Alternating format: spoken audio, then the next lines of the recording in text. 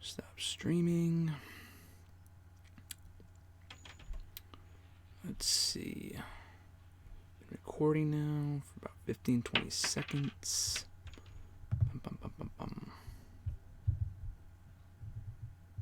Since we're live now.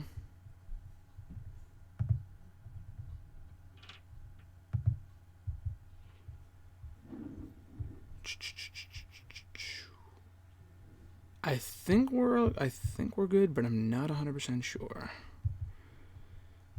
It says we're back in.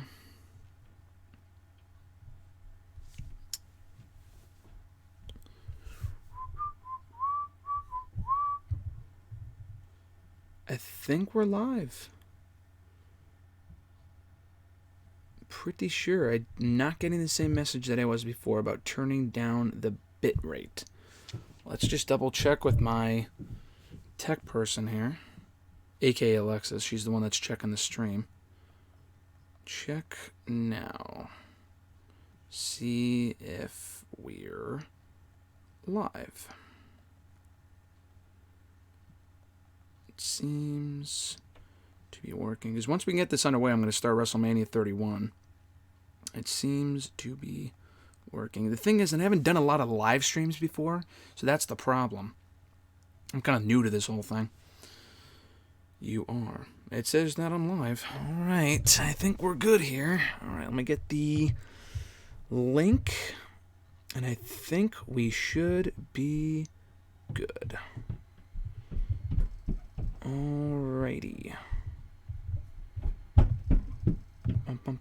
Bum. Can't wait. Is that Mr. Marceau? I think Mr. Marceau is joining us right now. Why does it say starting at 3 p.m.? That makes no sense. We're not starting at 3 p.m. We're starting right now. What the fuck?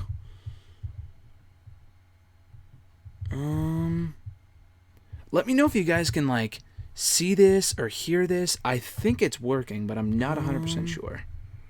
Let me know if you guys can, like, see this or hear this. I think this one is working better. I'm not 100% sure.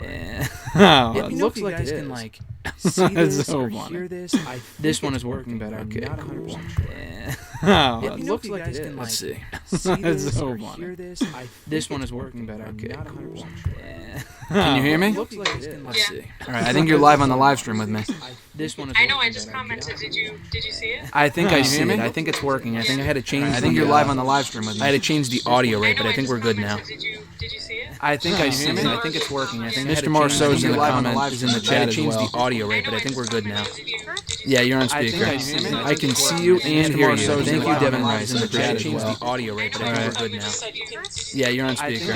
No, I can see you and hear you. Thank you, Devin Rice. All right, I'm gonna let you go. I'm about to start here. Yeah, you're on speaker. Plus, I've had a peanut butter sandwich sitting here with my name on it for the last 45 minutes. I've been trying to get this fucking thing off the ground. Yeah, you're on speaker. I want to eat it. I've had a peanut butter. You can watch me eat my peanut butter sandwich with my name on it for the last 45 minutes. I've been trying to get this fucking thing off the ground. Say hi to the viewers. I want to eat it. I've had a peanut butter. You can watch me eat my peanut butter sandwich. All right, I'll talk to you later.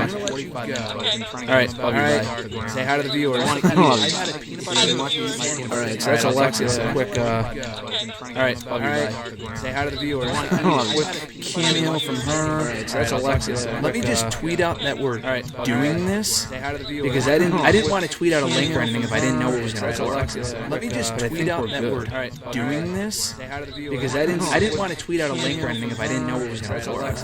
Let me just tweet out that we're doing this because I didn't want to tweet out a link or anything if I didn't know it was going to work. Mania 32 doing this on because I didn't want to tweet out a link or anything if I didn't know it was going to work. Mania 32 can join me right now live on YouTube or in watching WrestleMania right now live 31 while I eat a peanut butter right now live 31 chips while I eat a peanut butter and 31 chips while I eat a peanut butter.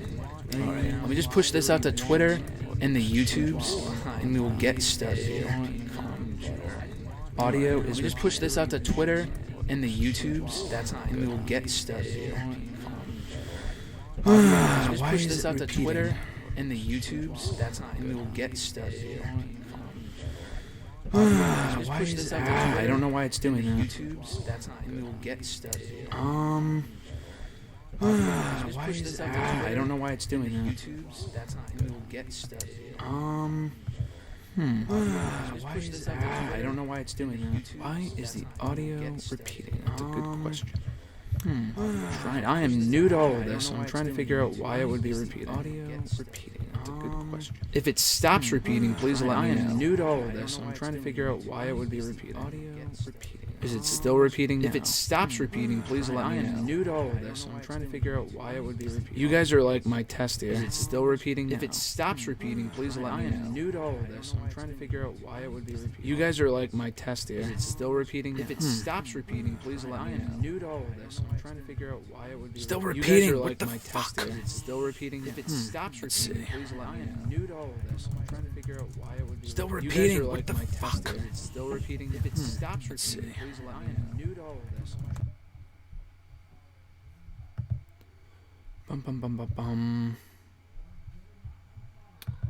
Alright, is it repeating now? Still repeating. God damn it. Oh, wait.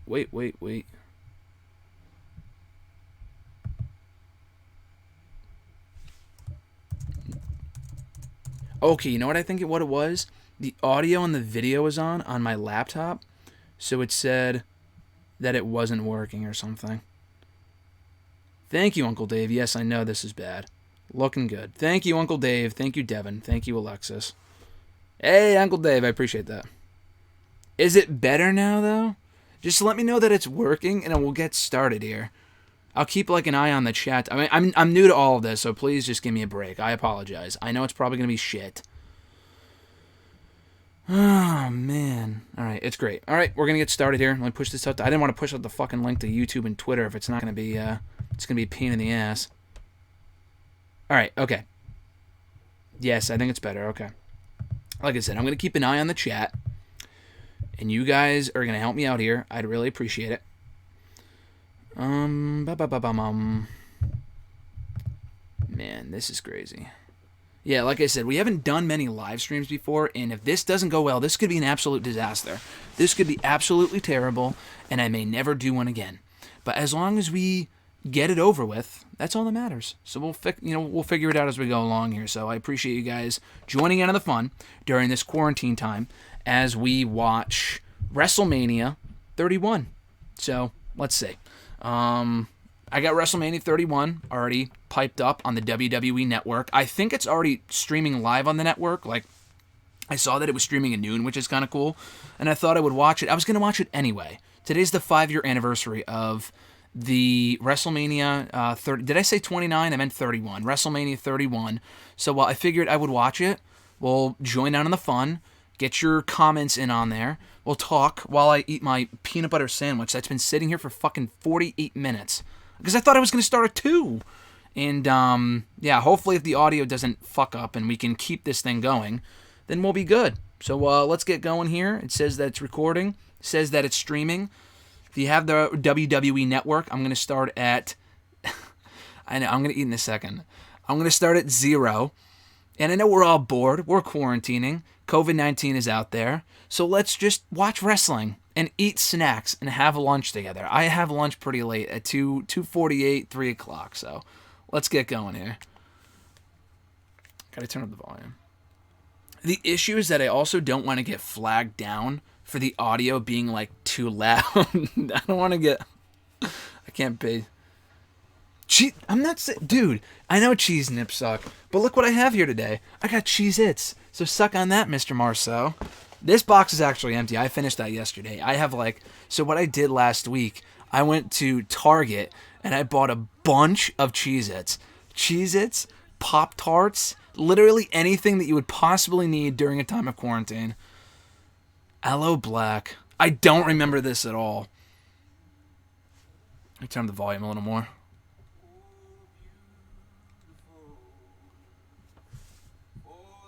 Can you hear the WrestleMania? Yeah, we went to Target. Can you hear the show? I don't want to do it too loud because I don't want to get flogged down. I don't want to get flogged down, and I don't want to get the video taken down and get my fucking channel banned or reported or whatever. Yeah, maybe I'll eat the potato sticks too. Oh, man. All right, here. Here's the moment we've all been waiting for. Rooting for Ziggler. Ziggler for what? What, a WrestleMania 36? We're not watching WrestleMania 36. Look at this beaut. Look, first of all, I got all these chips. There's salt and vinegar. Don't know what they're called. They're like the sea salt kind. Lay's is good too. Lay's is my favorite. And this is why we do live streams. Because we can have lunch together. And I can eat potato chips. Because that's what we're here for. Alright, perfect. Awesome. Thank you, Devin. Thank you, Young Bibby. Thank you, Mr. Marcel. Thank you, Alexis. This is a move. I always skip over America the Beautiful. Do you think Ziggler can steal the show? At WrestleMania? Probably not. I don't really have high hopes for Ziggler or Notice, but I'm looking forward to it, though. Let's see. I think there's a way that I can watch Mania.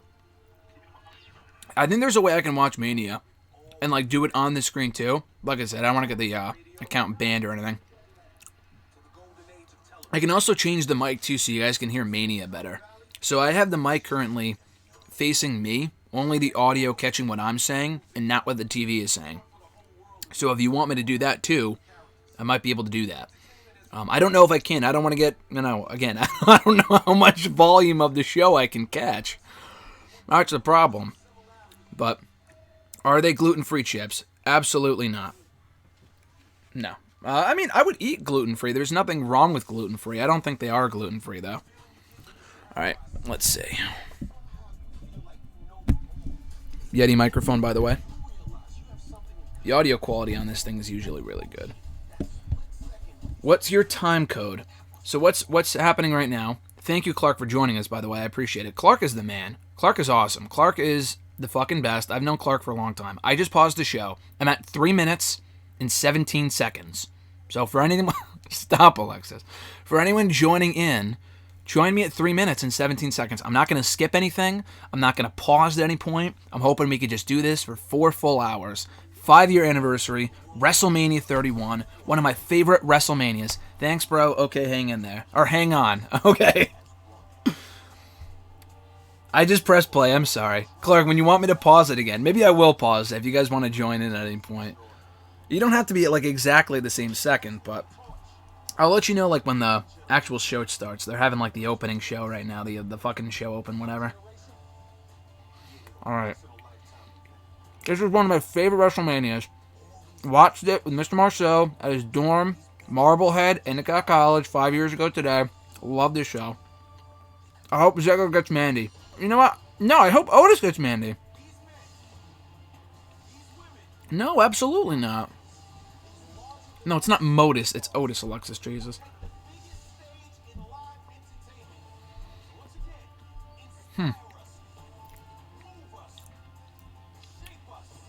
So how are you guys doing? I honestly don't really know what to say. The show hasn't really started yet.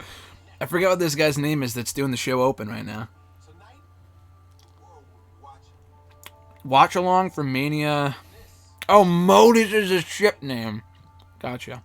Watch along for Mania 22. I mean, I can. The thing is, well, first of all, I'm considering doing a few different live streams. One, I'm at 4 minutes. Let's see.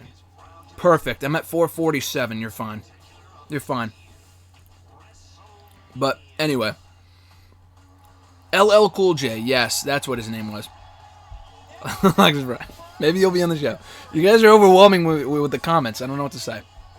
Mania 22. I like that Mania. I'm going to be honest with you. I like that Mania. I don't love it, though. Just going to be honest with you. I've seen it before. I've reviewed it. I've reviewed almost every Mania here on the channel. And I've already reviewed Mania 31, which is why I thought, fuck it, we'll do something different. We'll watch it instead live as I eat a sandwich. And I'm doing this on the 5-year anniversary, too, so I'm thinking about doing one. Oh, there's Brandy Rhodes. She's a ring announcer at this point. I'm thinking about doing one for Mania 21. Yes, I was there, Alexis. Don't you're blowing the. I was gonna say it myself, but anyway. Yeah. So I'm thinking about doing a Mania watch along. If this goes well, I'm thinking about doing one on Friday. Fuck SmackDown. Maybe I'll do it during SmackDown. Oh, here comes Daniel Bryan. Might do it before SmackDown. I don't know. I'm synced with you, my guy. Let's go. 31 it is. Let's go. Thank you, Clark. And yes, Alexis, you did ruin it. So I might do one on Friday. If this goes well, I'll do one on Friday for Mania 21. I fucking love that show. I wasn't a fan at that point. I didn't start watching until 2008. You could tune out now. People don't like hearing that, but it's true. But I love Mania 21 from 2005. Shawn Michaels and Kurt Angle is one of my favorite WrestleMania matches of all time, if not my favorite WrestleMania match. I don't know if it's number one, but it's definitely up there. I made a list a whole couple of years ago. So I'm thinking about doing that on Friday. And I'm thinking about doing like ones on the anniversaries. What is it? I think WrestleMania 6, there's one on Wednesday. I think that's the 30-year anniversary of WrestleMania 6 when Ultimate Warrior became champion. WrestleMania 2000, the 20-year anniversary is on Thursday, I want to say. So I don't think I'll be able to do live streams either of those days, but I am heavily considering doing one on Friday for Mania 21. And to answer your question, do I like Mania 33? I love WrestleMania 33. As Alexis spoiled it, as she already spoiled it, here comes Wade Barrett, by the way. Or Bad News Barrett, whatever. I was at that show. Remember your video of Ricky Ortiz? Yeah, of course, I posted that like a decade ago. Of course I remember that. Love Mania 33. That's when the Hardy Boys returned. You know, it's my favorite, one of my favorite Manias. I was there. It was my first Mania. Can you please do a review of NXT TakeOver Philadelphia? I don't think I've done that yet. No, I don't think I've done a show for that. A review for that here on WrestleRant, but I will, though. I was at that show, too. I've been at a lot of shows. TakeOver Philadelphia was an awesome show. You can ask Mr. Marceau. I don't know if he's still here in the chat, but we went to that show together. Here comes Dolph Ziggler. The other thing with Dolph Ziggler, yeah, New Orleans, I love that show too. Haven't reviewed it. I will. I promise. I haven't done a WrestleRant in a while. It's also not courteous for me to speak while my mouth is full, but, you know, whatever. Big Show, you like AEW. I love AEW. Big Show steam kills brain cells, though. I mean, it is what it is. And Big Show Akibano is the very definition of pro wrestling. God, I remember my friend showed me that when I first got into wrestling, and I was like, what is this shit? What am I getting myself into? Oh! Brandy Rhodes ring announcing Stardust to the ring. That's surreal to me all these years later. Stardust, I don't care what anyone says. It was a terrible gimmick. Terrible. Who's Carlos? Yeah. Oh my god. You know what I just realized? Here comes Luke Harper. I just realized that Harper, Cody, and Ambrose are all in this match, and they're all in AEW. That's crazy. Dolph Ziggler next, huh? Yeah, I don't think so. I want Ziggler to be world champion again. I said the same thing, like 5 years ago. I've just given up at this point. I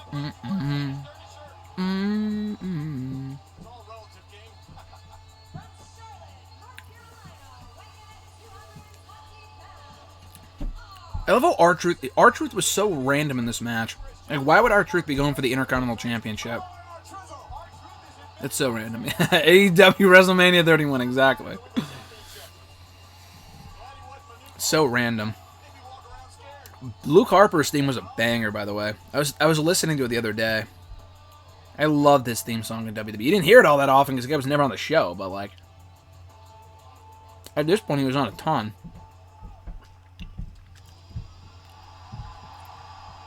It was Dean Ambrose.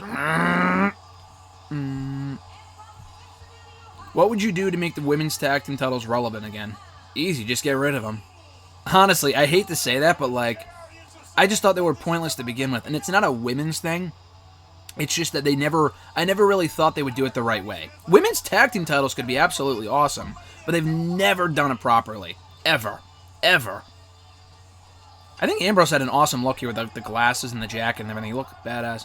But yeah, the women's tag team titles, they have never, like... I mean, maybe in the beginning they did them right with Bayley and Sasha. After the Iconics won them, absolutely downhill from there. It's a shame because I like the Kabuki Warriors and I like the idea of the titles, but they've always booked them into oblivion, so I just don't care. Let's see. Trying to chill. Hi, Dylan.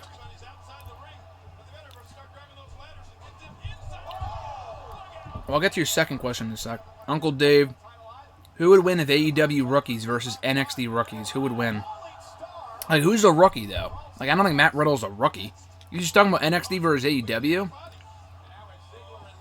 I think AEW would probably win. I mean, NXT's roster is amazing. But still, I think AEW would win. Darby, yeah, I guess he would be a rookie. After Bayley and Sasha, they stopped caring. Yeah, exactly. Why the fuck did they put the belts on the Iconics? That made no sense to me. The thing is, oh, here comes Ambrose jumping off the ladder. This was like the extent of like the Lunatic Fringe time. He was like, oh, I'm going to jump off a ladder. How extreme. Like, no one cares, dude. Like, I love Ambrose, but like, they just stopped giving a shit about him, too.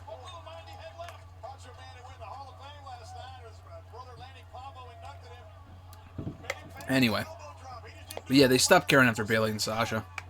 I'm convinced they didn't really care in the first place. They announced the belts on like the Christmas episode of Raw when like no one was watching. So random, right? Women's mid-card title? Again, I don't really like I mean, I like the idea, I just don't think they would do it properly. The actual women's title themselves don't even really mean much. The SmackDown Women's Championship means nothing. Bayley's reign has been horrid. I don't care what anyone says. And I like Bayley a lot, but they've just booked her, again, into oblivion as champion. Devin said, my favorite WWE WrestleMania match is Triple H versus Shawn Michaels versus Benoit for the World Heavyweight Championship. I'm sorry, people. Why'd be sorry? That match is amazing. From the main event of WrestleMania 20. It's like the best Mania. If it's not the best... Okay, it's not... Excuse me. If it's not the best WrestleMania main event of all time, I would put it number 2. But it definitely, in my opinion, is the best triple threat in WWE history. I don't think I've ever seen a better triple threat than Benoit, Michaels, and Triple H. It's that good. Yeah, Bliss and Cross were decent. Yeah, they were alright. Oh, Daniel. I forgot Daniel Bryan was in this match, honestly. I forgot. I mean, I know he came out first, but he wins the whole thing. Spoiler alert.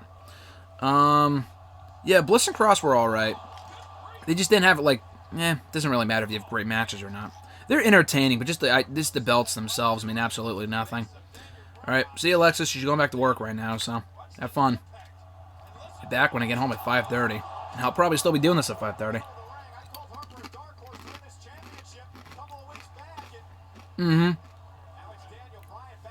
I completely agree with you, Clark. Clark said, as a production guy, the sun's natural light on this match looks amazing on camera, looks very different. I totally agree. The thing I love about this show, for those who forget, it took place in Santa Clara, California. I love the show, partly because it's so different than any other Mania that it did take place during the day. Now, granted, didn't really bode well for Taker and Bray Wyatt, whose gimmicks are like, oh, you know, whatever. It's a night thing, and those are entrances that you do at night, not during the day. Didn't really have much of a choice. The main event was nighttime, with Brock and Roman later on, as we'll see a little later. But I love the fact that the first part of the show was during the day. They were probably hot as fuck out there. But it does look awesome, I totally agree. Pick one, Liv Morgan or Carmella? I mean, I'm honestly not a big Liv Morgan guy at all. I think she's alright. I'm not a huge Carmella fan, but I like Carmella a lot more than I like Liv Morgan. Can't wait for AEW to come up with their trios tag titles. Yeah, I think that's inevitable. Again, I don't love... Like, I think less is more with the titles. I think AEW needs a mid-card belt, like an Intercontinental Championship, before trios titles, but they have enough trios to make it work, so I don't mind that. Yeah, this Star... Oh my god! Stardust chucking the fucking ladder at Harper.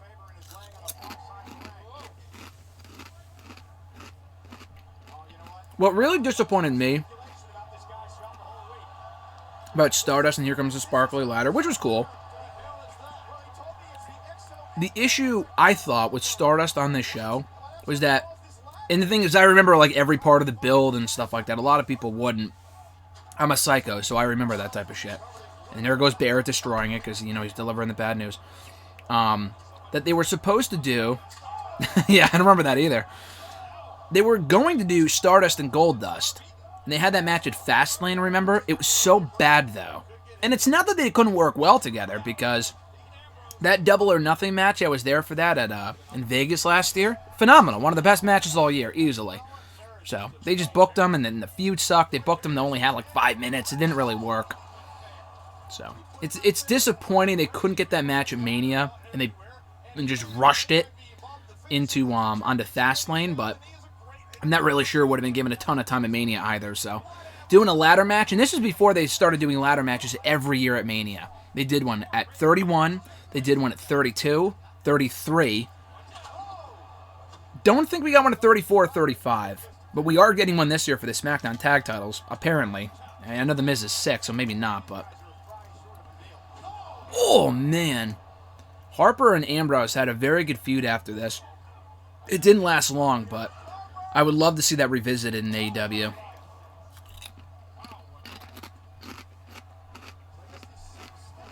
And by the way, the Harper podcast, the Brody Lee podcast, that looked weird. On Talk is Jericho from Friday, great stuff. Definitely check it out. Very, very good. Am I still an Alexa Bliss fan? I am. I like Alexa Bliss a lot. I think she works better as a heel. I do think the face turn was needed, though, because she had done literally everything as a heel. She won the titles 5 times over. There was... No. You know, she had to go face, I think. Oh, my God. Harper chucking Ambrose like a fucking lawn dart over here. But, no, I still like Alexa Bliss a lot.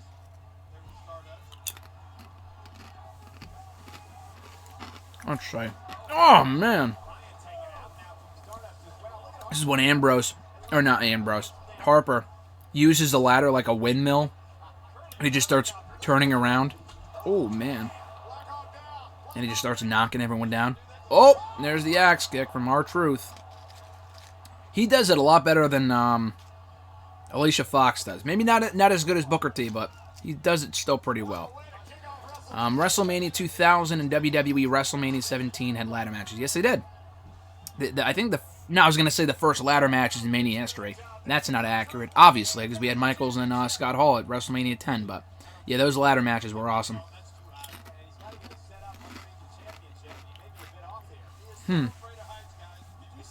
Clark says, don't know if y'all remember, but I remember DB versus DZ trending maybe twice during the building up to Mania. And then they had that one-on-one match the night after this. Yes. I do remember that. So what I think happened was, people wanted Bryan in the main event of this Mania. He had just come back from injury. Again, I mean, you guys know the story. They wanted him to win the Rumble. Oh my God. Oh my God! Holy shit, that suplex off the top of the ladder was insane. Anyway, so the people wanted Bryan in the main event of Mania. Didn't win the Rumble.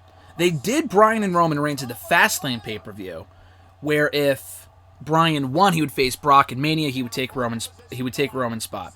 Obviously, that didn't happen, so they put him in this match instead. But I think it was like the night after Fastlane, or maybe it was after the Rumble. I forgot which. Maybe Clark can shine some light on this. But it was definitely around that time where Ziggler was like, oh, I've never had a one-on-one match at Mania before. Let's have our match at Mania. Because people really wanted to see Bryan and Ziggler at that point. Nowadays, probably not so much. Just because Ziggler, again, has done it all. But it is cool he's getting his first one-on-one match at Mania this year with Otis. Ring of Honor versus NWA, who would win? I mean, probably... In the ring, probably Ring of Honor, but NWA has a pretty good roster as well. I'm a big fan of both companies.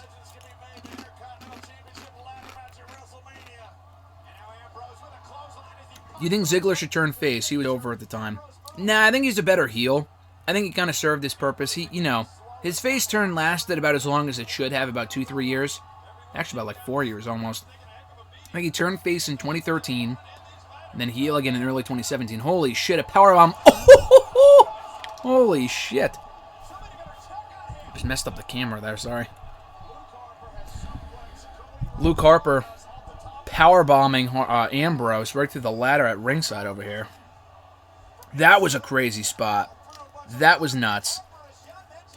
And then Ambrose went on to vie for the United States Championship the very next night against John Cena.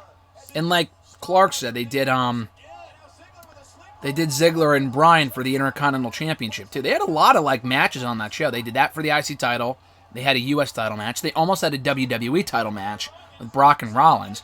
That was a great post-WrestleMania Raw. Unfortunately, we're not getting that this year because, no crowd, whatever. What do you got to drink? Just a bottle of water. Oh, zigzag off the ladder. Very cool. Why do you think people don't pop for Ziggler anymore? I mean, Ziggler's a great worker, don't get me wrong, but there's nothing interesting about the guy anymore. He's been around for so long. And hey, I would say the same exact thing about Kofi Kingston. But the guy, because he's been around for so long. But with, at least Kofi has kind of reinvented himself. He was WWE champion. There had the whole New Day thing. Michael Cole got wrecked in that WrestleMania. Yeah, he definitely did.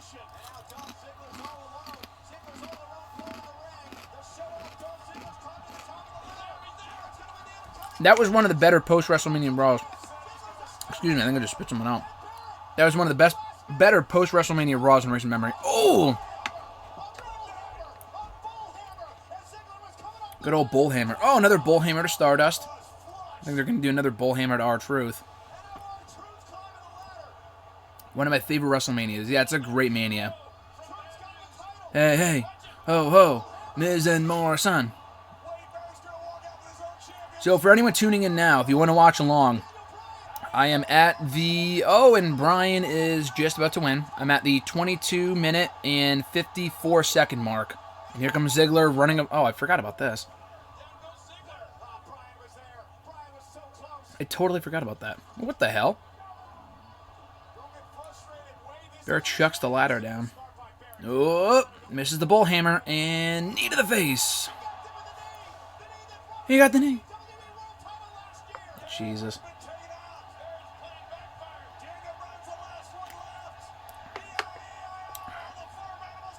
Bullhammer! Yeah, JBL used to say that, like, amazingly well. I haven't seen WrestleMania 31 in a while. Thank you for joining us, first of all. The Dashing 1123 and Rusty Rages. Appreciate you guys. It's a great Mania. I haven't seen this Mania in a while, either. I couldn't tell you the last time I watched it. Maybe 3 years ago? I think. Haven't watched it back in a while.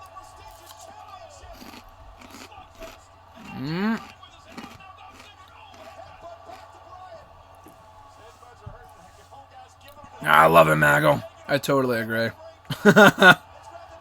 JBL was, he was very obnoxious on commentary.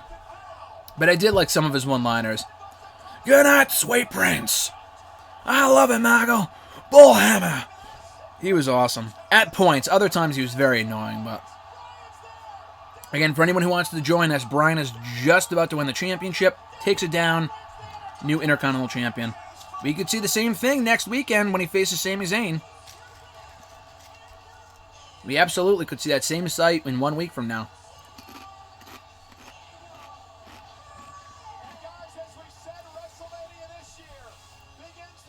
The Bull is twerking, Mug. Yeah, during the Matador days. That was great. The whole thing about this win here for Bryan, which was cool. I don't know if I actually expected him to win. I think a lot of people thought they wanted him to win. I thought Barrett might retain because they booked him so poorly that when they do that, they usually, it's usually a way of like, oh, that if they book him poorly, that means he's going to win. And they didn't, so. But yeah, I totally agree, Clark, that Bryan's IC title win was a great way of kicking off this show. That suplex was crazy. And the whole thing about it was that he closed out Mania the year before as the world champion. So then he opens up this Mania as the Intercontinental Champion. That was a great opening to the show. I totally agree. Do I remember Orlando Jordan? Yes, I do. Wasn't around for too long in WWE. The TNA stuff was just weird. I remember him there. I remember him in WWE. Former U.S. champion. Did he ever have a Mania match? I don't think so. He was in like a pre-show battle royal, but I don't think he ever actually wrestled in WrestleMania, if I'm not mistaken. Man. The sight of Bryan holding the IC title over his head and everyone doing the yes chant with him is a fucking spectacular sight. That's super sick.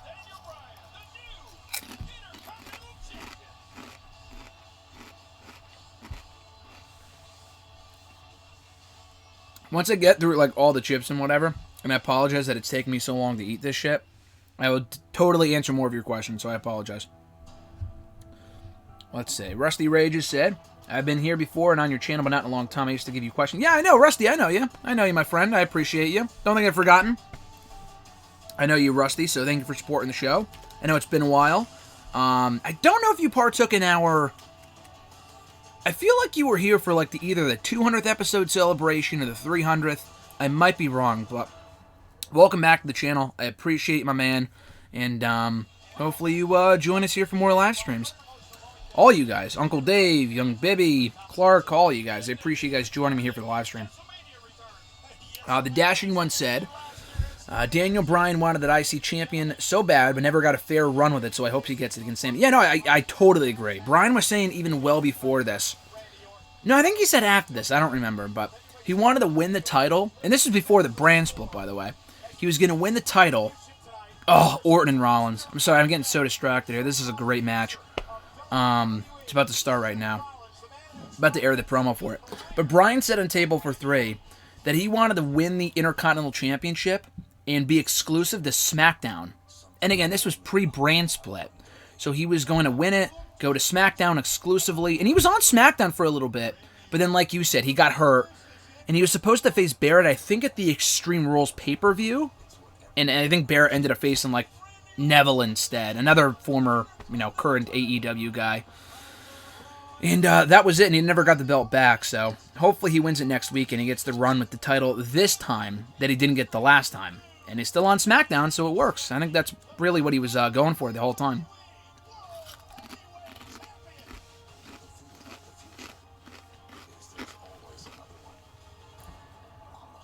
This Rollins-Orton feud, not like it's the greatest of all time or anything, but it was so underappreciated, in my opinion. They built it so well.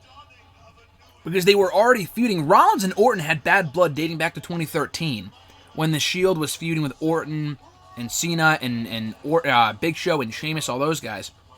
So they had hated each other for a while. Rollins joins the Authority. He becomes the new crown jewel that Orton was, and they're talking about it in the video package right now.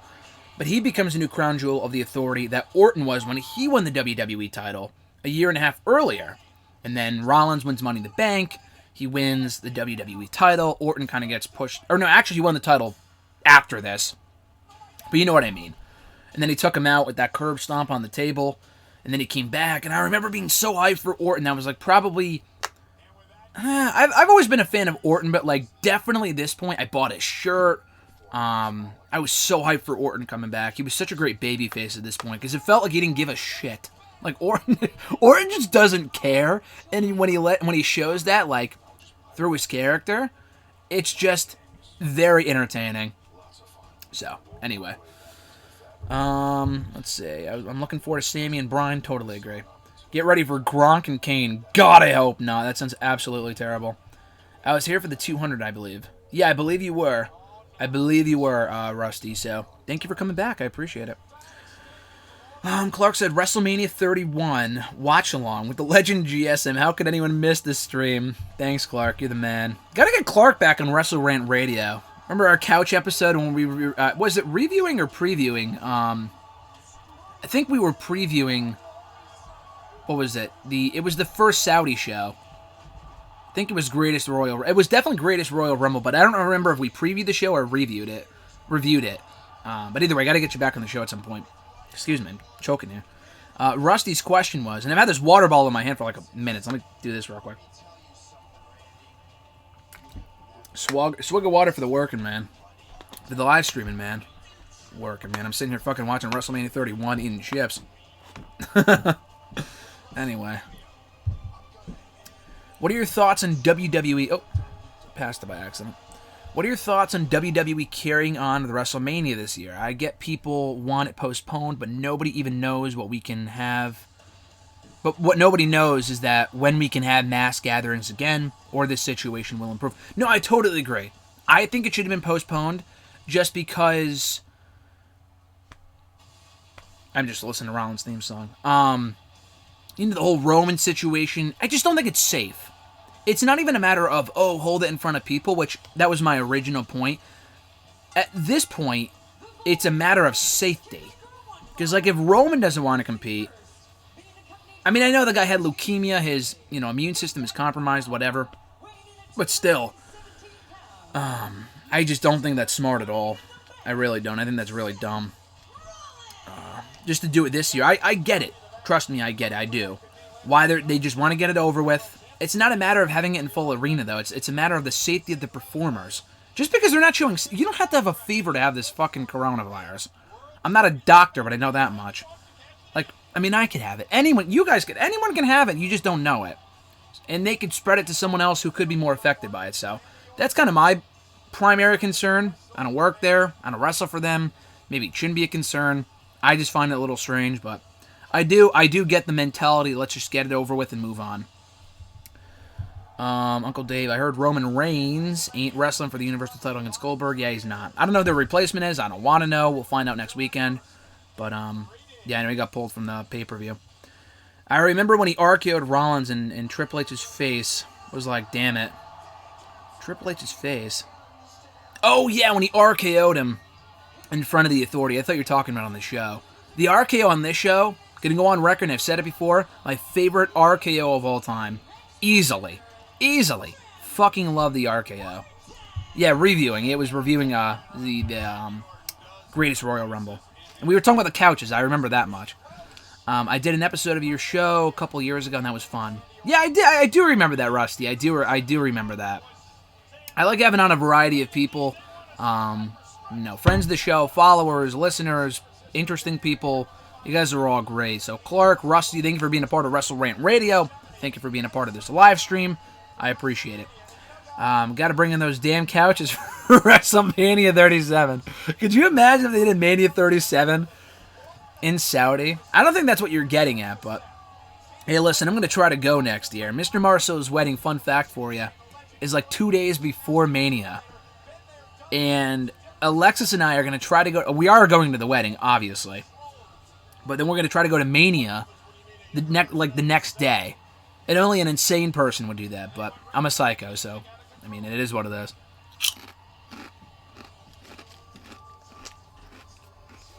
Let's see here. Orton. Time to do the arm thing. The whole crowd does it, too.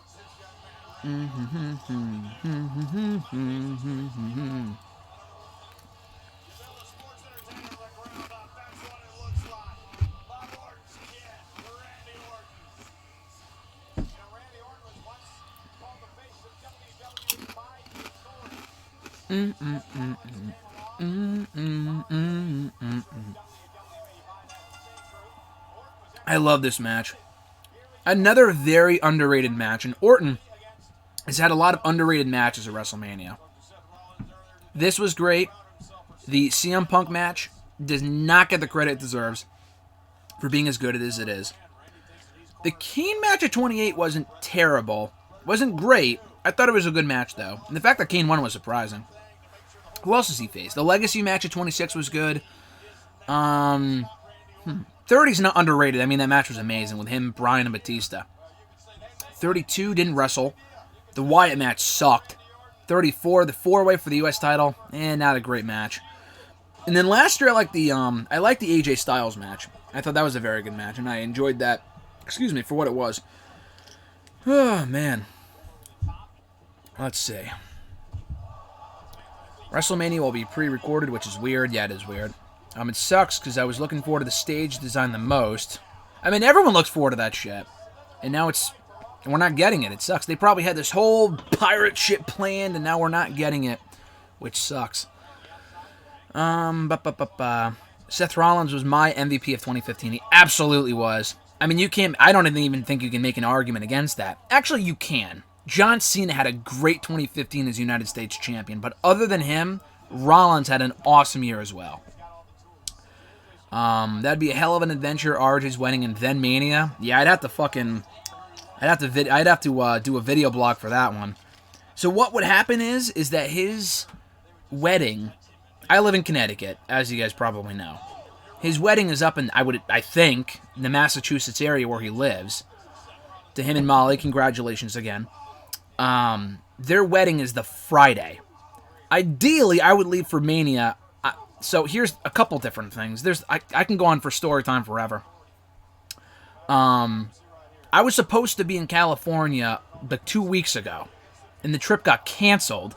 I didn't get canceled. I canceled it because this whole coronavirus thing. Literally, I found out on Thursday afternoon as I was calling up Priceline and United and all those airfare places that Disneyland was closed. I was going to Anaheim. The whole thing closed. Fucking pissed. And I've been looking forward to this trip. I booked it like a year ago. Long story, we got free miles off a trip from a couple years ago because my family's flight got bumped a few years ago to Florida, so I got this free trip with my brother to California. We couldn't go because of the goddamn coronavirus. I mean, the people are dealing with a lot worse than that, so I'm not complaining, but, I mean, I kind of am, but, I understand people. I mean, this thing really sucks. It's affecting everybody. But anyway, I was supposed to go to Cali. Couldn't. Postponed it till July. We don't even know if this thing is going to be done by July. So we'll see how well that works out. I'm actually, for anyone who knows me well, I'm actually leaving on July 17th, the 9-year anniversary of Money in the Bank 2011. People know I love July 17th. It's my favorite day out of the year because of the anniversary of that pay-per-view. And it's also that same weekend, at least as of the last time I checked, that they were opening the Avengers Park in Disneyland. So, what I'm trying to get at here is that I'm going to Cali later this year, but I'm going to try to go again next year. Haven't been to LA before. I've been to San Francisco. I've been to Yosemite. I don't know if that's... Honestly, I have no idea. I went to Yosemite while I was in California about a dozen years ago, back in 2007, as part of a school trip. Never been to LA, though, so I'm looking forward to that. And I would love to go to next year. I would love to go to Mania next year, because we were there. I want to make it like an every 2-year thing, because I was at 33 in Orlando. Alexis and I went to 35 in New York. And that was easy, because it was a train ride away. And then this one's going to be in LA. So I'm hoping to go. Brand new stadium, lot to do. And if I do go next year, then we're gonna have to leave on Saturday. So the wedding's on Friday. I would leave the very next day, like literally the next morning with Alexis, probably from either Boston or Connecticut. I have no idea, but we would make it work because we're crazy. I mean, I'm crazy and I make her crazy as a result. But the cool thing is that she does all this stuff with me, so she loves it. She was pissed that we couldn't go this year, but then kind of worked out to be a blessing in disguise because it got canceled. So. Anyway, yeah, I liked his match against Undertaker all those years ago at Mania 21. Yeah, Steven III said that as well. Yeah, I like that Mania a lot. Mania 21's a great show, and that Orton-Taker match is great. That was a real standout showing for Randy Orton. The thing I hated about WrestleMania 31, Rusty Ray just says, was that basically the whole thing was with the sun out. Yeah, I agree, but like I said at the start of the stream, I actually like that. Because it's different than all the other WrestleManias that preceded it. That's just me, though. I mean, I guess I understand that, everyone's different, but... I mean, I didn't like how Taker and Wyatt was in the middle of the day, but, it's not that big of a deal. Not something we're crying about 5 years later. But I did like the fact that it was outdoors and it was in the sun. You don't see that often, so I like that a lot, personally. Anyway, anyone know what happened to Rusev? Contract dispute, I think. I don't think he's re-signed. I don't think he's gone. Just kind of in a state of flux right now. Not that it really matters, because, all the shows are different. as a result of being at the PC. Let's see. Yeah, the sun killed most of it for me, especially Sting's entrance. Yeah, no, I agree. Sting's entrance would have been a lot better at night. I forgot about that. I think that match is up next, actually. And that match is interesting. Let's see. Things won't be back to normal until October, November, I think. No, I agree. I mean, I think there's a chance. We really don't know anything. We don't. I could say we'll be back to normal in 2 months. You could say in November, October. Someone else could say next spring. Someone else could say in July. We have no idea. I agree. I think it's going to be a while. Because let's say we hit our peak with this thing. I'm not going to turn this into a Corona stream, but... is Tampa Bay getting screwed out of Mania? Yeah, they are. I mean, it sucks. I mean, WWE ain't making millions either, so it's kind of a lose-lose. But maybe they bring 38 to Tampa Bay. I could see that happening because they kind of need to make it up to them, in my opinion. But anyway, we have no idea when this thing's going to end or whatever, so I guess we'll find out in due time. Oh, man, did the video stop? Is it working? What's going on with the video? No, it looks like it's back to normal. Let me know. If the video's buffering for you guys, let me know, because it just buffered for me.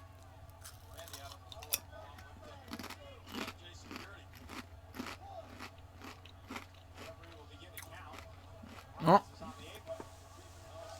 Rollins with the moonsault. Beautiful. Beautiful. Right into Orton on the outside. J&G Security were so underrated. I met Rollins. I met Joey Mercury about 2 years ago. I almost met Jamie Noble at a convention like literally 3 weeks ago. When I saw him at the bar, I couldn't find his table, but I saw him at the bar later. And first, I wasn't at the bar. I was at Alexis and I were sitting down, and you guys know I don't drink. I was sitting down at a table aside from the bar. He was talking to him like Nunzio. It was hilarious, but I didn't want to bother them, so I didn't go up to him. That's just weird in my opinion. But, so, yeah. I mean, I wish I could have met him to meet the whole J&J Security faction. Unfortunately, it was not meant to be. Yeah, it was buffering. Mania 40 at MSG would be sick. I don't see that happening. WWE is all about, 80,000 people. I don't see them ever doing that again, but it would be sick. Hey, I completely agree. I live here in the area, so I would love to go to MSG for Mania 40.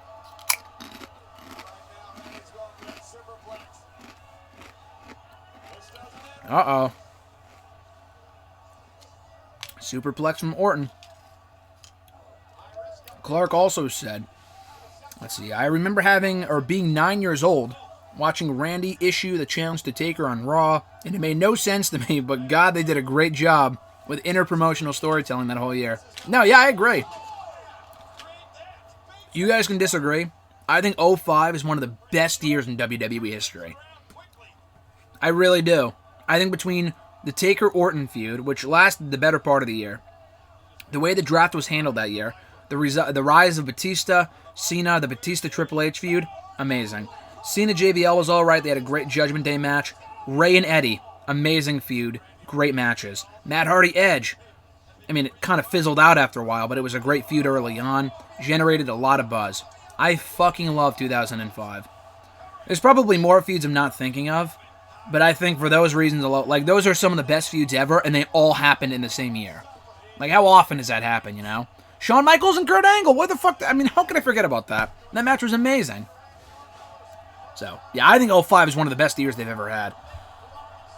Oh, you live in New York? I don't live in New York, New Jersey. I live in Connecticut, but it takes me, like, to get to New York, like, 2 hours. I mean, like, about an hour to drive to the train station, and then about 2 hours from there to get to New York, to Grand Central. New Jersey, I've never been to I've been to a few shows in New Jersey. Mania last year. Okay, I wouldn't know where. That was for Mania. I wouldn't go there, like, normally. Like, RJ and I went to the Prudential Center not last year, obviously. It was 4 years ago for Extreme Rules. That was cool. That was a great show. That was well worth it. Other than that, though, no, I don't really go to many shows in New Jersey. I go to shows in New York all the time, though.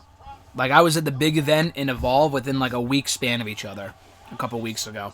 A couple of weeks ago, earlier this month. And there was Raw at the Barclays Center, too, and Alexis was pissed that we couldn't go. And I'm like, I can't go 3 times. Like, that's just a lot to me. But, no, yeah, I go to shows in New York constantly. Orton has a beautiful superplex. Yes, he does. Orton is one of the more underrated. There's a lot of things about Orton I think are underrated. The superplex is definitely one of them. Didn't know that. I live over in Secaucus. Oh, that's cool. I didn't know that either. That's pretty nice. Oh, I mean, I figured you talk about, Talking Rangers podcast. I figured you were a New York guy. I didn't know. I think you had the Yankees in your Twitter bio, or that was part of your Twitter handle at one point, Rusty, if I'm not mistaken. RKO to Jamie Noble. Another RKO to Joey. Here we go. Oh, boom.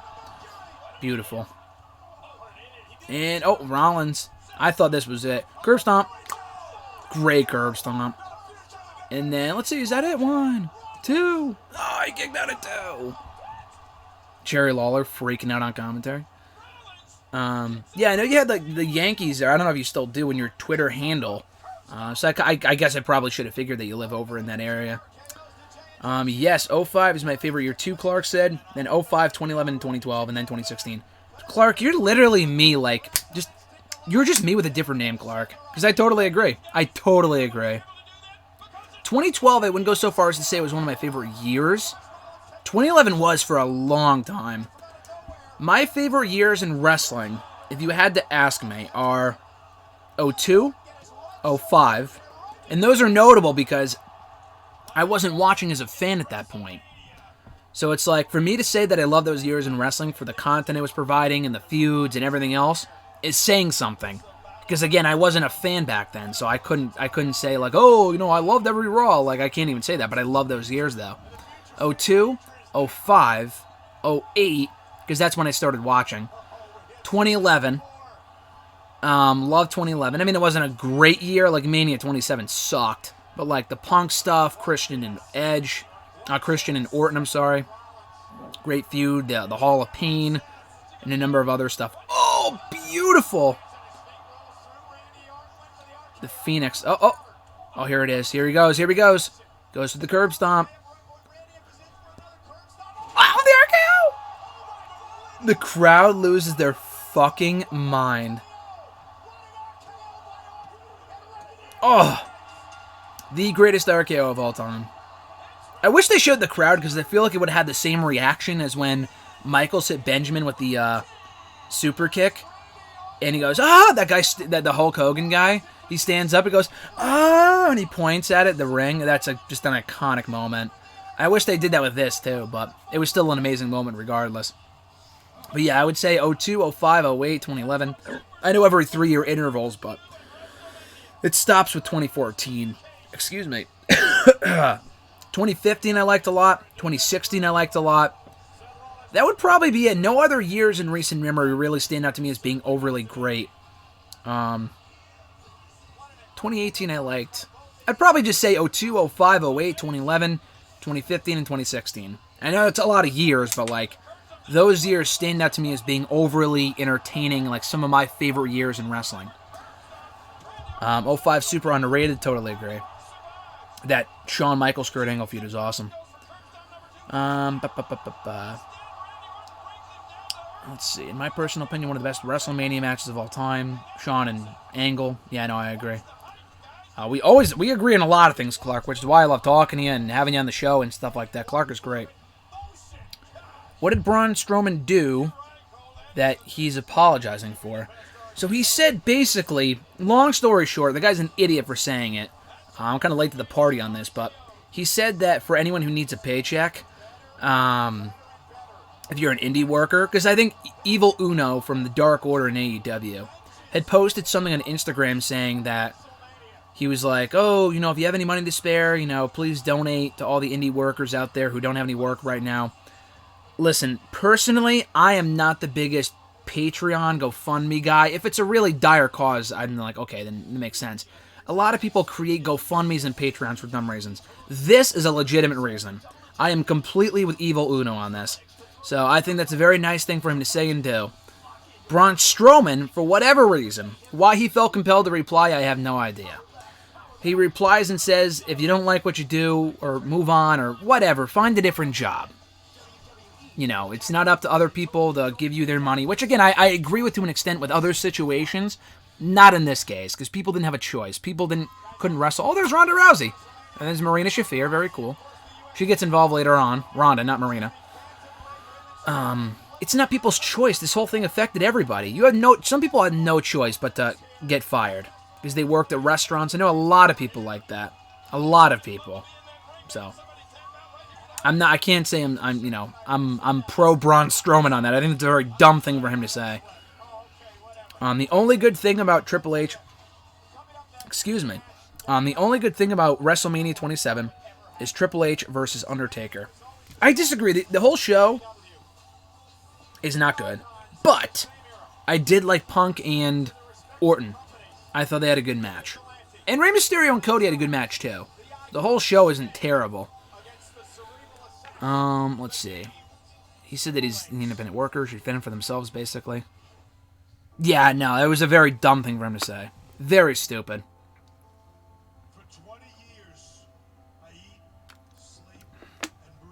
Here comes Triple H and Sting. The funny thing about this match between Triple H and Sting is that the build, I would say, watching at that time, I was more excited for this match, and not just because it was Sting's first WWE match either. The build I thought was great. They had a fantastic build, and then the match just sucked. The match was not that good. I know they had the NWO in there. They had DX. So dumb. And yes, I agree with Clark and Rusty. Time for WWE to bury WCW once and for all, LOL. Sting should have won this match. I completely agree. So dumb. So fucking dumb. The fact that Triple H lost this match or that Sting lost this match is ridiculous. That still, to me, does not make any sense all these years later. I think I made an article about this a while ago. Like, WrestleMania losses that, like, just don't make any sense all these years later. This is one of them. The Bray Wyatt one is one of them. When he lost to, John Cena. What was it? 2 years ago? No, 6 years ago. This one, WrestleMania 30. That doesn't make any sense all these years later. And the Booker T one from WrestleMania 19 also does not make any sense. Why the fuck would you have Booker T lose? That was so dumb when they had him lose to Triple H. But yeah, this probably leads the list because this was insanely stupid to have Sting lose here. Oh, it's too predictable. Get the fuck out of here. Arn Anderson said recently, he has his own podcast. Arn Anderson said that because he worked backstage with a company for such a long time, that he said that the commentators were instructed to bury Sting on commentary. How dumb is that? That's so stupid. That is so dumb. Anyway.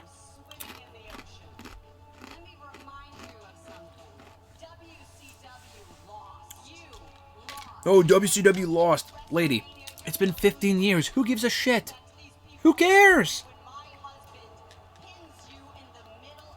It's so dumb. It didn't accomplish anything. Triple H, oh yeah, he lost at 30, so he should win here. That makes no sense to me. That's so stupid.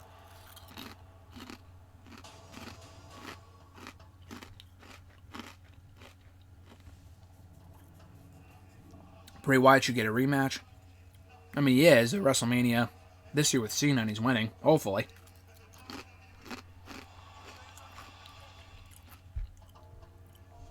The thing about the NWO DX stuff, I do like it, but it's not like it made the match. The finish didn't kill it. It wasn't a great match to begin with. It was fine for what it was. I think the finish, though, would have made it more bearable. Because they were not going to go out there and have an instant classic. Sting here is like 55 or some shit. Then again, Taker's 55 right now, so I can't really shit on it, but... And Sting was white hot at this point, too. Sold a lot of merchandise, and they had him lose. Like, why would you do that? So dumb.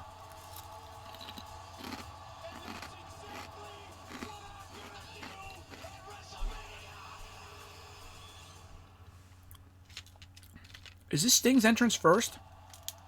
It is. The Japanese, whatever, the drums and whatever, is very dumb. Not Japanese. I mean, that was stupid for me to say. The Asian drums, whatever this is supposed to be, I don't know. I'm not a big I don't know. I just don't. I'm not a big fan of the entrance. I thought it was cool when they start playing the music. I don't really know what the Asian drums really have to do with it, but whatever. It's still a cool entrance that would have absolutely been better, like Rusty said, in the dark later on in the show. But the main event was the only match they could do at night because that was, they can't do like 4 or 5 matches at night because the show started there at like 4 o'clock in the afternoon, and it wasn't going to get dark until like the show was about to end. So I get it. They didn't really have much of a choice.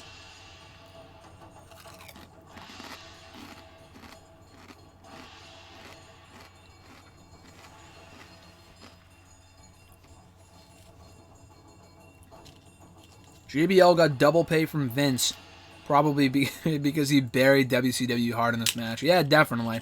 Absolutely. For anyone who wants to watch, by the way, Sting had a great WWE entrance theme. I know people were disappointed they didn't use the WCW one. I love the WWE one, though. That's just me. If you want to watch along, obviously I'm at Sting's entrance right now. I'm at 56 minutes and 33 seconds. So, the match is about to start. What the? Something went wrong. What the hell? The shoe just turned off? I didn't do anything. Did my internet stop working?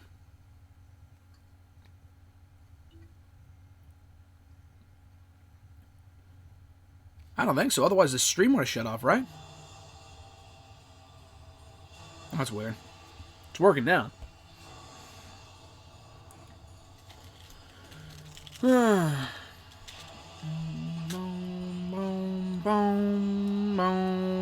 Here comes Sting.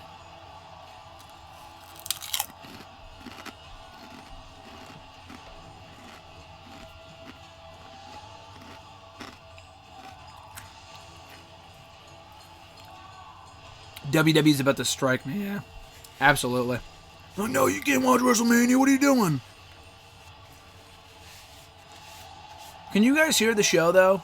In the chat, can you guys hear the show a little bit? If you can't, I mean, that's probably the point, because I don't want to get a copyright strike or whatever, but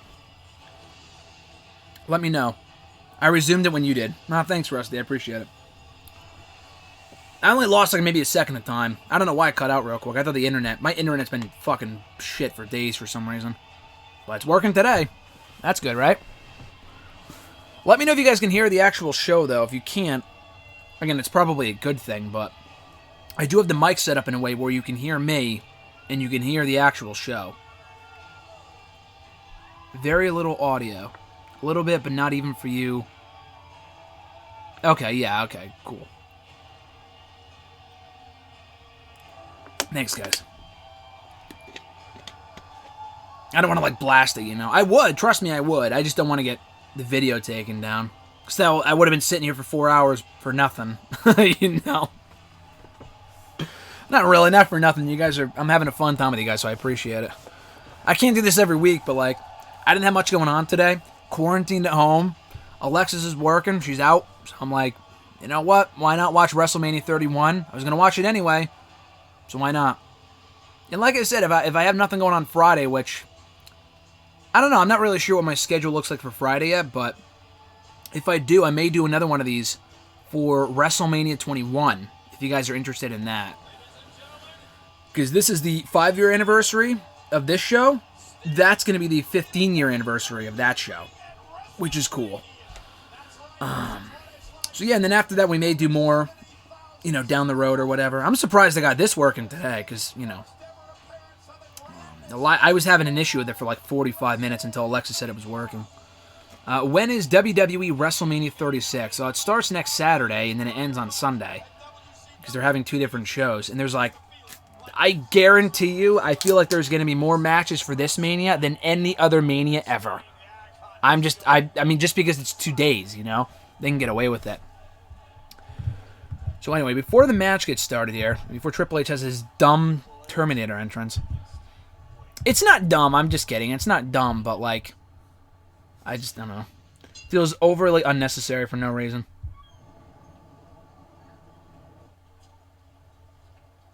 Hey, I just saw Clark's tweet, appreciate that, man. Subbed in for engaging wrestling content. Thanks, Clark, you're the man.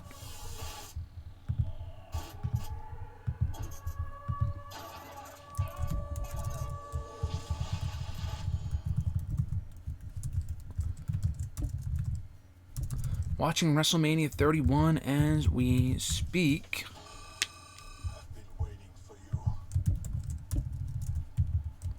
Come join in on the fun.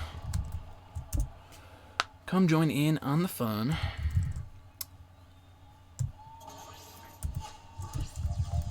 And we can criticize Sting versus Triple H together.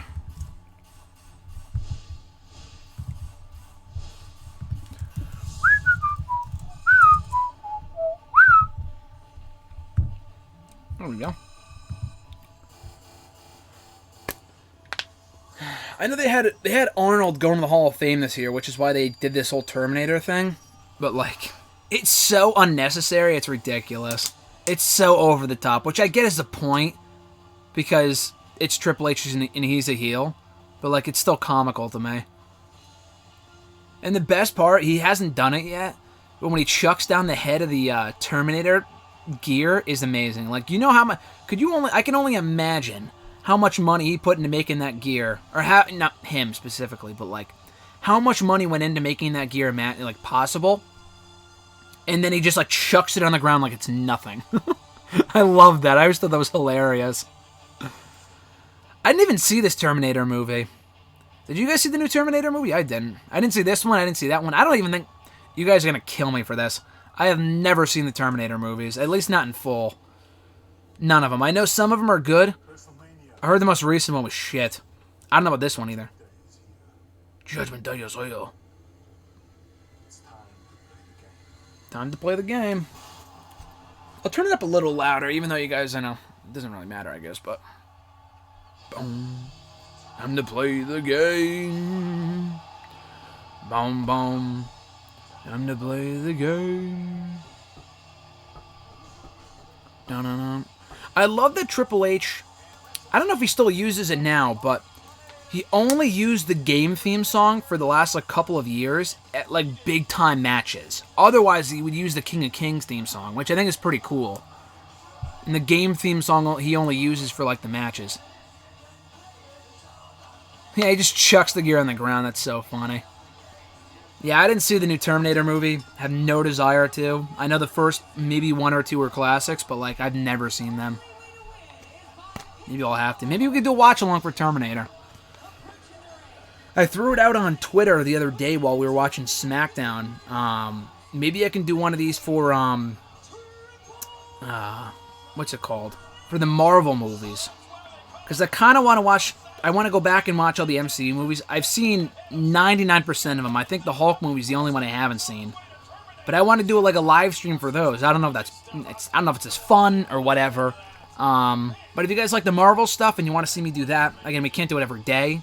But like when I have the time, maybe go watch and maybe not every MCU movie, but we can pick and choose certain ones to rewatch, like Iron Man and Infinity War and the first Avengers, whatever. Guardians. Those are all great, so maybe we could do one of those. I would watch Terminator 1 and 2 along with you. That'd be great. I would have to see, or you got to watch 1 and 2. They're classics. The others can fall off a cliff. That's what I've heard, so I'll have to watch the first 1 or 2 together at some point. WrestleMania 4 had 16 matches. It'll be interesting to see if WrestleMania 36 beats that one. I think it will. It definitely will. The recent Manias have all had like 15 or 16 matches. Like a lot of matches. And now that it's 2 days, easily. I think they already have 16 matches as it is. After the matches they added on Friday SmackDown, I'm pretty sure they have 16 matches as it is. But I could be wrong. Let's see. Mania 31 was awful, save by the one match everyone thought was going to be garbage. Patrick O'Keefe said that. Saved by the one match. Oh, the main event? No, I like the show a lot, but if you didn't like it, that's fine. Yeah, the match. Yeah, you're right, though. Everyone thought Reigns and Brock was going to be garbage. I thought it was a phenomenal match. I think a lot of people would agree. It turned into a really, really good match. But, I don't know. I like the show. I really enjoyed the show, but I understand not everyone did. Interesting fact for you. Not fact, but like, I want to get your guys' opinion on this. Because I've had this, like, like people I know have been like, oh yeah, I noticed the same thing. I think other people would agree, but I haven't really brought it up on Twitter in like the last couple of years just because I forgot about it. I haven't seen her, but that, because I've been rewatching these Manias lately. She was at 28. She's at this one. Mania 22, I think I saw her. Mania, there was another one. The girl with the green shirt in the front row. Is it just me, or has she been at every Mania for the last decade and a half? I feel like she's always there, and she wears the same shirt, and no one pays attention. I was like, oh, the clown guy, or the fucking green t-shirt guy. I don't give a shit about them. I was wondering, like, I feel like she's at every Mania. Is it just me? I feel like I'm crazy. I feel like I've seen her at every Mania, that girl with the green shirt there, and the green tank top. I don't think she was wearing that green tank top at, like, one of the colder shows. She's cute as fuck. Sorry, Clark. I think she might be taken. I'm pretty sure she sits with her boyfriend every year. Not that anyone really pays attention to that, but... Anyway. Yeah, I think the guy to the right of her is, like, always... I'm pretty sure he's always with her. But yeah, I remember seeing her at, like, 20... Not at 29. I wasn't at 29, but... I remember watching that show, and she was wearing, like, a sweatshirt, and...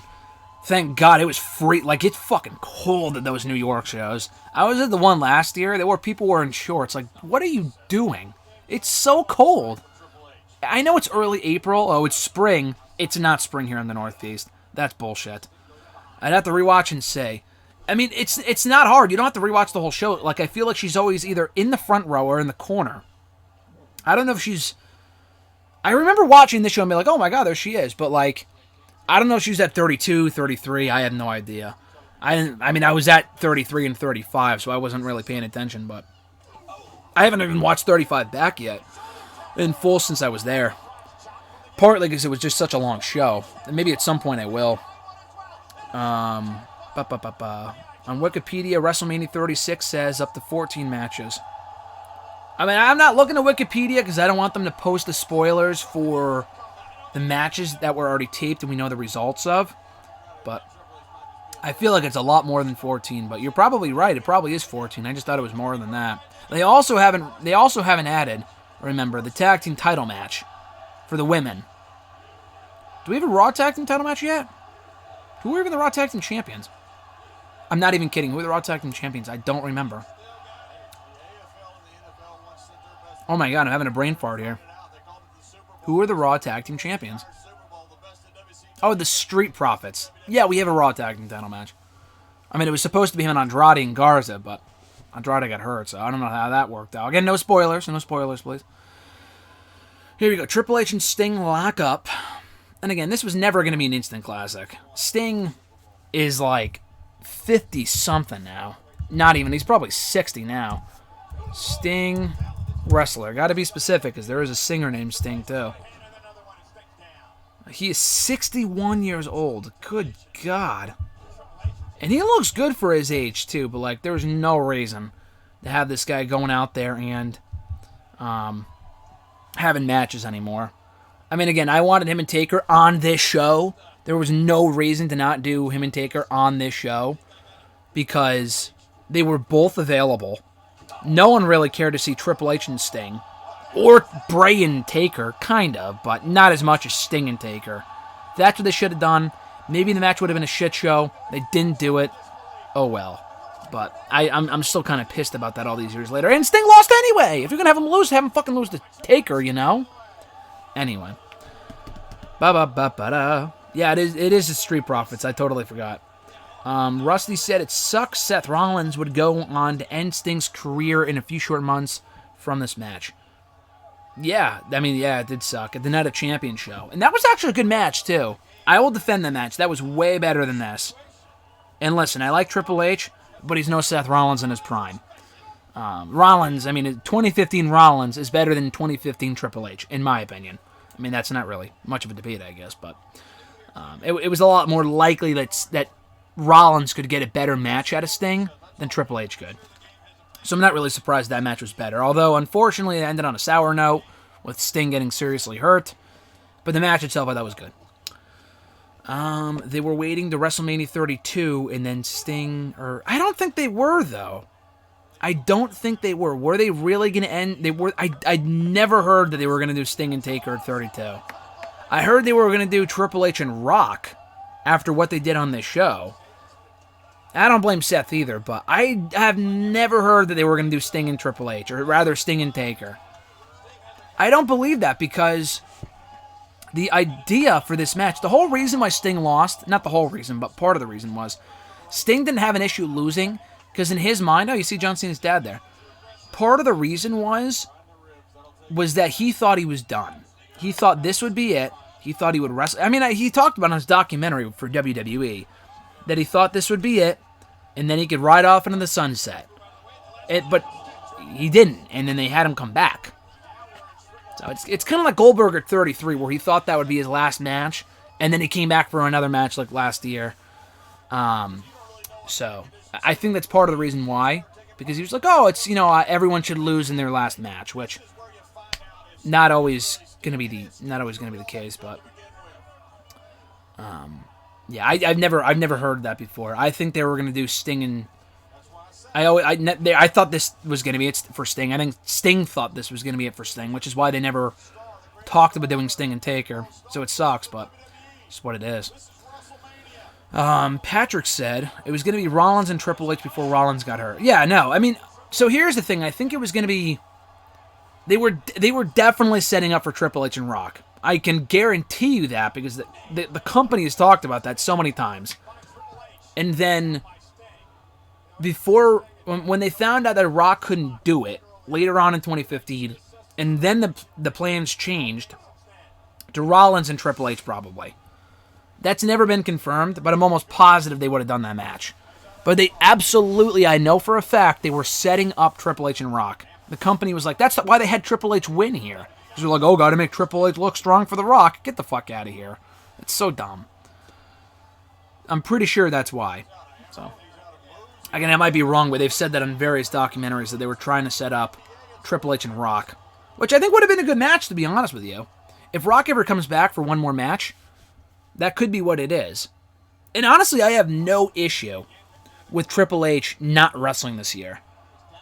I really don't. Just because he's had so many Mania matches and there was no logical match for him to have. So does it even matter? Like that he's not on the card? I know it's a 2-day show. They've already had 16 matches and he's not among them. But there's no reason to force a Triple H match if there's no logical person for him to face. Rusty said he had this match and it was good enough, so they kept him active, and the rumor was WWE was going to build up to Taker versus Sting at Mania 32 at the back half of 2015. That I could say. The thing is that, like you said, Sting got hurt, so it never happened. And I guess that would make sense. Taker was more active after this. He had a bunch of matches in 2015. He wrestled Brock twice. He wrestled the Wyatt family.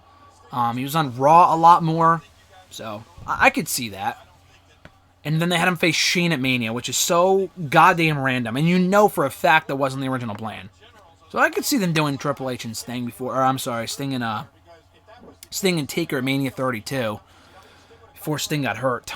I'm not surprised. Harder than the... Oh, what is that sign? What the fuck?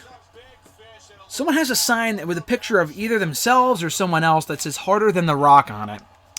Not sure that's really necessary. Or what purpose that even serves, but whatever. Oh, man. We've been going here for 1 hour and 12 minutes. We got 2.5 hours to go. Maybe I shouldn't have my first live stream be a Mania. Go for 4 hours. I apologize that you guys were sitting there watching me for 4 hours. That's crazy. That's why I ate before, because I knew I wouldn't be done until well after 6. So I'm like, if I'm gonna do this, I gotta do it early, because I gotta eat dinner later. That sharpshooter looks terrible. Holy shit.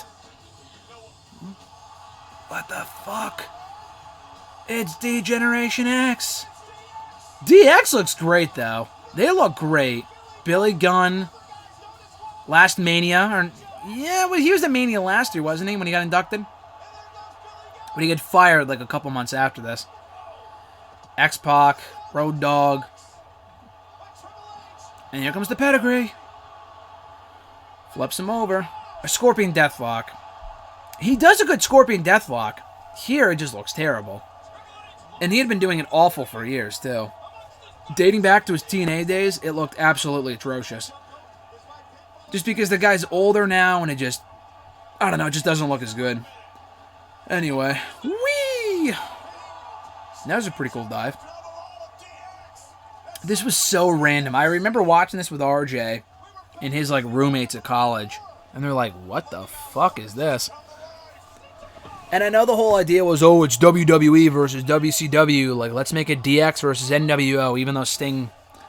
I don't think Sting himself ever had any affiliation with the NWO. If anything, it was the Wolfpack, but whatever. It's just so random. It shouldn't be about WWE versus WCW. Who cares? It's been 15 years. Pedigree. Who gives a fuck about WWE versus WCW, dude? No one gives a shit. It should have been about Sting's first Mania match. That's all you need.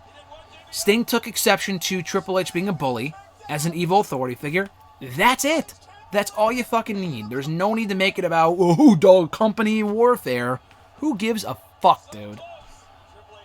Maybe 10 years earlier? Not at this point. I just thought that was a dumb narrative for them to tell their own story about how, oh, WWE is superior and how we won in the end. I just thought that was really dumb.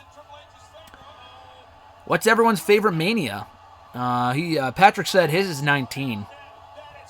Mine would be... It's tough because, you know, I've said 31 overall is my favorite Mania, probably watching from home.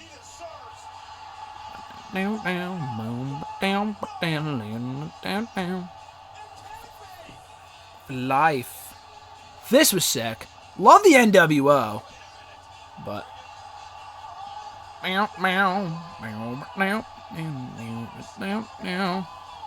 Listen, I popped big for that. Vastly unnecessary. But I popped big. How can you not pop for the NWO? Dude, look at this. Alexis got this for me for Christmas. Got to do it with Hogan.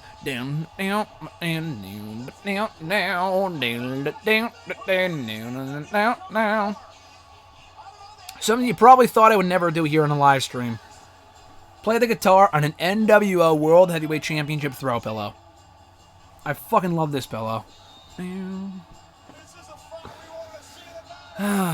This is one of my favorite Manias. 33, I love because I was there. My first Mania being there live. And 35 was a good show too. But I would probably say 31 watching from home. 33 holds a very special place in my heart because I was there. But 31 I thought was a more complete show, but that's just me. Scorpion Death Drop. A boom.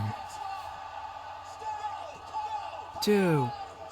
You know, you can say whatever you want about the match, you know, being sucked and the fact the match wasn't good. And again, I just said that because I don't think it was a great match. But at the same time, though, the crowd was super hot for this. You can't argue that. The crowd was super into this shit. They were going nuts. You take away the crowd, this match is 10 times worse. It's like Hogan and Rock from 18, although that was vastly better. And they actually had the right winner. But still. You know, the crowd was way hot for this.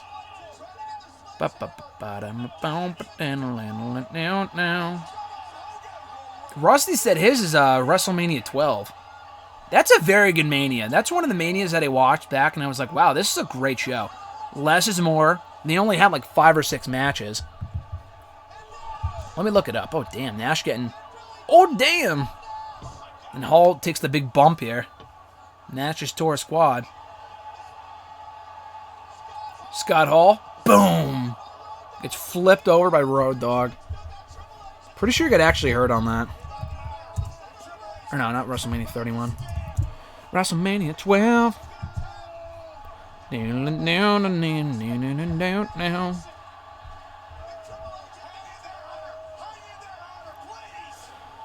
Yeah, WrestleMania 12, without the free-for-all match, had 6 matches. That's awesome. I really like that show. I'm not a big fan of the main event, the Iron Man main event. I mean, obviously, there were less matches because the main event was an hour. But, I don't know. I liked WrestleMania 12 a lot. I think the main event was very good. Not as great as I think a lot of people make it out to be, but it's still a good match. Taker and Diesel wasn't half bad. Oh, switching music! Out of nowhere from Shawn Michaels. Warrior and Triple H was a minute squash. Piper and Goldust, the Hollywood Backlot Brawl, was exactly what it needed to be. That was perfect.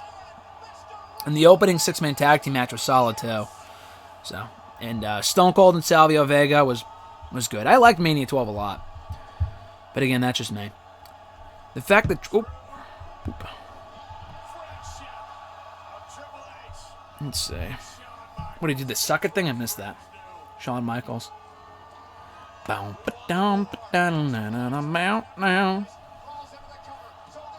Two. No, and Sting powers out. Damn, his body's beat the hell up. He's got like red marks all over his shoulders. Yeah, Goldust and Piper is a secret gem. That's a great match. And I really hope we can get something similar with Styles and Taker or Cena and The Fiend. I'm not banking on it, but that's a match where they could do, more than just have it a standard, have it be more than just their standard singles match, But anyway. The rest of the card is awesome. Yeah, totally. It's a very good card. Sting should have won after he kicked out of Triple H's super kick. Yeah, I agree. That would have been the right time to finish it. I just thought this was so unnecessary, like having the whole NWO and DX to the match. The crowd was into it. Again, I get it. But, it shouldn't have been about them, in my opinion. Sting and Taker, you could still do all the smoke and mirrors and have that be it.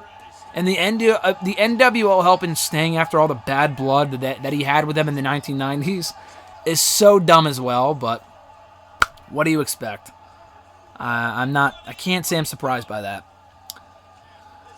The Bat versus the Sledgehammer. Oh, this is great. This part's amazing. Where they break the sledgehammer, that's so dumb. He's going to do it right now. So with Mania being a 2-day event, will it be WrestleMania? That's great. Will it be WWE 48 instead of WWE 24? Sal. Yeah, you're right, Sal. You're absolutely right. It should be WWE 48.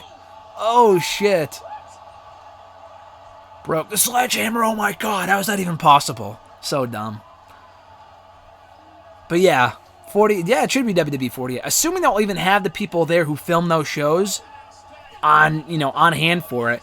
Because I could see them doing only essential people.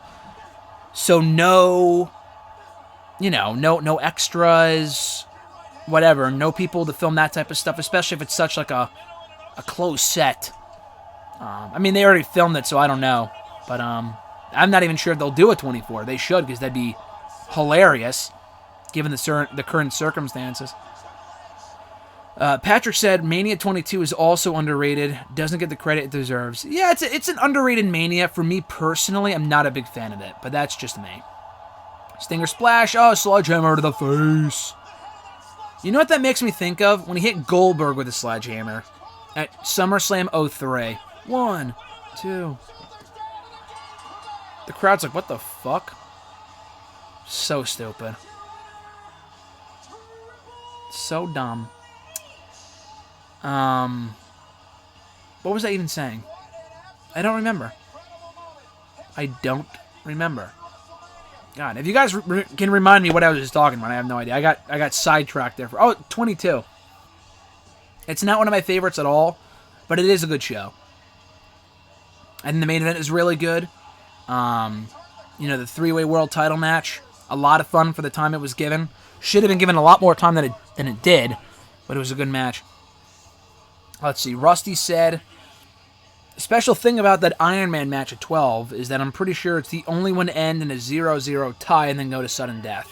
Yeah, I think so too. I don't remember any other... I think Charlotte and Sasha did not, now that I think about it. I think Charlotte and Sasha, that's an hour-long one. That was half an hour. You're talking an hour. But I think that one went into overtime, though, if I'm not mistaken. Elite Omega, Sal said, have you have you had a chance to see the McIntyre Mania workout promotion? It's absolutely incredible. No, I haven't, but I want to. I saw McIntyre tweet about it this morning, and I saw like some clips of it and stuff like that. I didn't see the full thing. I want to. I will check it out after I'm done here in a few hours, because it does look great, and it sucks. It sucks they can't air it before Mania 36 during the big Brock Drew video package, and they can, but it won't have the same feeling that it did, that it would have in front of this big arena. Like, they can't, even if it comes out to the Broken Dreams theme song, which would be awesome, it wouldn't have the same feeling that it would have, all those years ago. Not all those years ago. The song that he had all those years ago wouldn't have had the same feeling that it did. There was an actual audience there, Sting and Triple H shaking hands to me makes absolutely no sense. It's so stupid. Because it's not like Triple H turned babyface after this. He was an asshole literally 20 minutes later with The Rock. Was that supposed to be like, oh, Sting can lose, and then he can, shake Triple H's hand and it's okay. Everything's all right. Everything's okay. That makes no sense to me. That's so insanely dumb. If you can take it.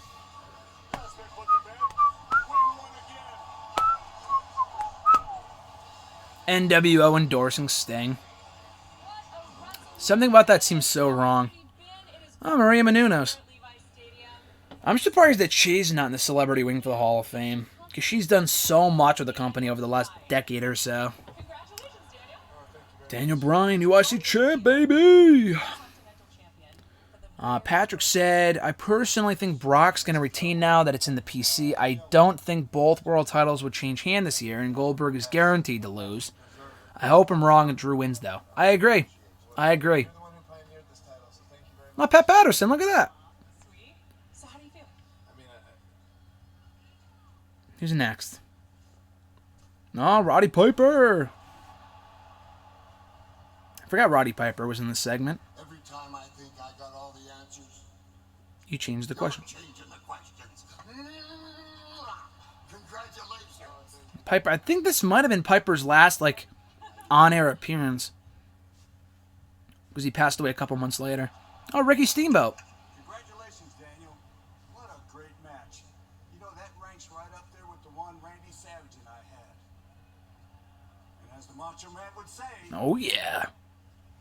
Oh yeah. Now how does it feel having all of this? Daniel. Oh, Ric Flair.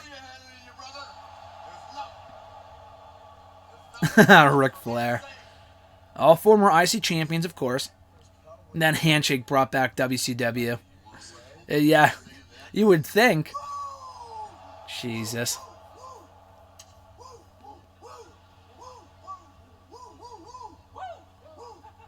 Oh, God. And then Bret Hart, right? Yeah, Bret Hart. Fun fact for you guys. I've met everyone in this segment except for Piper, and I can't meet Piper now because he passed away. I've had everyone in the segment sign that IC championship except for Bryan. I met him 10 years ago, and when I meet him again, I'll have him sign it, but I didn't have the belt when I met him the first time. And I met Ron Simmons, too. I've actually met everyone in the segment except for Maria Menounos and Roddy Piper. And unfortunately, Ron Simmons is not a former IC champion. Oh, God. Could you hear the damn through the microphone? Yeah. Something about Pat Patterson just doing the yes chant is just amazing to me. That's so funny. Oh, this is when they do the live performance. I totally forgot about this. This Mania had a great theme song, too. What was it called? Rise? Getting.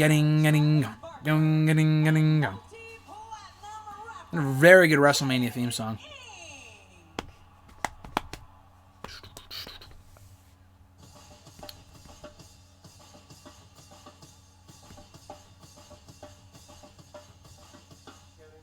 Getting.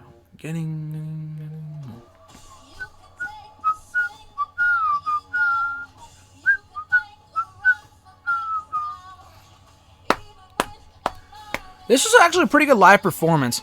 You could take a swing at my ego. For some reason, every time I hear that line, I think of Seth Rollins. Because they always used to, every time they used to be like, oh, 30 days till WrestleMania, blah, blah, blah. Every time the swing at my ego part played, they would show Rollins with that just shit-eating grin on his face. That's what I think of every time I hear that lyric. I don't know if I can even sing this song right now because I feel like I would get copyrighted if I did, so I won't even attempt it. Not that my singing skills are any good. Anyway, so let me read the comments real quick while we're listening to this. Elite Omega, in my opinion, the Mania 31 main event is the best there has been in recent years. Brock versus Roman did exactly what it needed to do for both guys, and then Rollins cashing in was the icing on the cake. I think that's the greatest ending in Mania history. I don't think it's the best Mania main event ever, though. I would give that to Shawn Michaels and Taker. I think that match is slightly better on the whole than Brock and Roman, although Brock and Roman is one of my favorite Mania matches. Just one of my favorite Mania matches, period, let alone my favorite WrestleMania match. It's an amazing match. Rusty said, another one of my favorite WrestleManias is 25. In my opinion, it has the best match ever. I mean, obviously. The rest of the card is damn good. CM Punk won Money in the Bank. Jericho fought Steamboat, Piper, and Snuka, and that's a fun match and more. I'm not a big fan of 25. It's not a terrible show. 27 and 29 were way worse. 32 was worse. 25 I just thought was disappointing. For the big, 25th anniversary of WrestleMania, the three-way for the world title, Orton and Triple H, kind of fell flat for me. I could see it being a good show, though, just because of, obviously, Taker and Shawn Michaels. The Money in the Bank ladder match was good. I have seen better, but it was a good match. Punk winning again. Wasn't a big fan of it at the time, but it does make sense in retrospect. The handicap match I didn't really care for, though Jericho fighting Steamboat was cool. I mean, Snuka and Piper were out within minutes. It was supposed to be Jericho and Mickey Rourke, but obviously that fell through. Jericho talks about that in his book. Patrick said, who would be your fantasy booking for Goldberg versus your reality one? My fantasy one would be Randy Orton, just to give the Edge and Orton feud the belt. And my reality would be Braun Strowman. There's Orton. Orton's on Raw anyway. That doesn't even make any sense. But anyway, though, this is when Kid Ink sings his theme song. I didn't like this song as much. It was still a good song, but I wasn't as big of a fan of this song as it was Rise. I expect Strowman to be the one to replace Roman Reigns. That's my guess. I like Braun. I'm not a big fan of that match, though. It's just the match that makes the most sense. Because I just don't see what other match you do except for that one. So, Sheamus would be cool. If you want to talk about fantasy booking, Sheamus, he doesn't have a Mania match as far as I know. Put Sheamus in there. Have Sheamus go in there, fucking kill Goldberg within a minute. New Universal Champion. That, to me, is how you make a star. And Sheamus also has never held the Universal Championship. There you go. So, that's what I would do. I would do Sheamus and Goldberg in Mania, but I fully expect it to be Braun Strowman. At least Sheamus has won more matches than Braun lately. Braun has not, Sheamus has gone unbeaten since he came back. Braun lost the fucking IC title to Sami Zayn. The fact that he would get a world title shot is laughable. Laughable. It's comical. Elite Omega, I think the Mania in Texas is cursed. They always hype it up and either it falls flat or many get injured in Mania 25 and 32. I mean, not always, because Mania 17, the greatest of all time, I'm not going to argue that, was in Texas too. But yes, 32 and 25 were both in Texas, and like you said, they hyped it up a lot, both shows, and they both fell flat. The hype for both shows was great. Both shows were not as great as I was expecting them to be. But 17 was in Texas, and that was an amazing show. So it's not like every Mania in Texas is terrible, because that one is the greatest of all time. Rusty said, if I wasn't such a big fan of Shawn Michaels mark, it wouldn't be one of my favorites. Oh, that makes sense. It would also make up for Sheamus losing to Triple H in a minute at WrestleMania. He didn't lose to Triple H in a minute.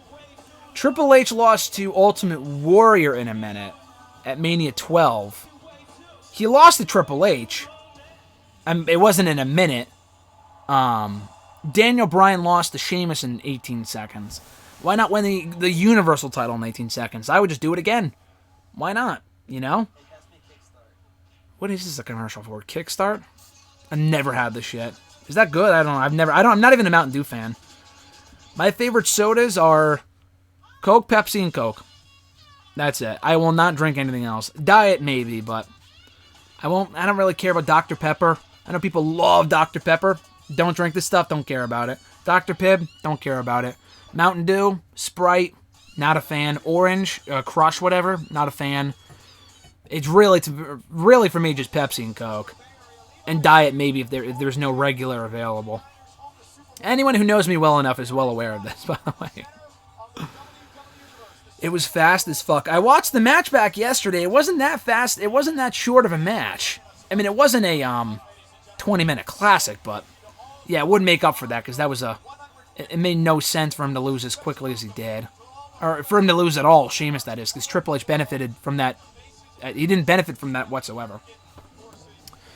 I love when they show the commentators and they have the bottles of Mountain Dew on their desk, and it's still like a full ass bottle. Like they don't drink it at all.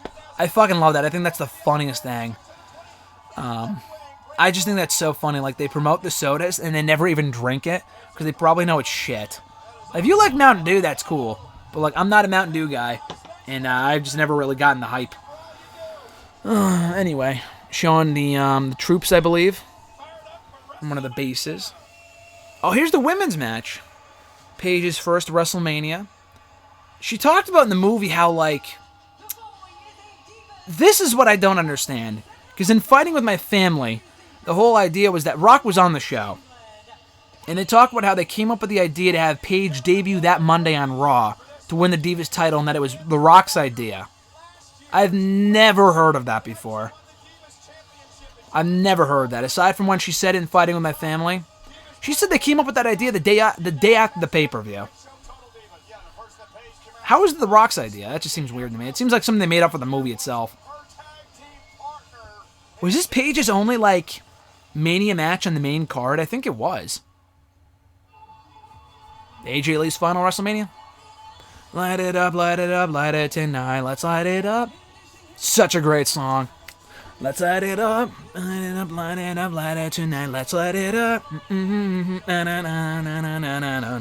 Such a fucking banger. Let's light it up. If I ever heard that in the Rumble, this would be me. What the fuck? Oh, shit. I'd jump through the roof. Let's light it up. Paige and AJ were a great team. Good rivals, but they had even a better team going.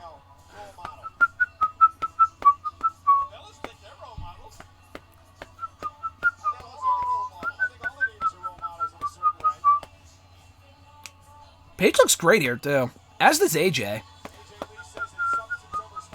Side it up. AJ, like, knew she was gonna retire at this point, and she didn't say anything until, like, the next day. That's the funny thing to me. Like, she went out winning. They didn't have her get pinned or whatever. She won on her way out. That's the funny thing, in my opinion. And this was right after the whole Give Divas a Chance thing started, too. I would pop for an AJ return. I totally agree. Eva. The Bella Twins theme song, not a big fan. It's memorable, but Paige and AJ have fucking bangers for theme songs. I said, let's light it up, light it up, light it up, light it tonight. Or the,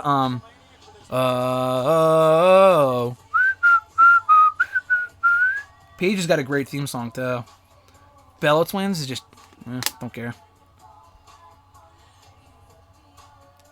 This was when Nikki Bella was champion for like a year, and she never defended the fucking thing. Not even at WrestleMania. They've never up to this point. Actually, that's a lie. I was gonna say the Divas title had never been defended at Mania. It was the year before Mania 30. Yeah, but I'm pretty sure that almost positive. Oh, Paige and AJ like hogging. That's cool. I was gonna say, this was the only main roster match, I think, the only main card match that Paige had at Mania. She had this match. She debuted after Mania in 2014. 32 she was on the pre-show. 33 she was hurt. 34 she retired right before, like the day after. So yeah, this was the only main roster match she had in Mania, which sucks. At least she had a Mania moment, if nothing else, so I think that's good. I gotta catch my, let's see. I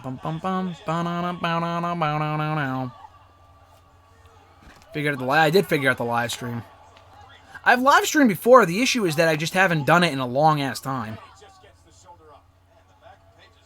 The funny thing about this match is that if you watch it, like if you compare it by today's standards, there's nothing notable about the match itself at all. It's just like, I don't know, it's just a tag team match. The funny thing is that when you look at it compared to other matches from that time, it's actually pretty good. Because like you have to compare it against the Invitational from what, 30? Match sucked. 29 didn't have a women's match. 28 had what, Maria Menounos and Kelly Kelly versus who, Beth and Eve? Who gives a shit? It wasn't terrible, but like no one cared. What was before that? 27 had the 6-woman tag team or the 6-person match with Snooki. Who cares? 26 had that 10 diva tag team shitfest that was over in like 30 seconds. AJ been down at ringside for like 30 minutes. I remember that. How funny. And people were like, oh my god, she must be pregnant. She didn't even wrestle. No, she wasn't fucking pregnant, people. So dumb. She retired on Friday, though. She wrestled on this show. Won. Spoiler alert. She wrestled the next night, and Brie knocks her off again. AJ wrestled the next night in a 6-woman tag team match or something. I think it was like them and Naomi, maybe? Or maybe them and Naomi and someone else. I don't remember. And they beat... I don't even remember. But she won the match the next night, I think. And then she announced their retirement on the Friday after that. Again, I think if WWE knew that she was going to retire, they probably wouldn't have put her over on the way out. I think someone said the original plan was to have like AJ go back for the belt or something, or to have one of them turn on the other. I don't remember. Anyway, I love Paige. I'm a big Paige fan. I was a much bigger Paige fan. Like, I mean, I'm a Paige fan now, but like when she first came on the scene, she was so different from everyone else. And RJ, actually, I want to ask you guys this, because I'm curious what your opinion on it is. RJ texted me yesterday, and he goes, imagine how much more stacked the women's division would be if AJ and Paige were active today. And what I said to that was, I said, it would be cool. And again, I love AJ. I just don't think she's as good as people kind of make her out to be. In the ring. As a character, she's a great character. But I don't think AJ's going to go in there and have a 5-star instant classic with Charlotte or Sasha. They could have some fun matches and a fun feud. But AJ, I mean, again, I don't know. She was the best of that bunch from 10 years ago, 8-10 years ago. But again, I mean, that's up against like Oksana and the Bellas, who weren't that good at that point. Caitlyn wasn't that good, and all these other women. For that time, I thought she was great. By today's standards, she's not that good, but it would be cool to see her back. Paige got to mix it up with those women. She had some matches with, like... Who did she face? I think she faced everyone. I don't think she ever faced Bayley, but she had matches with Sasha. I think one of her final matches was with Sasha on TV. She faced Charlotte at TLC 2015. I was there for that. It was an alright match. They had some decent matches. They could have been a lot better. Paige and Becky? I don't know if they had any matches on TV. I feel like they did at one point or another. They were alright. I don't know. It would be cool to see Paige back, but I feel like we already saw all the major matches that she could possibly have. But yeah, having Paige back would be cool. Having AJ back would make the division that much more stacked. Like, a lot of people, she's very popular. People love AJ. I just don't think that having her in the division is going to, like, make or break the division. You know what I mean? Like, it's not going to make her... this, I don't know. She's not going to be the crown jewel of that division, for example. But she was really good. Let's see. What time is it? Holy shit, it's already 4:30. That's crazy. That's nuts. Oh shit, she almost won there. Elite Omega, how would you feel about McIntyre holding the title for a year, heading into WrestleMania 37, so we can get his true Mania moment? God, no thank you. No thank you. So you can have Brock hold the belt? I mean, I say that as if it's like the most ludicrous thing I've ever heard, but it's absolutely a possibility. Absolutely, I could see that happening for sure. I could 100% see Brock holding the championship for a year where Drew can beat him there. But as soon as things go back to normal, let's say Brock wins next weekend, which is definitely a possibility. I'm not going to say it's not, because it is. I would hate to see Brock as champion for one more year. The guy's been champion enough over the last 365 days, or over the last 5 or 6 years. He was champion coming into this show. He was champion coming into WrestleMania 31. Oh, Nikki almost won there with the fucking elbow that she does. What was I saying about? Oh, yeah, Brock. I think that's ridiculous. I really hope not. I really hope they could just get the belt on Drew as soon as possible. Yeah, you can get his Mania moment next year, but like, by that point, who even knows that Drew would be like popular? You know, Drew may not even be relevant by then. He may not have the same momentum. Oh, and Nikki taps out. AJ wins. See, it's not even like Paige picked up the victory. It was AJ, the woman who's leaving. Which, granted, the company didn't know. But it's still funny. Cool to see him get their moment, though. Didn't lead to anything. She tapped out the Divas champion, never got a title shot. How funny is that? I think Paige just said thank you so much to AJ as she was hugging her. That's cool. Paige and AJ look great here, though.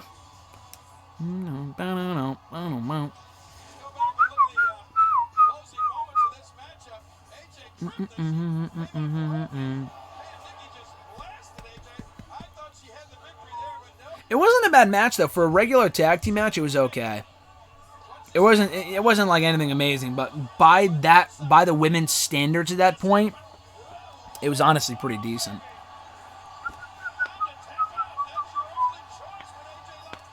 Yeah, I think it was just for the movie too. The whole, oh yeah, you know, The Rock came up with the idea. Really? Yeah, it was definitely for the movie. Like when they said that in the movie, first of all, Fighting With My Family, great movie. Check it out if you haven't already. If you're quarantined at home, watch Fighting With My Family.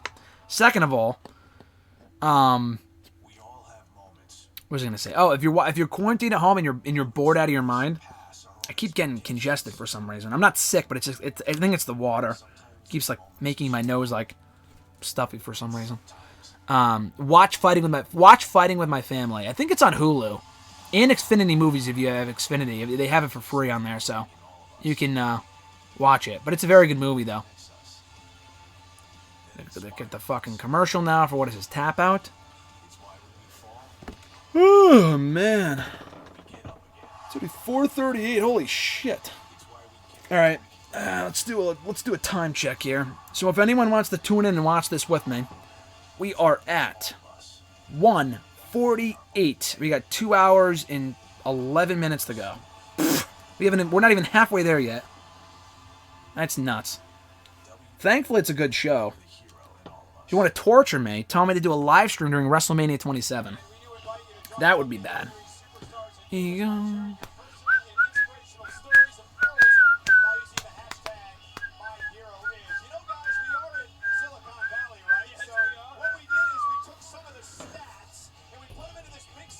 I'll ask you guys this. Now that I just heard it, made me think of it. Is it Cena and Rusev up next? They're doing the tail of the tape for Roman and Brock. While I'm listening to this theme song, it makes me think about this. Your favorite WrestleMania theme songs. Sound off in the chat. Best WrestleMania theme songs. What would they be? I like this year's. I think this year's song is great.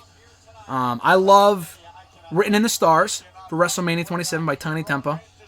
I'm not going to sing them. I Made It for 26 was good. Light It Up by Rev Theory for 24. Probably among my favorites. This one, Rise, for 31 is great. 32 had My House by Flo Rida, I think.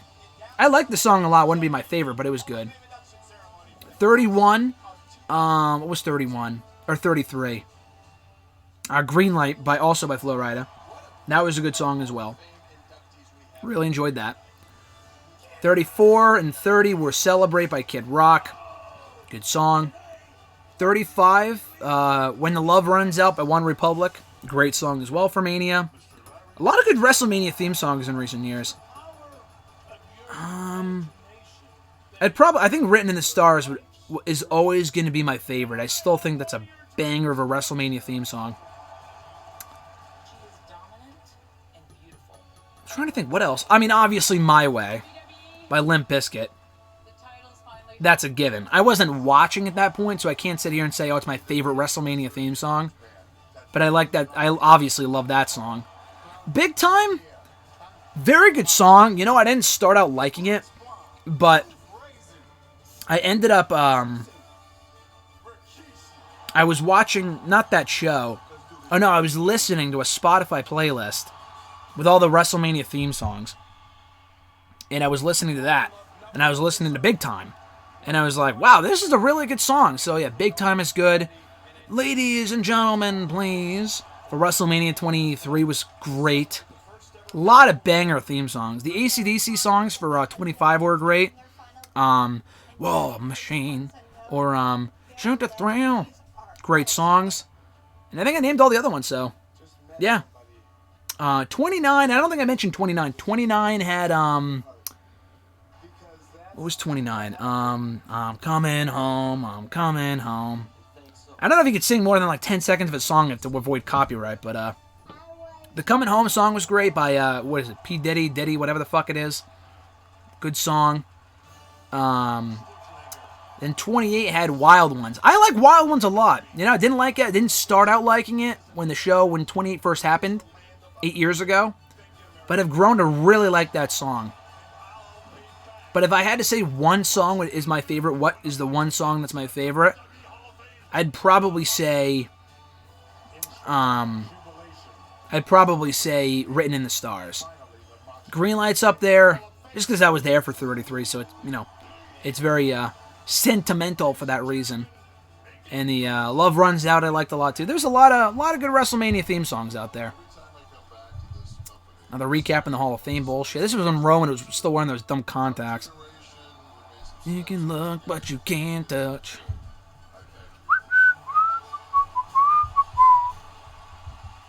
Bum bum bum bum bum bum bum bum bum bum bum bum. Yeah, from this WrestleMania on, the women's matches were really good. This was good. 32 might be my favorite WrestleMania women's match ever. With Becky, Charlotte, and Sasha. 33 had some good ones. They were alright. There was nothing great. 34, the mixed tag team match with Ronda was awesome. I forgot Rikishi went in the Hall of Fame this year. 34, Charlotte and Asuka was one of the best women's matches in WrestleMania history, easily. And then last year, the main event was good. It wasn't great, but it was a pretty good match. I enjoyed it. Was there another women's match last year? I don't even remember. I mean, the tag title match, I guess, and that wasn't that good. But yeah, Charlotte and Asuka is probably the best. My favorite is Charlotte, Becky, and Sasha. Excuse me, from WrestleMania 32. Warrior Award, I forgot about that. They didn't announce a Warrior Award recipient for this year. They're not really taking the Hall of Fame seriously as a top priority, but, still. The Bushwhackers, I forgot about that. Are you watching WrestleMania 32 or the replay of Ric Flair's 30 for 30? 30 for 30 I might. I love the Ric Flair 30 for 30 when it went up the first and when that aired a couple of years ago. It was 2017, 2018? I think it was 2017. Yeah, no, that was great. I'm probably going to rewatch that when that goes up on ESPN. I was actually looking for it recently, so it's kind of cool that they're re-airing it in a couple days. 32, absolutely not. Absolutely not. 32 sucks. So for those wondering, oh, are you going to stop before 32 starts to watch 32 on ESPN? Listen, I can barely sit here for 4 hours and watch this show. And this show is great, let alone 32, which was fucking terrible. So to answer your question, no, I will not be watching 32. Yeah, Becky and AJ on the mic would be cool. I feel like they'd have some really good promos, especially after the pipe bomb promo that AJ did. The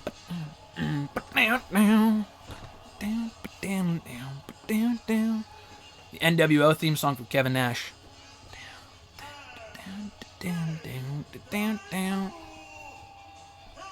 They sell these at WWE Shop, by the way. That's where Alexis got this for me. One of my most prized possessions. Easily. I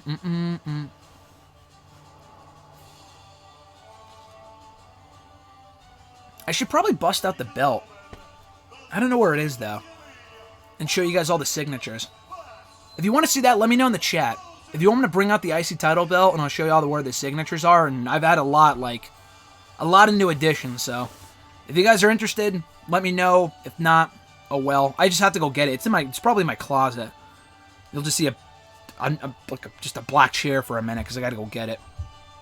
I didn't realize how much Kevin Nash looks like the Warrior here, right before Warrior passed away. It's kind of scary. What is this? WWE 2K what? God, the graphics don't look that good at all. What is 2K15? 2K16? Yeah, 2K15, I think.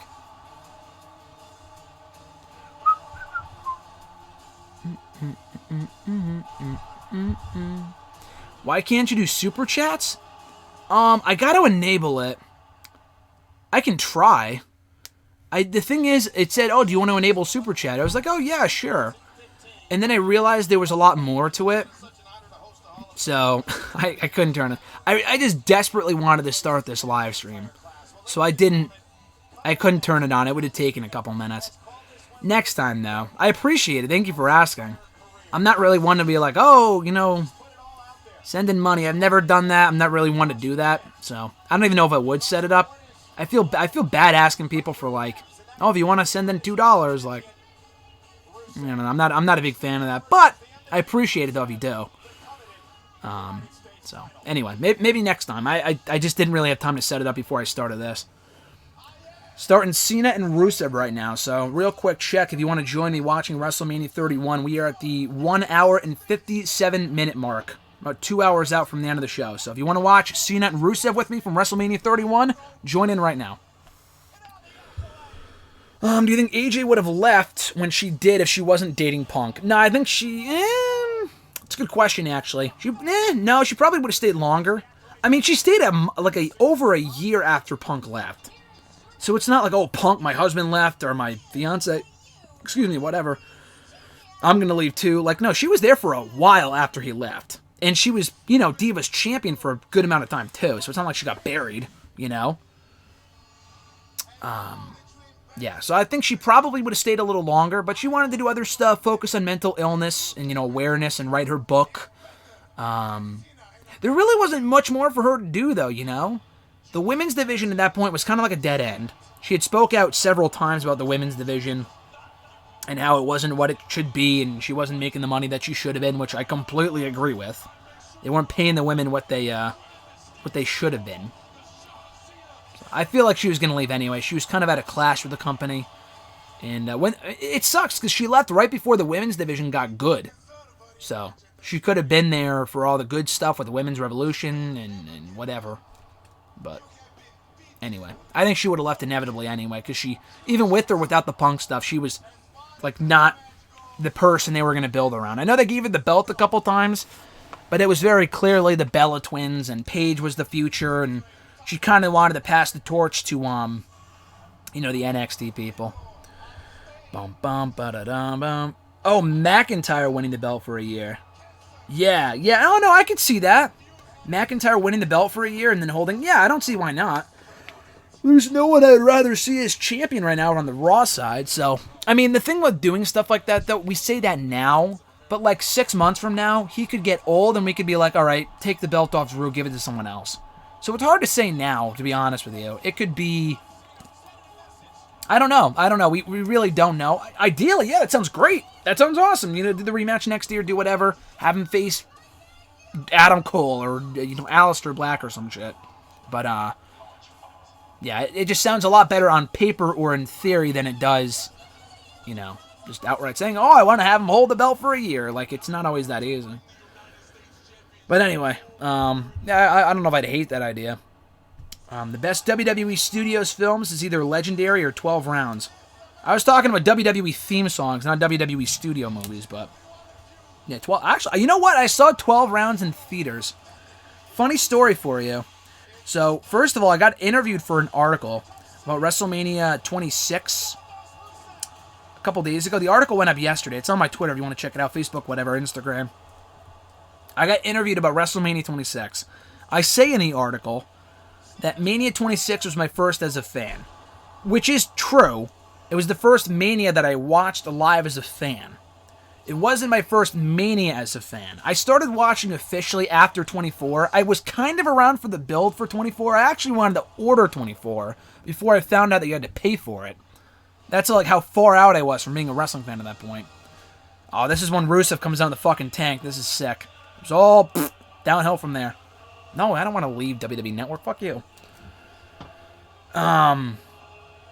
So anyway, I was a fan for 25. My friend invited me over his house to watch with him. I got grounded like a week or two before Mania 25. I'm a good student, I would say, but I was struggling at that point, got in trouble. Long story short, got grounded, okay? Week or two before Mania, couldn't go watch it with my friend. Didn't even bother to ask, because I knew the answer would probably be no. So I didn't watch Mania 25, but what I did do was I think we took him to go see 12 Rounds that same weekend. I did watch the Hall of Fame, I remember that, on the WWE Network live that night, but I did not watch WrestleMania, or the day before, whatever. And I did see 12 Rounds in theaters, and I enjoyed it. It's 12 rounds, Miles, or whatever the fuck his name was. Forgot what John Cena's character's name was in that movie. It's 12 rounds, playing the fucking game. It was a good movie, though. I liked it. I just remember going to see it. I think that might be the only WWE Studios movie that I've seen in theaters for the most part. Yeah, Ladies and Gentlemen was a great song. I said, ladies and gentlemen, please. Listen attention to me.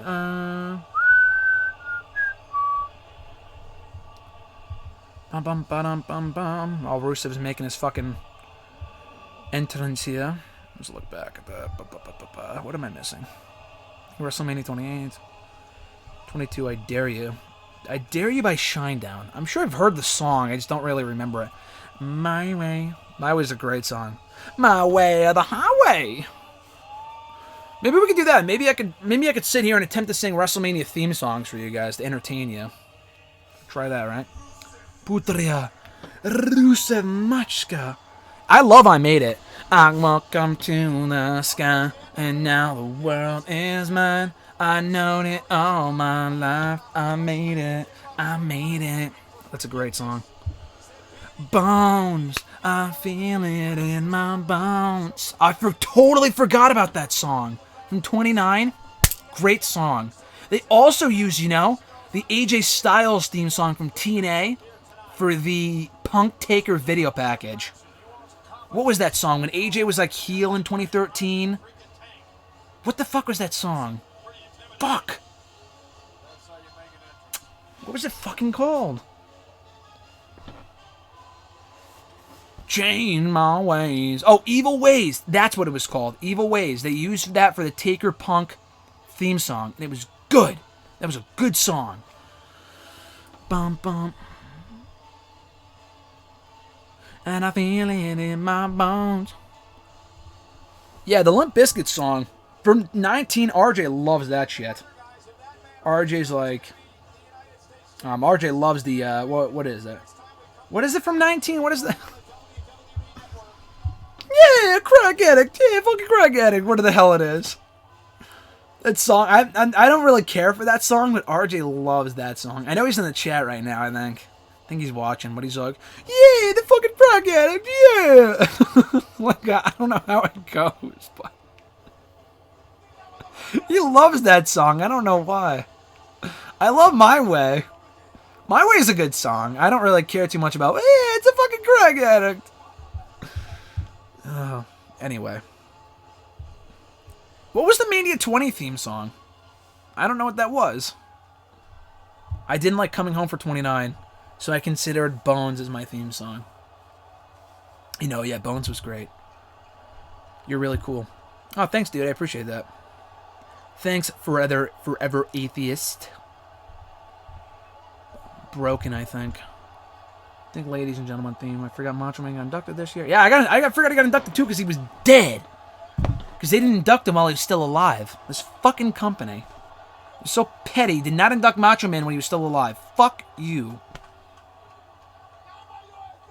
This Cena intro is so over the top. The tank for Rusev was sick. I love the tank entrance. The Cena thing, like, oh, Mr. USA. Who gives a shit? The match is alright. I think Cena as US champion was awesome. But this whole thing that Cena's like Captain America is just dumb for me. To me, it's just stupid. Yeah, Mania 27 had a great theme. Oh, written. I think I could probably recite every lyric from that chorus. Oh, written in the stars, a million miles away. I forgot the rest. Missing in the vein. Oh. Now I'm gonna. Now I'm on my way. I don't remember. It is a great theme song, though. It's a very good theme song. My nose keeps getting fucking congested, and I keep speaking nasally like that. I don't know why it's doing that. It's because I've had this whole bottle of water. That's why. Buy what is this? Refreshing spring water. Refreshing. It's refreshing, all right. It's refreshing my fucking nose. And for some reason, it makes me sound all nasally for some reason. Yeah, Mickey and Trish for Mania 22 is a great Mania match. Great women's Mania match. Yeah, this was a really good Hall of Fame class. It was random, the Bushwhackers and Rikishi. What I would say is the best Mania class would be probably 2013 for Mania 30. They had Bob Backlund, Mick Foley, Bruno Sammartino, Trish Stratus, someone else I can't remember. Oh, Booker T's in there too, I think. And then who was the tag team? Was there a tag team that year? I don't remember. Anyway, that was a great Hall of Fame class. This year, that Cena intro was so long. I forgot it was still going on, to be honest with you. It's just now ending. I want you.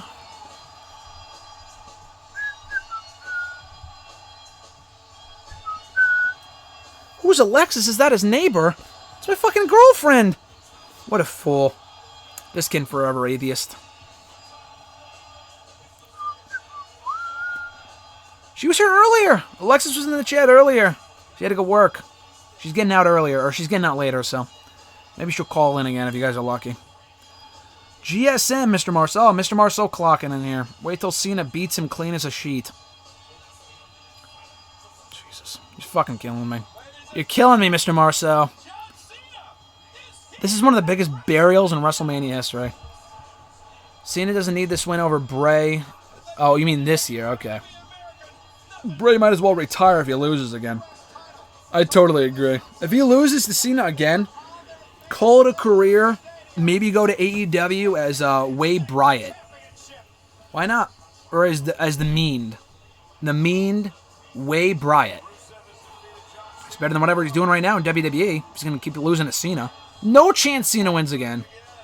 Then again, I said the same thing about Sting and he lost, so. Anyway. I'm like really behind on a lot of this stuff. I apologize. Thoughts on the Benoit doc? I thought it was great. One of the best documentaries I've ever seen. One of the best wrestling documentaries I've definitely ever seen. I'm gonna have a full review of it up here on the channel at some point. Probably not for like another week at least. If not, it's gonna be at least a week or so. Because I have to finish reviewing the what's it called? Oh fuck. I don't remember. The Dark Side of the Ring show. I got to finish reviewing season 1. So the Benoit review won't be up for a little bit. But, yeah. So, the Benoit doc I thought was great. Definitely check it out. If you don't have Vice or whatever, it's on their website, and it's also on YouTube. So check it out when you get a chance. It's really dark. A lot of people have said that they can't bring themselves to go watch it because it's so dark and it's so sad. And it is. It absolutely is.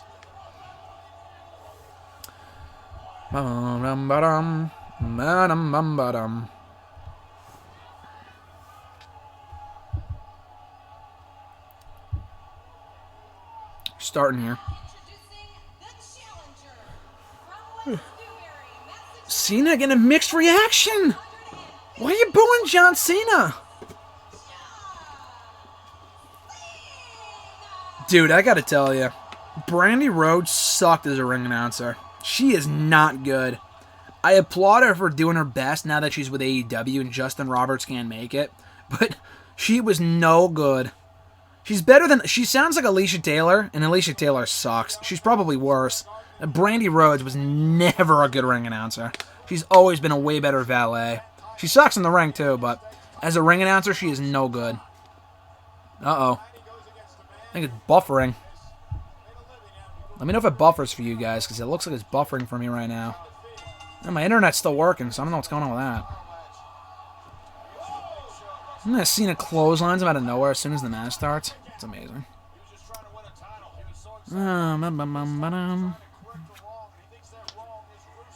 Crack Addict. Yeah, fucking Crack Addict. It's a good song. Congrats on the wedding, Mr. Marceau, Clark says. Mr. Marceau getting hitched. I'm going to be at the wedding. So I'm going to bring my dance skills.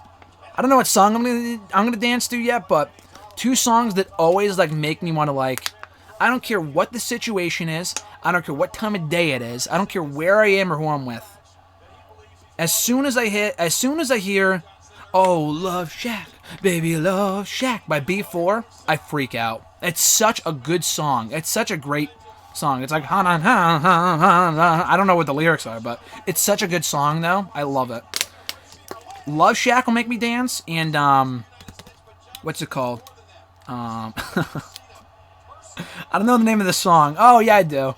What is it? Save a horse, ride a cowboy. It's one of those dumb songs that everyone dances to at like weddings and shit like that. But I love it. It's great.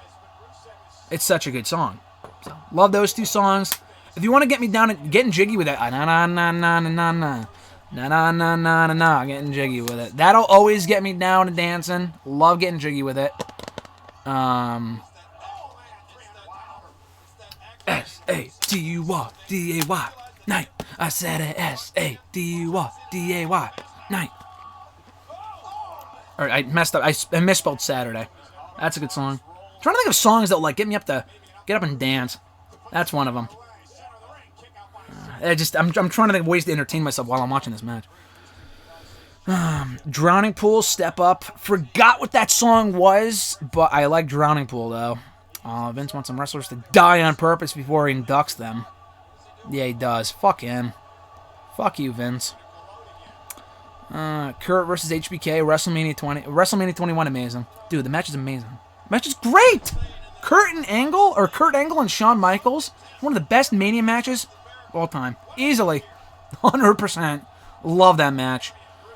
RJ and I were texting back and forth this morning about, what is it? What's it fucking called? The song, Shawn Michaels' theme song. I think I'm cute. I know I'm sexy. I got gold medals. And all that other shit. The Kurt Angle spoof of that song is so funny. It's amazing. Clark said that 24... Clark said... I'm not laughing at... Clark's comment is good. I'm laughing at RJ's comment. Clark said that 2014 is his favorite Hall of Fame class. Yeah, that one was great too. I mean, I'm a big Warrior guy, so that one is my favorite Hall of Fame speech. Jake Roberts' speech was great. Scott Hall's was good. Lita's was long. Mr. T was about his mama the entire time. Paul Bearer, Warriors I loved. Yeah, that was a good Hall of Fame class. Mr. Marceau says, I love GSM's neighbor. We are friends. He loves my neighbor. My neighbor is a good guy. Don't think he has COVID-19, which is good. There is someone in my neighborhood who does have it. No one that lives near me. They're in my neighbor. I mean, it's kind of hard to explain, but they're quite a ways away, and they're an older person, and they haven't like come in contact with anyone else recently. So I think I'm good. But yeah, someone in my neighborhood does have the COVID-19, which is not good. But anyway, I'm way behind on this stuff. So if it sounds like I'm answering your questions like 20 minutes late, that's why. But yeah, the Benoit doc was so emotional, so good. Absolutely love it. Oh, wow, when was this? When was Brandy the ring announcer? Dude, she was ring announcer for a long time. She was a ring announcer back in, like, 2011, 2012. She left, came back, and they made her a ring announcer again when she was, like, Eden Styles or something. Yeah, she just wasn't any good. This was 2015. The Benoit documentary, one of my favorite pieces of WWE media. It's fucking great. This is where Cena debuts the springboard stunner. Yes, it is. And the move looks terrible. I'm so glad he stopped doing that move. And I appreciate that Cena's adding, or added anyway, more moves to his arsenal. But it was never good. It was never good. It just never looked good. Maybe once or twice it looked like a cool move. After a while, it just looked ineffective and ridiculous. It's like whenever he does like a Hurricane Rana. For his build, like again, I appreciate the effort. It just looks stupid. It looks dumb. This match is like 10 minutes. Yeah, it's not that long. What the? My fucking network went out again. Fuck you. Something went wrong. Okay. I gotta go back. Go! The fuck? It's giving me the circle of death here. If you want to pause yours, you can. You don't have to. Something went wrong. Alright, well, what? No network detected. Okay, I'm having a more serious issue than last time. What the fuck? Okay, I'm gonna have to go out. Back to the Roku screen. I think my Wi-Fi's okay. Yeah, it is.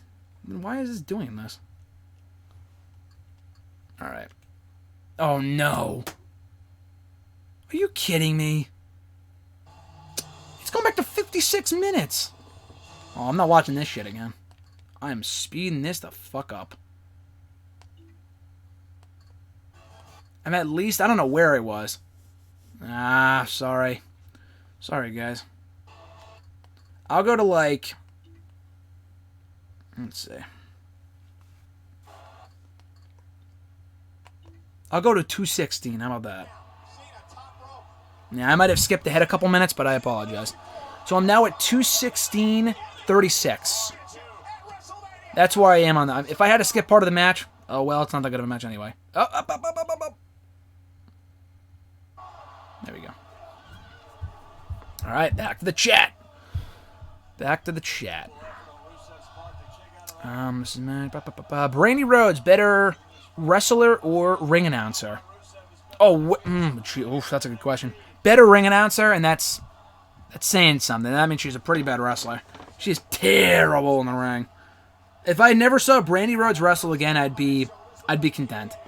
If I never heard her ring announce again, I would be content. But I realize that WWE, or rather AEW, has no choice. RJ, please play Rockhouse. Oh, Graham, take your NWO pillow.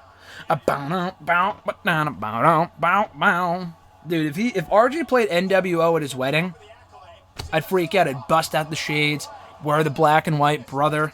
Of course I'd freak out. I thought you wrote Brick House. Brick House is a great song, too. Oh, she's on brick. House on. That's a good song, too.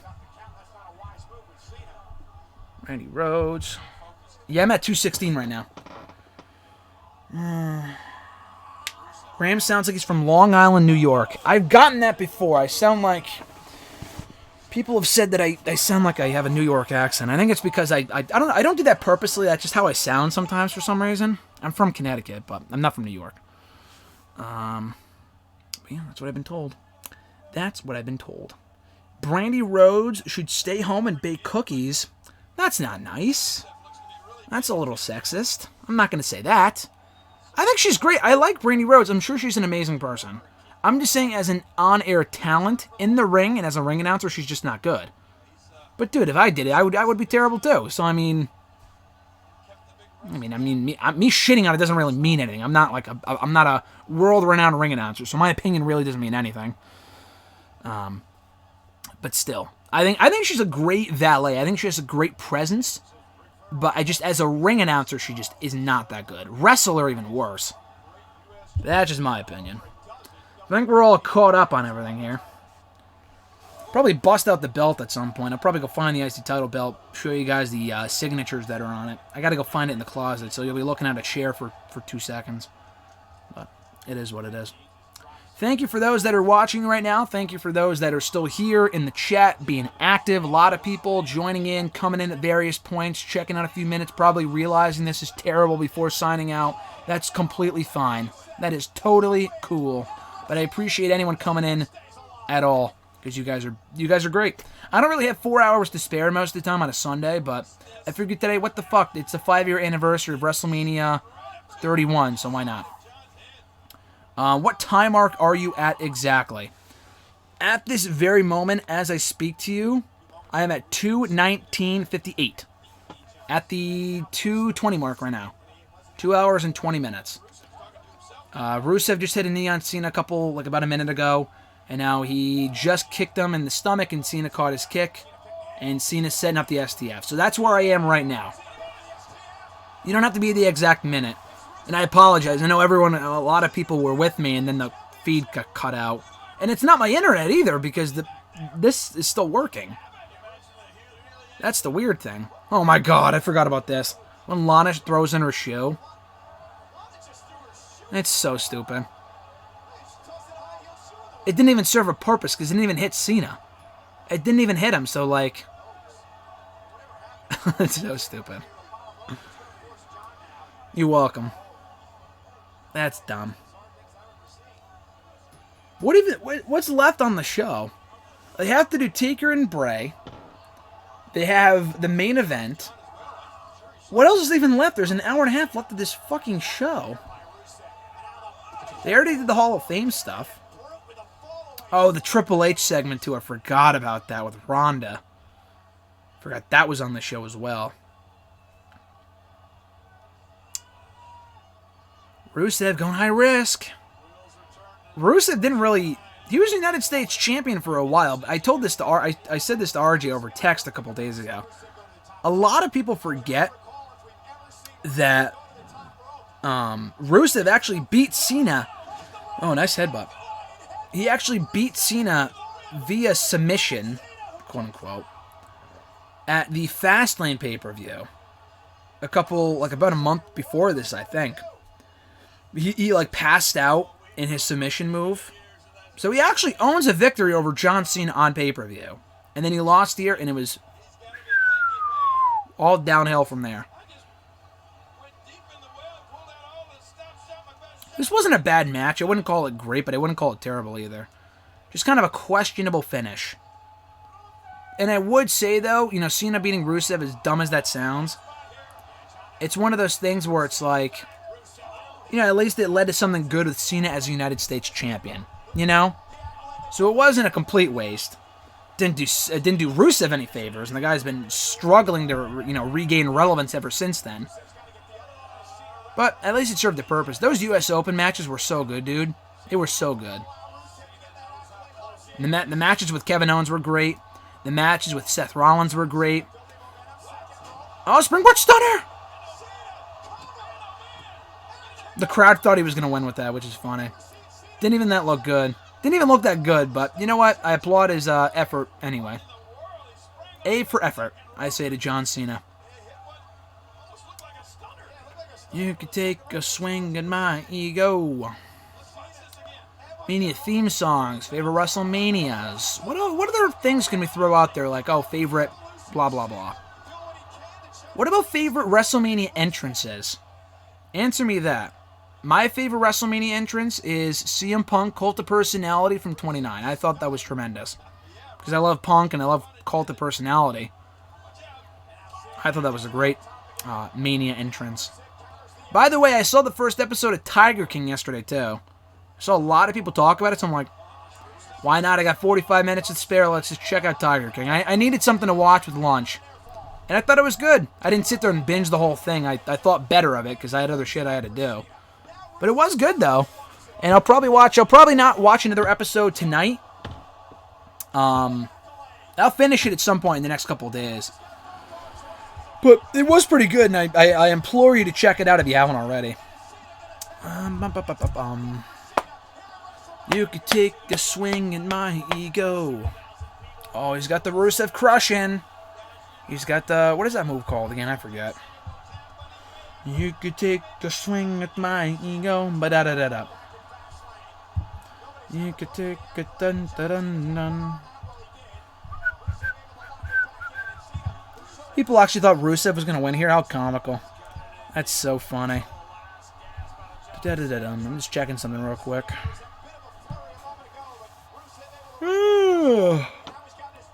Yeah, for anyone new listening now, I might do one of these for 21 on Friday. Maybe, maybe not. I'm not 100% sure yet. It depends what my schedule's looking like. I probably won't, but I might. I would love to do one of these on, like... I'm not sure. I don't know. Maybe Sunday? I don't know. We'll see. We'll see. But I think 21 would be a good one to rewatch because that was a really good Mania.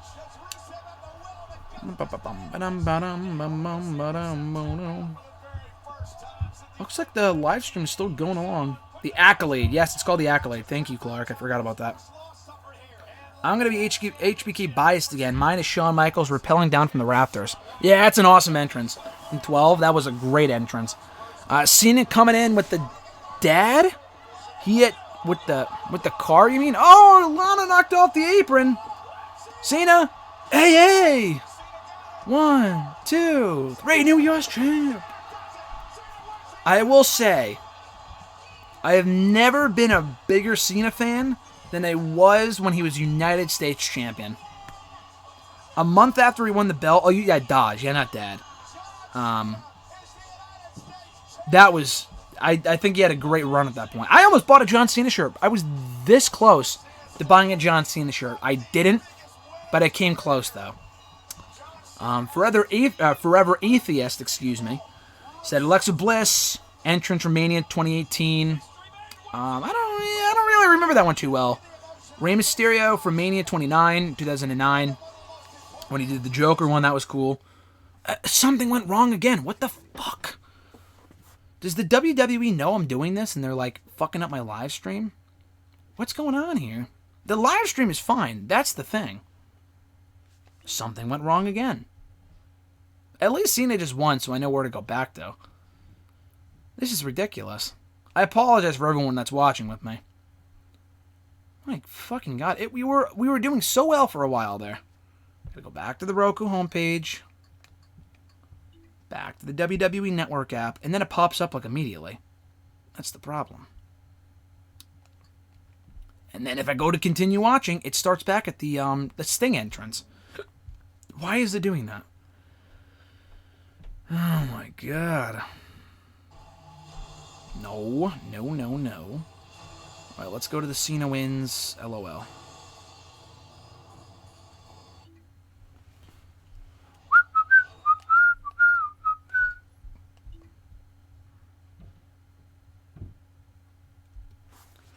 $234. Oh, no. I got a little far there.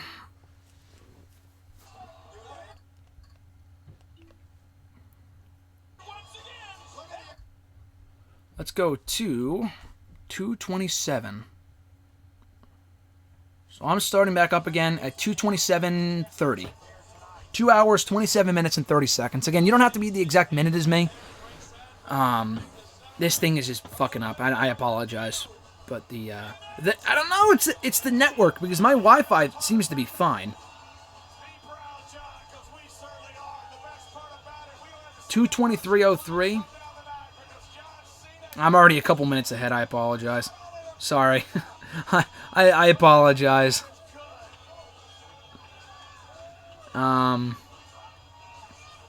Yeah, Triple H's 2013 entrance was cool. Cena's 09 entrance was cool. I love Cena's 24 entrance with the band, and they're like ba bum ba dum bum ba da da dum, and they got like the whole drums going. That's my favorite John Cena entrance. That always gives me chills. Speaking of which, RJ said the WrestleMania 30 Triple H entrance gives him chills. Gives him chills too. Easy for me to say. But yes, Triple H's 30 entrance was awesome. That was a really, really cool entrance. That whole match is great. Triple H and Bryan was a fucking phenomenal match. The U.S. title open was amazing. I totally agree, Clark. It's all good. 227.40 is where he's at. That's where Clark is. Yeah, I'm at 228.50. I think the stream is lagging a little bit. So that's not where I am presently. Rusty said that his thing was at the wrong mark. I'm good. That's a beautiful stadium, Santa Clara, Levi's Stadium in Santa Clara. Beautiful stadium. We're almost there, guys. We're almost there. We're closing in at the 2:29:18 mark. Oh, they're at the fucking kickoff show panel. Who cares? I would normally fast forward, but because I'm watching with you guys, I'm gonna just leave it be. Byron Saxton looks exactly the same. Corey Graves looks a lot younger. No beard, longer hair. This was only a couple months after Corey became a commentator, too. I've always been a big Corey fan. We can skip this talking BS if you want. You know, fuck it, yeah. Ba. Skip it. I'm skipping it, guys. Skipping the replay of the Andre the Giant Memorial Battle Royal and the tag team nonsense. Who cares? So I'm going to start at... Let's see. Where am I? Come on, dude. I mean, my network is fucking up today. And the kickoff show is still going. Jesus Christ. I am at the... Oh my God, they're still reviewing the kickoff show. This would have been a perfect time for me to get up. Okay, let's go before this. Okay, go before the Triple H and Stephanie thing. Let's go to the beginning of that. Oh my goodness.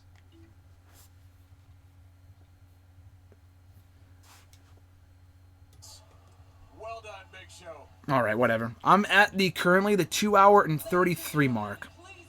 2 hour and 33 minute mark. So, if you want to join me, that's where I am. They're just starting. They're announcing Triple H and Stephanie in the ring right now. That's where they are. Shawn Michaels' Mania entrances at Mania 12 was great. 25 is awesome, too. Mania 20, I mean, it's obviously one of the greatest matches of all time. But, yeah, no, that's a great, great Mania entrance. You can look at my ego. Alexis on her way home. I gotta share with you, I remember what it was like at WrestleMania 1. I was 8 years old. Oh my God, who cares that Stephanie was at WrestleMania 1? Who cares? Andre the Giant body slam Big John Studd. And that was in front of a capacity crowd of only 20,000 people. And at This segment went on forever. It was entertaining, but it went on forever, dude. Alright, let me tweet out a link to the live stream real quick. here tonight, WrestleMania 31 in front of over 76,000 people. And WrestleMania is not Still live on YouTube, watching but in 170 WrestleMania countries on virtually any streaming device via the 5-year anniversary.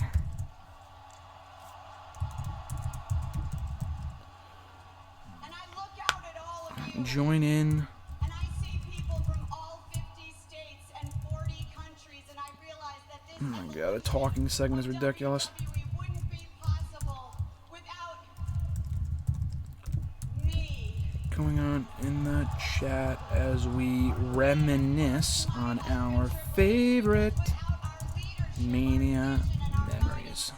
WWE would not be. Still live on YouTube watching WrestleMania 31 on its 5-year anniversary. Lots of fun going on in the chat as we reminisce on our favorite Mania memories. Tweet. I guess the truth Only 20,000.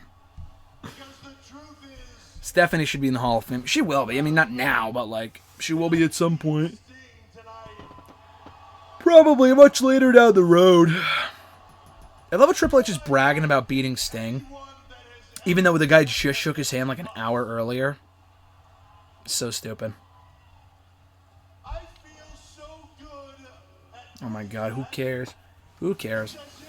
Alright, story time for you guys real quick. I just thought about this watching this show. We were talking about Mania Weekend and all this other stuff.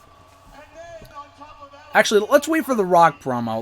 Let's wait for after Rock to come out. We'll hear that pop, and then I'll tell the story. It's a Mania Weekend related story. I can't believe we got an Authority promo at WrestleMania. Like it was an episode of Raw from 2015. Surprised Triple H didn't take Roman's spot. If it was him 10 years ago, he sure would have. Oh no, 100%. Brock and Triple H 2 at Mania? God, no thank you. Or 5, technically, because they've had 3 matches already. Where's The Rock?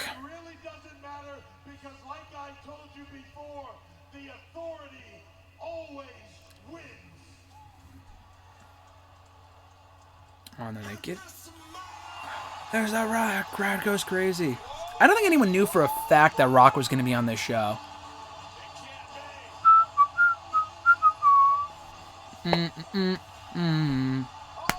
Deuce and Domino. That's a throwback. I had that Just Bring It shirt.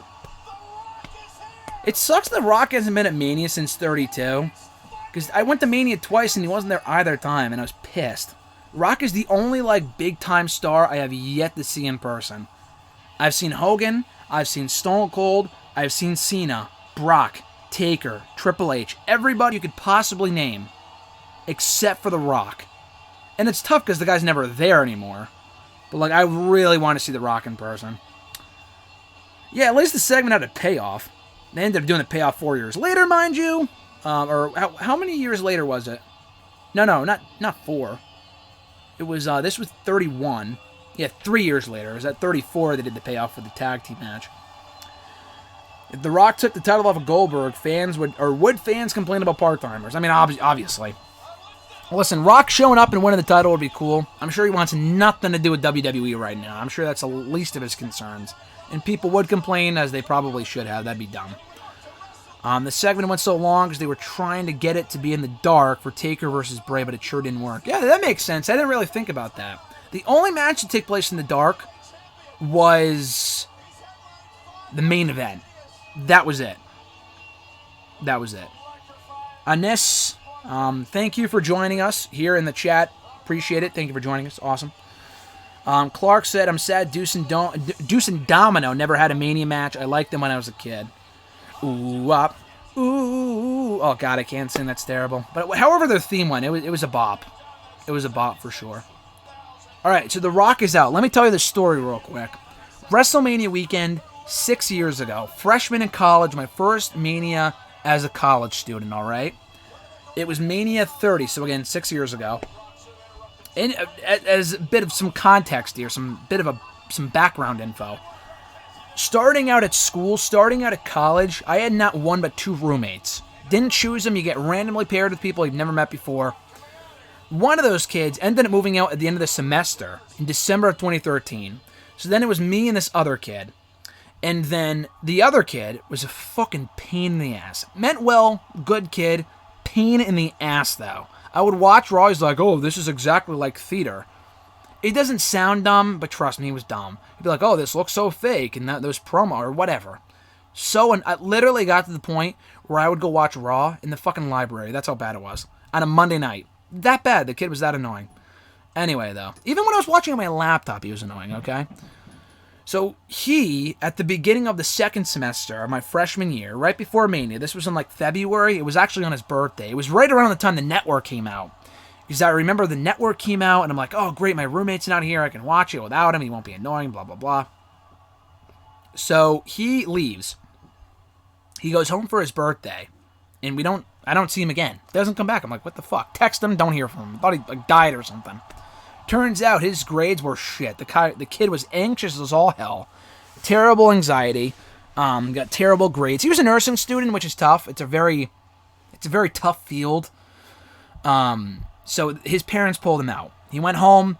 They found out that his grades were shit. They didn't bring him back. He came back to pick up his shit, but other than that, I had the room to myself for the rest of the semester. I had a single for the rest of the year. Absolutely amazing. So cool. Absolutely. It was like time of my life, okay? Mania weekend comes along. He texts me and my other friend, who I'm still friends with today, my roommate that I had the following year, the year after that. We were mutual friends with my old original roommate. Not the one that initially left, but the one whose parents took him out of school, okay? I know it's confusing. So he texts me and goes, hey, I'm going to probably stop up for the weekend if you don't mind. I might sleep over. This is on Friday. The Friday before Mania 30. The Friday before Mania, okay? I'm like, okay, fine. I'll probably be busy doing work. I'm always busy Mania weekend. Always. I'm always doing articles, shit like that. I apologize. I read your name wrong. I'm not great with pronunciation. I will not try to pronounce it. I apologize, but thank you for joining us nonetheless. Anyway, so the kid comes up on the Friday. He brings a friend with him. Never met this kid. Never even went to our school. He was some friend from, like, his childhood or some shit, okay? Never met the kid. Seemed like a decent guy. I think he was going to the army or something like that. I don't know. It was very weird. It was like, I don't know if you've ever seen the show Barry. It's like when Barry finds his friend Chris from home and he brings these, like, ex-military people with him to this party. Kind of like that. The kid comes up for the weekend, brings his friend with him. The kid gets blackout drunk.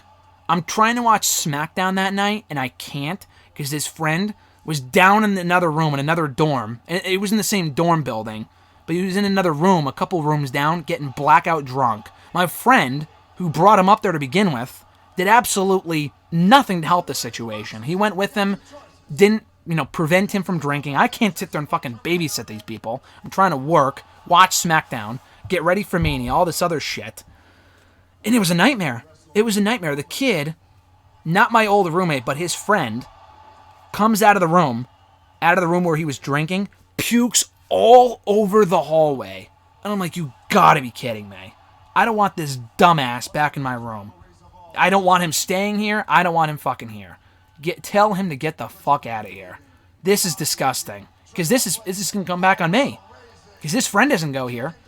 My old roommate doesn't go here anymore. He got booted. He doesn't go to the school anymore. So it's my room, so I'm going to get in trouble. I don't want this idiot in my room.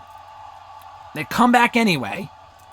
My roommate had to shower him. Oh, so gross. I don't really deal with that shit anymore. I've never had to deal with that shit. I've never drank myself. I don't deal with people who drink. So I've never had to shower anyone who drank. Like, that shit's gross. I would never do that. Unless it's someone I absolutely know very well and they had no choice. Otherwise, definitely not. So then I go back to my room and I'm like, this fucking idiot. And while they're getting this kid cleaned up so he didn't smell like puke anymore, the RA comes over and she's like, oh, we had an incident. We heard that this kid goes, he came back from the room. And I'm like, are you kidding me? He doesn't go here. He's not my problem. I'm like, yes, it was my old roommate. He brought his friend up. Whatever. It's not my problem. And I'm like, am I going to get in trouble for this? They said no. And I'm like, you got to be kidding me. The kid puked everywhere. He almost puked in my room. I told my roommate, I said, listen. I know I pronounced your name wrong. I'm not. I read your thing. I'm sorry. I said, it's not my fault. I don't puke in my room, though. If this kid pukes in my room, I'm going to be fucking pissed. So get him the fuck out of here. And I'm like, if you come back to school next semester, I am not rooming with you. Get your friend and get the fuck out.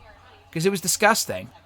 And then, so someone else had to come in, do an analysis report or whatever. And so they had to be like, oh, so what happened? Why'd he puke? Blah, blah, blah. This is the best part, I think. So all this is going down. I'm like, I already said, and I can't read your name again. I tried it. Ines, I don't know how to pronounce it. I'm sorry. He tries to,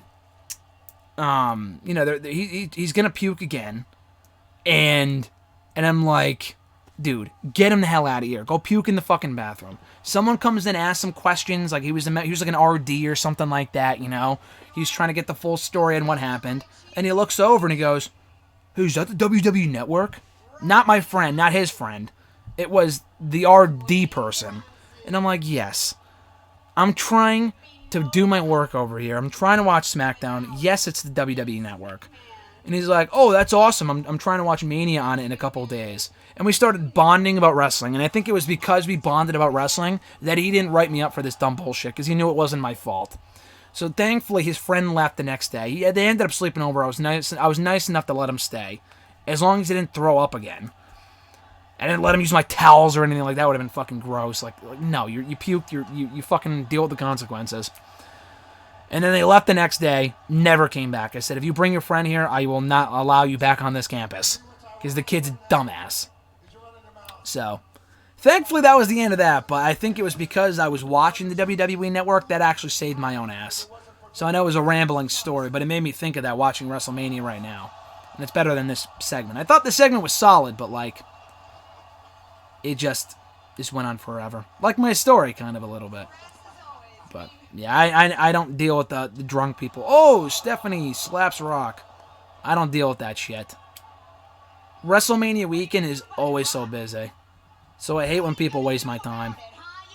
And that was a case of someone wasting my time. Thankfully, I ended up watching Mania with RJ, and I think the next couple of years after that, this Mania we watched together, 32, or 31 we watched together. 32 we watched together. 33 we didn't because we both went. Forever atheist loves to get wasted. That's great. That's not me. It's not my thing. But anyway, 33 we were both there, so we didn't watch that Mania together. Oh man, this segment went on forever. I could tell an entire story, and the segment's still not over yet. For anyone just joining us now, we are at the 2 hour and 47 minute mark in 23 seconds. That's right. Back yourself out of the ring, Steph. Oh, man. Hop on down. Thank you for joining us, everybody. Jesus Christ.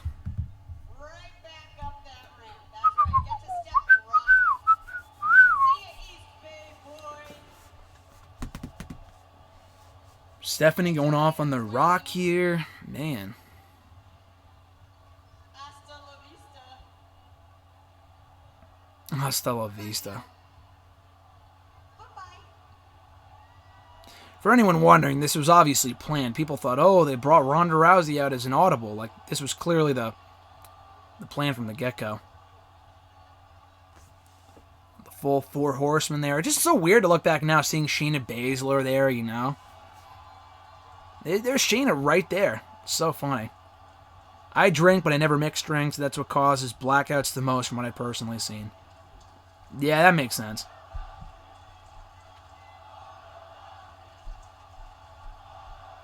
Yeah, I don't know. I don't know a thing about alcohol. Literally nothing. So I couldn't tell you. There's Shayna freaking out. That's so funny. And now she'll be a Mania this year, defending the NXT Women's Championship, or not, going for the Raw Women's Championship. How crazy is that? 5 years later, she's at Mania. And I guess Ronda was at Mania 3 years later. But still, there's Marina Shafir freaking out. That'd be cool if Roderick Strong was there too with her. That'd be funny.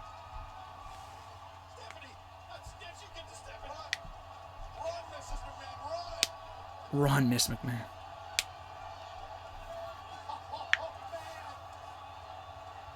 Clark said, man, my sophomore year college roommate had a mental breakdown one night. The night of Fastlane 2016, made his nosebleed, drifted on the floor, and it was writing in it with his finger. I moved out. I remember that, Clark. I remember that. I remember you either told me about that, or I think I read about it on Facebook. I remember reading about that on like your Facebook or something like that. That's fucking crazy. I never had to deal with that. So I can't say like, oh, mine was worse. That's way worse. That's pretty crazy. If you feel like you're about to pass out, that means you drink some more. That's funny. Yeah, I remember that. I remember that story, Clark. That is absolutely nuts. Oh, man. Man, I tell you, college roommates are crazy. I got lucky. I mean, the one that I ended up having wasn't, a saint, but neither am I. He was probably the best fit for me because the kid didn't drink either, so I didn't have to worry about him coming back and puking on the floor or some shit. But, still. Yeah, no, I ended up with a good roommate after that. This was an electric moment. It definitely was. This was awesome. Ronda was a really big deal at this point, at least until she lost for the first time a couple months later. But she was a really big star. I ended up going to see, Fast and Furious with her in it right after this. She was in the Expendables a couple months before that.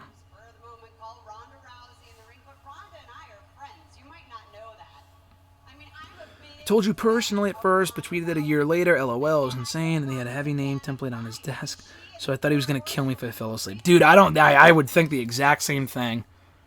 That is so fucking crazy. College roommates, dude, are something else. They are something else.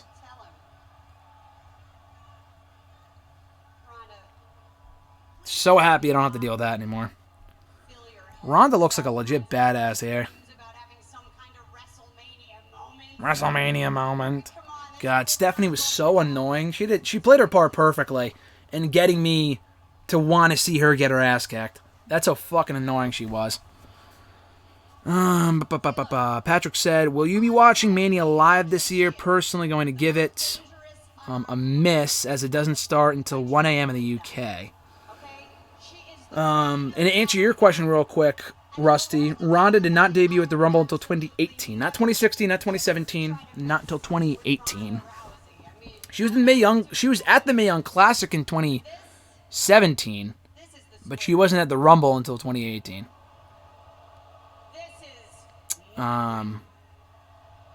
Yeah. I will be watching WrestleMania live both nights. I kind of have to. I'm writing about it as soon as it's over the first night, so I kind of have to watch it. But I'm lucky though. I mean, I definitely don't take that for granted, because I know I feel your pain, because I was in London on a vacation last summer, and I was trying to watch Raw. It would start at 1. It wouldn't get over until fucking 5 o'clock or 4 o'clock. It was so long. I don't know why I stayed up so late to watch Raw. I wouldn't blame you. Mania too. Mania starts so late, and it doesn't get over till like 6, 7 in the morning over there. 5, 6, 7 in the morning. Yeah, if I were you, I wouldn't watch it live. I don't blame you at all. Just skip through all the bullshit.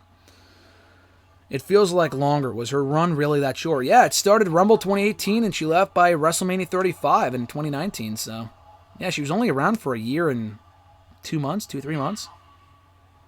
Did not last that long at all. But she had a great run, though. Ron had a really, really good rookie year. A lot of good matches, moments, headline WrestleMania.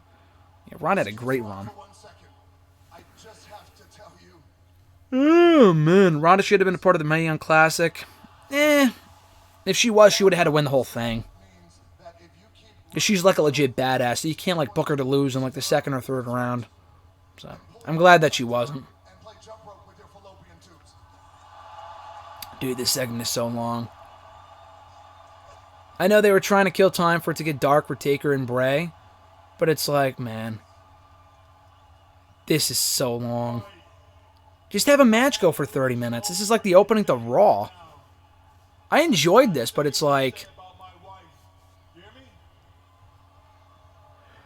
it's crazy, man. Like, this went on forever. Loud and clear, I couldn't agree more. It's the last thing I say. Just have, like, give Cena and Rusev more time, or, I don't know, Rollins and Orton only got like 10 minutes. Ah, fuck you, that's funny. Instead of suck it, he said fuck you. I never picked up on that. Oh. Take down a Triple H and out of Stephanie. She didn't beat the hell out of Stephanie because I think they were waiting for her to do it, like when they eventually signed Ronda, which they did, years later. But I'm glad they saved that moment for when she eventually did it at Mania 34. 3 years in the making, and it paid off big time. Stephanie was so annoying. She plays her character very well. They definitely overdid the length of this segment. Rewatching it now, I'm like, yeah, this is torture. It's a good payoff, but like this just goes on forever. This was like the last Mania to end on time too. It was the last Mania to end at 11 o'clock on the dot. The one after this ended at like 12, and every Mania since then has ended well after midnight, Eastern Coast time. Stephanie have been in the game for 21 years. Yeah, she's been doing it a long time. Since there are 2 nights of Mania, are there 2 main events, or does the first night not count? I mean, there technically is 2 main events. I mean, I only really count the second day, but technically there are 2 main events. Ronda and Rock would have been a badass team. Angle was probably better in that match at 34 than Rock would have been, but that would have been cool. We would have gotten Rock and Triple H, and then Ronda in there. That would have been cool. But you could definitely tell they were setting up for that mixed tag team match at 34. Or 32, I'm sorry. And then Ronda didn't, she wasn't good to go by then. And, whatever, so they didn't do it. And then Rock wasn't available. But this was a great moment for both of them. For both Rock and Ronda. What's your favorite Mania main event? Mine would be Benoit, Triple H, Michaels, 3-way at Mania 20. Yeah, that would be my second favorite. My favorite is still Triple H and Taker for Mania 26. That's not only my favorite, I think it's the best Mania main event they ever did. I thought that Mania main event was just perfect. And a great way for Shawn Michaels to end his career. But the main event from 20 is a very close second, though. The other ones, I'm trying to think of just as... I mean, Brock and Roman is up there, too. It's the best modern-day main event. I think it's better than the one from 30. Maybe. I'm not sure. It's tough to say. To answer Rusty's question, was she good to go? Why wasn't she good to go by 32? Well, she just lost. She was still with the UFC. And I think she was training for a return to the Octagon by that point. So, yeah, that's why. She had just lost. Her mindset wasn't really let's go do a match at WrestleMania. Like, she had just lost in November, so I think that's why. And Dana White probably didn't want her to wrestle. Her stock wasn't as high. She was setting up for a rematch at, the UFC show later on in 2016. She lost that. And that was officially when she was WWE bound by late 2017. Didn't show up until early 2018. But, still, it was really more a matter of when and not if she would show up at WWE, and she did in early 2018. Time for Taker's entrance, 10-minute entrance. Yeah, this lasts forever. Where are we right now? We're at 2:58. We only have about an hour left to go. So for those wondering, I'm at 2 hours, 58 minutes, and 11 seconds. And to answer Clark's question, did WrestleMania 35 end around midnight or 1? Do you remember? It ended at like 12:30. Definitely closer to 1. It ended at like 12:20. The main event didn't start until midnight. That's how long that show was. It definitely did not end until 12:30. I wasn't out of there until like 4. The hit was pretty bad. Getting out of MetLife last year was a fucking nightmare. But it was a long, long show. Chris Benoit, Jericho Angle is my favorite Mania match. Yeah, that's a great match from 17. Or was it? No, that was, No, I'm sorry, that's 16. That's WrestleMania 2000. That's not 17. That's 2000. That's a good match, though. Yeah, I didn't get home until 4. That's how bad it was. I'm never going to MetLife for another Mania again. That arena leaving is like a shit show. This song in the Bray Taker video package, I'm pretty sure is by Shaman's Harvest, who did Broken Dreams.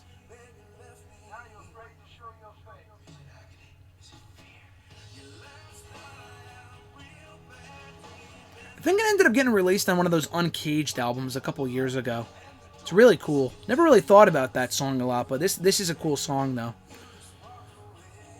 Bray losing in back-to-back Manias was just baffling to look back on. Guy lost in 3 Manias. Bray Wyatt has never won at WrestleMania, ever. That's so bad. He lost here. He lost at 30 to Cena. He lost at 33 to Randy Orton. He got embarrassed by The Rock and John Cena at 32. He helped Matt Hardy win at WrestleMania 34 in the Battle Royal. That was on the kickoff show. So bad. And he wasn't even there last year.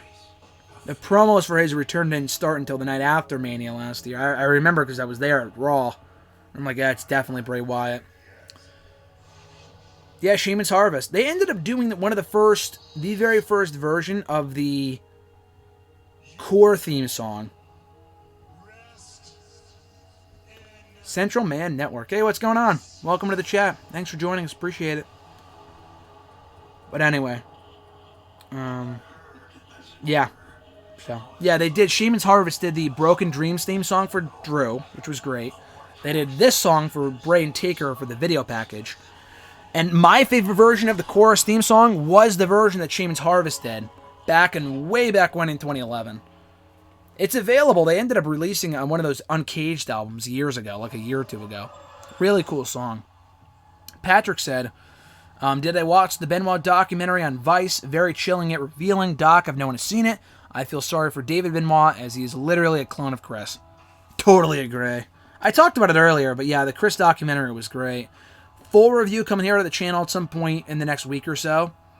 But it's available on YouTube in 2 parts if you want to check it out. But, yeah, definitely check it out. I feel really bad for David. I don't really see the need for him to be like, oh, I want to be Chris Benoit Jr. That just seems stupid to me. But I feel bad for him because he literally did nothing wrong. And then WWE didn't even bother to reach out to him after the whole Benoit tragedy happened. Or Nancy's sister, Sandra. How sad is that? That's so fucked up. That's so fucked up, dude. It is really silly that he has a lit lantern in the middle of the day. I thought the scarecrows were cool, but the lit lantern in the middle of the day just looks silly. It really looks silly. Chris Benoit wasn't an ugly dude. Why would you feel bad for David for looking like him? Because he looks exactly like a fucking murderer. That's why. That's why. And it's sad. Not that he looks like him, but the fact that, you know, people will always be reminded of what Benoit did when they look at David. And that sucks. Yeah, only Chavo and Chris reached out. Chris Jericho, that is. That's so fucked up. They didn't even do anything wrong. Oh, we want to distance ourselves from the whole Benoit thing, blah, blah, blah. But there's people involved in this incident that are very much affected, even more so than you guys are. Because they were a legit family. It's so fucked up, dude. And they got to deal with the consequences. Terrible. Yeah, I was just about to say, Rusty. I wonder who those scarecrows are, too. I think they're NXT people. Like Sami Callihan said, who was Solomon Crow back at that point, said that he was involved in Triple H's entrance like at least 1 or 2 times. I don't think he was a part of this one because these people are pretty tall and Sami's short. But it's probably people from NXT if I had to take a guess. Because they're easy people you're already paying anyway. It's not like you're paying them for like a Mania payday, you know? It's probably people from NXT if I had to take a guess. Same thing with Triple H's entrance from earlier on in the evening when they dressed up with the whole, you know, silver... What's it called? The silver skulls and whatever. I'm pretty sure Sami was one of those people. I know he's talked about that before. Hey, Alexis is back. She texted me saying that she was home, but now she's back here in the chat. We started the stream, and she was here at that point, and she's back already. That's ow, fuck, I just bumped my elbow. And we're already back already. And we're still streaming is what I meant to say. That's crazy. Baron Corbin is probably one of the scarecrows. Yeah, I assume he is. Definitely. He's a tall dude. That would make sense. Undertaker versus Sting in 99 would have been a nice Mania match. Yeah, that would have been lit. That would have been lit. Not Bray's Lantern, but that match would have been lit. It would be funny if Rowan was one of the scarecrows. Yeah, he was involved in the Battle Royal. He wasn't on the actual Mania card, so wouldn't be surprised. I would love to know. I would love to know who those people are. It's never been revealed all these years later, but I'm sure it's people that we actually know. Like in Triple H's entrance at 30, we knew the women that were involved in that one were Sasha, Charlotte, and Alexa Bliss. But you can't tell who those people are involved in that entrance because they all have masks on and whatnot, you know. What's happening? We're watching Bray Wyatt versus The Undertaker right now, Alexis. That's what's happening. We are currently, if anyone wants to join us, we are at 3 hours, 5 minutes, and 20 seconds. Undertaker is just about to make his entrance if you want to watch along with us. And we're just getting to the good stuff. It's been a great show. We still have the main event to go with Brock versus Roman. One of my favorite Mania main events ever. It's a great match. Thank you, Clark, for informing Alexis where we are here in the live stream watch along. I'm hoping too. Yeah, Charlotte's WrestleMania helicopter entrance at last year's Mania was a really good Mania entrance. Yeah, that was cool. I thought Ronda's was cooler because they had Joan Jett there performing the song, but it was still cool. Anyway, yeah, so I was telling Alexis, like, earlier today, yesterday, whatever, maybe we can have her on here on the show. Do the live stream with her at some point. Either watching an old Mania that she hasn't seen or a Mania that she has. Or, I don't know. Maybe we can watch, like I said, a movie, Marvel movie, MCU. Really, whatever you guys want to see. I will live stream really whatever, if I have time for it. We can't do Manias all the time. These shows are 4 hours. Like, an hour and a half movie is way more, like, it's way easier to do than this. So, anyway, back to the chat real quick. Central Man Network, thoughts on Cena versus JBL match from One Night Stand 08. Good match, the First Blood match, right? I think that was the last First Blood match the company ever did before they went PG officially. I like the match. I love that show, though. There's way better matches on that show than Cena and JBL. There's Edge and Taker in the TLC match. Batista and Shawn was fucking phenomenal. I love that match. The stretcher match, I'm not sorry, I don't love you. Oh, tearing at the heartstrings. When Batista said that to Shawn right before he fucking pushed his ass right on the stretcher over the line. Great stuff. Yeah, so they had that match. I think Melina and Beth in an I Quit match was good. Yes, there was a pay-per-view called The One Night Stand. Yes, it was. It's what Extreme Rules is now. That was the One Night Stand pay-per-view.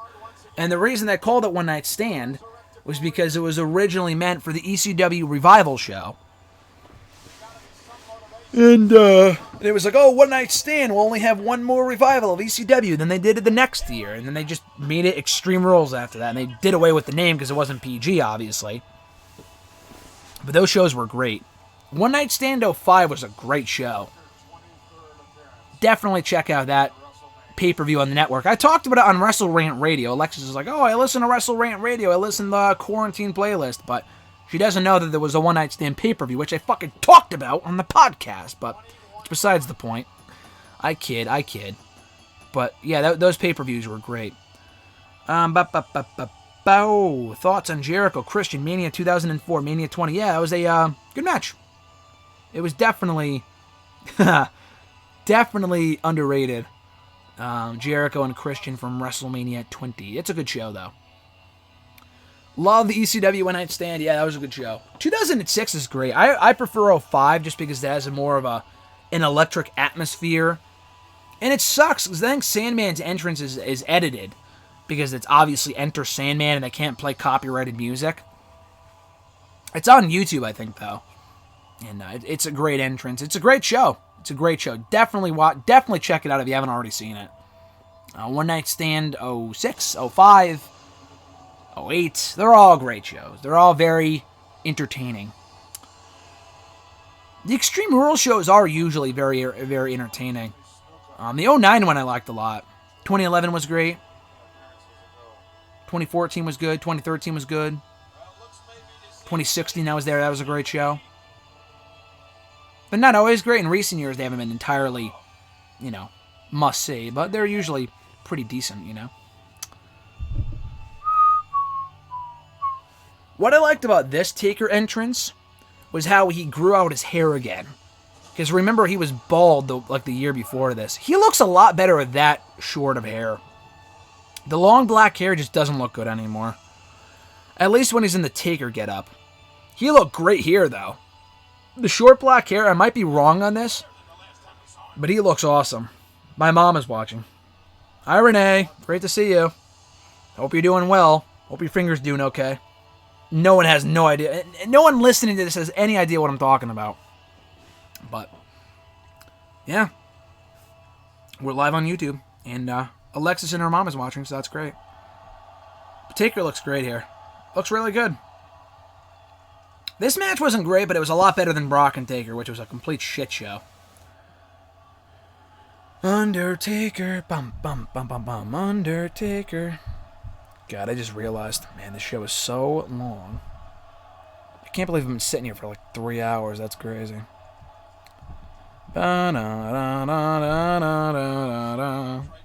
It was cool how Orton reversed the Jeff Hardy Twist of Fate in their 2008 Rumble WWE title match. That was one of the best RKO reversals of all time. Good match, too. I loved Undertaker's gear here, Clark says. Yeah, no, I agree. I love Taker's gear here.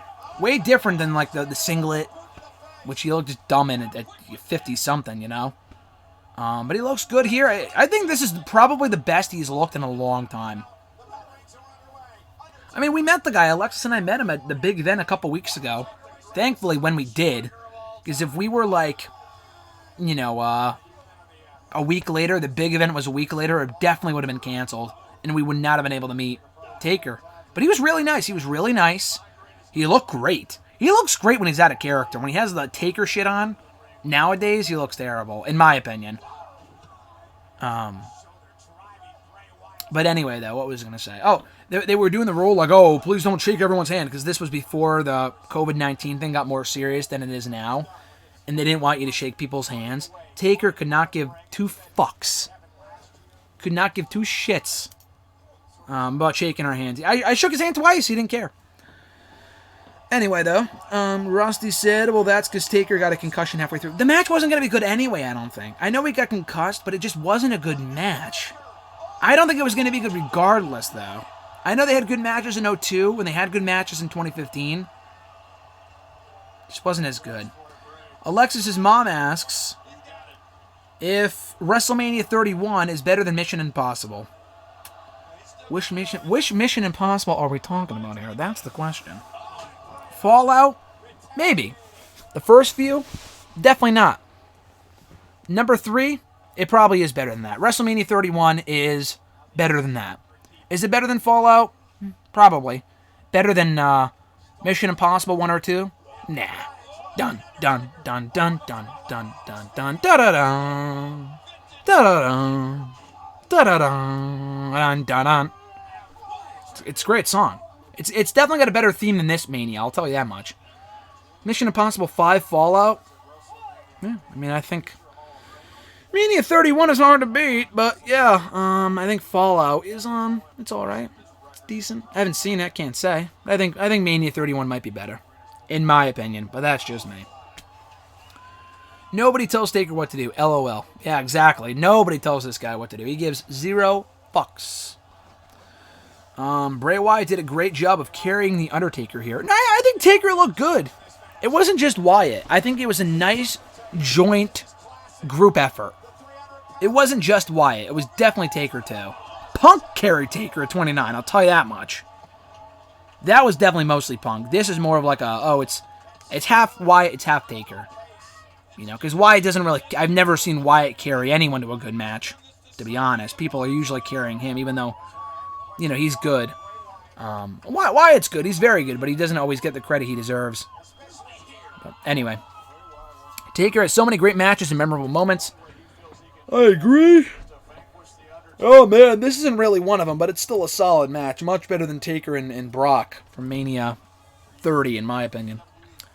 For anyone just joining now, if you want to join in on the fun, we are at 3 hours, 14 minutes, and 18 seconds.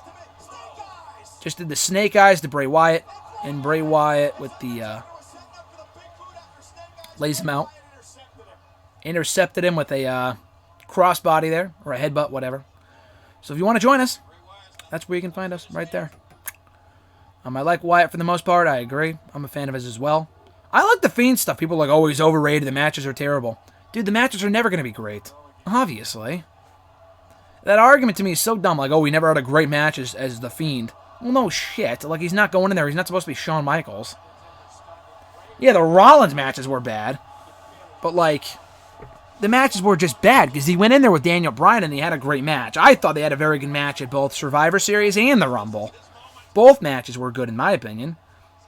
That's just me though. Bum bum ba-dum. Ba-da-dum. Ba-da-dum. Be-doo-doo. Be-doo-doo. Bum bum bum bum bum bum. Just checking something on the tweets machine as we speak.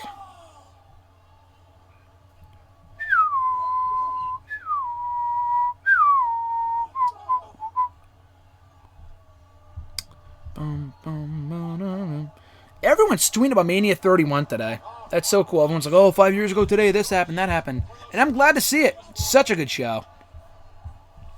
I love Bray. Alexis loves Bray. I know. I'm a big Bray fan myself. Alexis is the biggest Bray fan I know. I'm a big Bray fan myself as well. I liked Bray when he was in NXT with the Wyatt family. No, NXT Wyatt family was prime. Won the tag titles. Well protected for the most part. They were good. Alexis, what? Graham Watt. What do you need, Alexis? Jesus, just text me if you need me so bad. Jesus Christ. Good at the Hall of Fame isn't happening this year. Was looking forward to British Bulldog and Batista's induction. Oh, I'll tell them in a second what I got you for Christmas. Yeah, I think the Hall of Fame might get pushed to SummerSlam. I heard it might not be happening over Mania. I mean, it won't be happening over Mania weekend, but it will be happening, just not until like SummerSlam, I believe, if I read that correctly.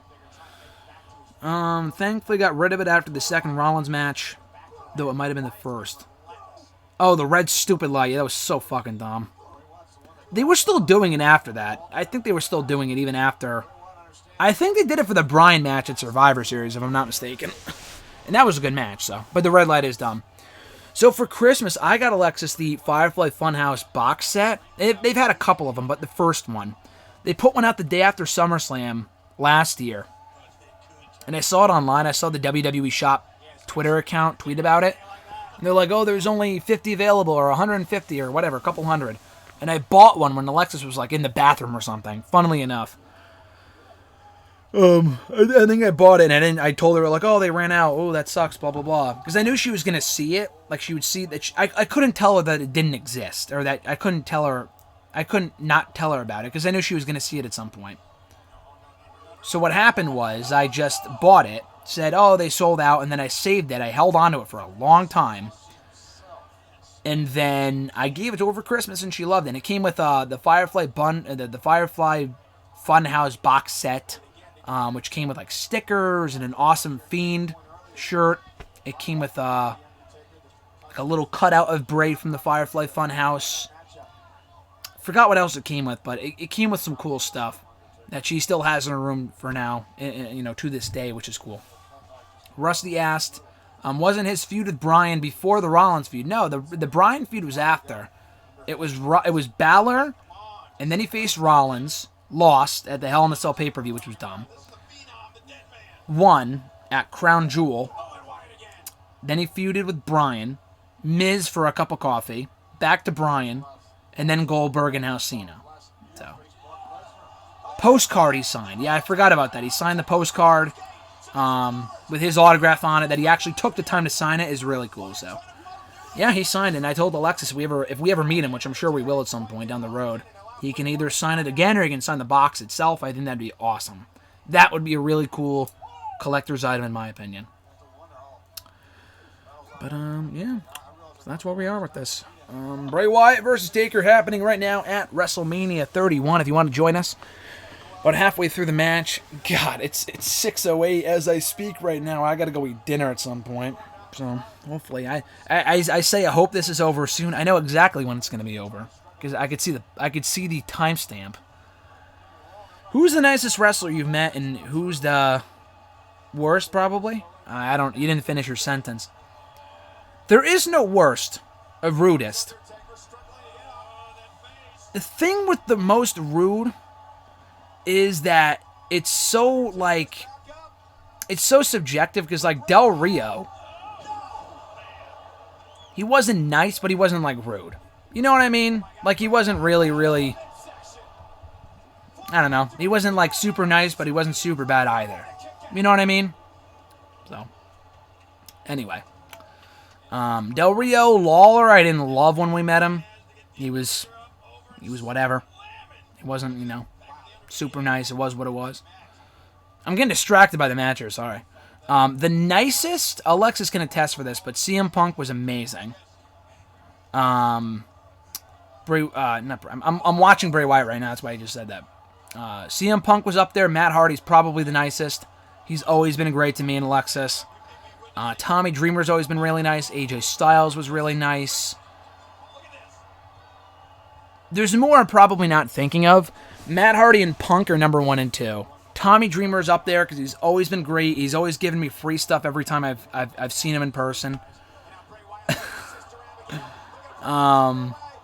So, yeah. Daniel Bryan was nice when I met him. Oh, chokeslam to Bray. That was a cool transition.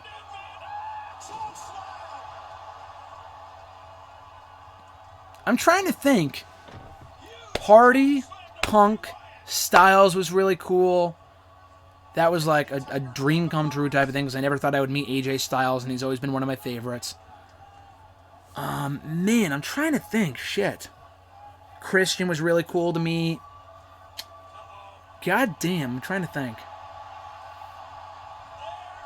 Oh, well, wait. Alexis wants the FaceTime. Let's see what Alexis has to say. Can you see me? Yes. You trying to be on the live stream right now? Yeah, I am. Oh, my goodness. Is that what you said? Wait, hold up. Gold Dust was rude. What'd you say? Gold Dust. Oh, Gold Dust. Yeah, he was. I love how you had the FaceTime. You couldn't even audio FaceTime. No. Gold Dust was rude. Yeah, I'm calling him Gold Dust because that's who he was when we met him. He wasn't Dustin Rhodes. Yeah, he wasn't Dustin Rhodes. That's funny. And then, wait, I'm putting on the live stream so I can see this. Don't put up the volume, though. Don't put up the volume. No, I'm not. Sean Waltman was really nice, too. Yeah, he was so nice. He was like, hey, do you wanna see my dog? I'm like, it's sky blue? Like, yeah. Hey. Boost the audio on you. Kevin Nash was nice to give me a free autograph, which was cool. Bobby Lashley was very nice. Bobby Lashley's really nice. Sting was really nice. He was cool. EC3. EC3 was cool. We had a lot of people. The ones that stand out are Matt Hardy, CM Punk, and Bobby Lashley, and Johnny. Yeah, Johnny Gargano's great too. Ciampa was really nice. Rhea Ripley was great. Oh my god, and Keith. Keith was really nice. Everyone's really nice. I haven't really met anyone that's super rude, so.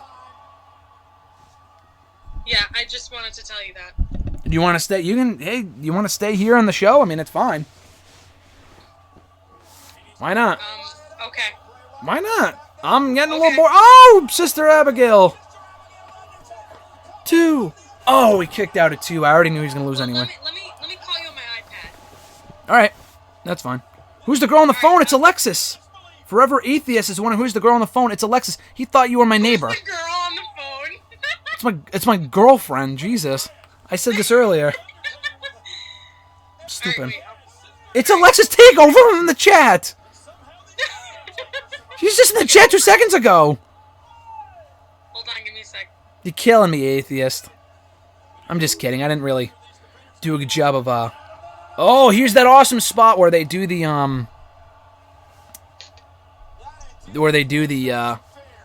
sit-up thing. The crab walk. Oh! And then the sit-up. Awesome. Clark said stay here, Alexis. Oh. Okay. Oh, 1 sec. Can you guys hear Alexis all right? I'm trying to boost the audio as much as possible. I'll put you like as highest as I can so you can hear. They might not be able to hear you. I don't want it to sound like I'm having a conversation with myself here. I think they can hear you, though, because Clark said stay here, so I assume that they can hear you. Hi, Clark. How long has America been in lockdown for? England got put on lockdown last Monday, and I've never been so bored in my life. We're not on lockdown, but we're close to it. I mean, we have a stay-at-home policy. Oh, Clark said yes. Huh? I think it's since last Monday. The stay-at-home policy? That was a week ago, but like they closed down movie theaters and gyms and stuff like that 2 weeks ago. It all blurs together at this point. Clark said, "What's up?" Day has melded into one. Clark said, "What's up?" Nothing much, Clark. Clark's the man. How's Lewis? How's fuck you, Clark and Lewis and Clark? I'm sure he hasn't gotten that a million times. It's not like I've gotten the Alexa joke 55,000 times. Stupid. I fucking hate that joke. Dumb. Alexa, the robot? No. Dumb. Where did Alexis go? She's right here. She hung up and then she had a Skype on her. She Skyped on her iPad. She hung up and then she's back. Don't worry, she's here. Kissed Undertaker. Little smooch. And here comes the tombstone. And oh!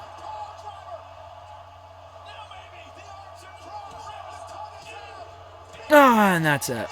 What'd you say, Alexis? I forget. Oh my goodness.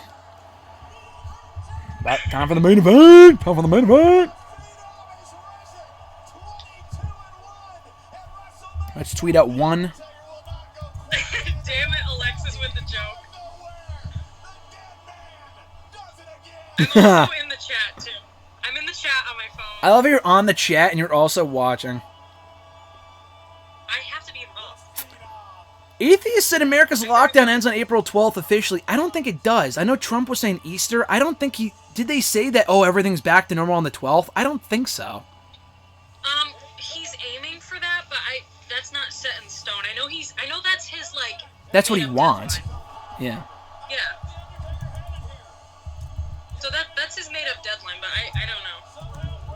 I will say, from what I've seen, I haven't watched the news, like, every single day constantly, but yeah. I will say that he's handling it pretty well. Yeah, I'm not going to go into that. I mean, that's going to cause a lot of disagreements with Trump. Yeah, no. I won't go into the Trump stuff. But, I understand. no, I won't agree or disagree with you, but I agree. I mean, not that I love the guy, but... I'm not going to agree or disagree, but I agree that the situation overall, they're trying to do, not just him, but like everybody's trying to do the best that we can. Everybody. And social distancing. Hey, listen, if we couldn't social distance right now, Alexis would be at my house on the video camera with me, so... Yeah, exactly. This is annoying. It's dumb. I would probably be seeing her anyway, but someone I know is feeling under the weather, so we're trying to take precaution here. They're fine, but like, you know, you got to do what you got to do. Actually, at my job, I'm a cashier. They put all the panes of plexiglass in front of all the registers. Every business is doing that, I think, because I was at a pizza parlor on Friday, and they put a pane of glass in between. And a table, too, for the 6 feet thing. Like, I think businesses are like... That's not a choice. I think they have to do that. Oh, yeah, no. They made us do it. We have stuff in front of our registers to force people to stay back. And then some people are coming near me. I'm like, get away. Go. What are you doing? Go away. What are you doing? That's funny. This lockdown won't be over until at least the end of May, in my opinion. No, I agree. I don't know. I'm not even going to speculate. Rusty said earlier, like, oh, the end of the year. I mean, it may be. We don't know. We have no idea. I'm not even going to sit here and speculate because we have no clue. Listen, Rusty. I'm not... That's... No. Hey!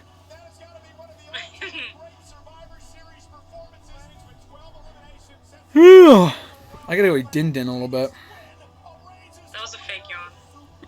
It was, but I'm tired just sitting here. I haven't got up at all for 4 hours. Why don't you just get up and stretch? Get up. No. Oh, first of all, I gotta show off my shirt. I haven't done this yet. I haven't showed off my shirt for the camera. Whoa. Ah! Oh my god. Oh my god. Dude, the chair, wait a second. You know what happened? I just stretched and the leg of the what's it fucking called? You know the leg thing? What'd you say? Yeah, the chair extended by accident.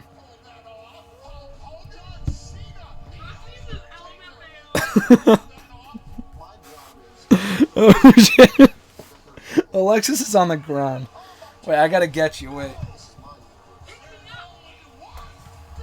Wait. So much for stretching. But you stretched, didn't you? Not really, because before I could, I got tangled. Shit. Okay, well, never mind. Oh, I love you, but ouch. So dumb. I'm in pain. Oh, fuck. Okay, there we go. Alright, we're good, fam. We're good. I ate lunch right before I started, so I'm good for now. I do have to pee, though. I know you did. Only now I have to pee, which is weird. I had a whole bottle of water. Where did my bottle of water go? Fuck, where'd it go? I know you had lunch. I watched you eat it. Oh, God. I was on my lunch. I was on my lunch when you had lunch. Isn't that That's cute? funny. Goals. Anyway, gotta show off the shirt. If you guys can see it, WrestleMania Orlando, that's why I'm wearing the Orlando hat. WrestleMania 33, I love the shirt. Mania 33, let's go. I would love to watch that Mania back and do a live stream, but I just don't know if I have the time in the next week, so we'll see. This is the only time I could do it today. It just ended up being perfect, so. Yeah, it is, Rusty, such a great main event. I agree. It's a very good main event. What's the main event? Brock and Roman for the WWE title. We watched it last year. It's when Rollins cashes in. Oh, that's right. You told me that. We watched it, too. Remember we watched... You think I remember it? Sometimes I can't even remember what I have for breakfast. I know, but I'm just saying, we watched all the best Mania matches in the last decade last year, and this was one of them, so... Wait, we did? Yeah, we did. Remember we were watching all them? We watched a lot of matches. Because you wanted to watch them. We watched Styles Nakamura. We watched Shawn Michaels versus Triple H. We watched Shawn Michaels versus The Undertaker, both of them. We watched Triple H and The Undertaker. We watched CM Punk versus Jericho. CM Punk versus Taker when he came out to the Cult of Personality thing. We watched all this stuff. No, I remember that now. When was that? We watched this last year. We watched Sting and Triple H when the NWO and the DX came out, and you're like, what the fuck is this? We watched all of them. We watched all of them.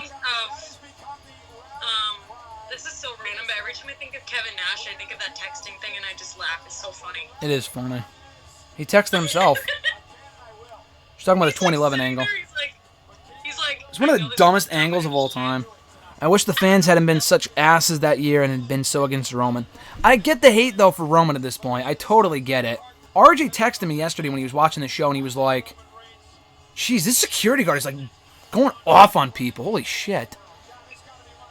He's fucking pissed. Remember the security guard that ripped the sign out of that fan's hand that said Lana likes BBC? Yes, I remember that. It was funny as hell. Clark just... You see what Clark just said in the chat?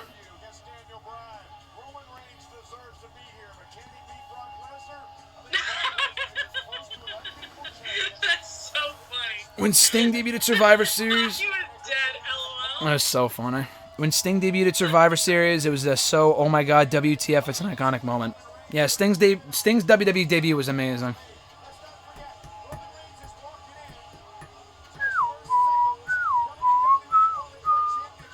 I wonder how these wrestlers come up with their names. A lot of them don't. I mean, a lot of it's WWE. Roman is a weak... Kind of hurt. Someone has a sign that says, Roman is a wank pheasant. That's so funny. LOL. LOL.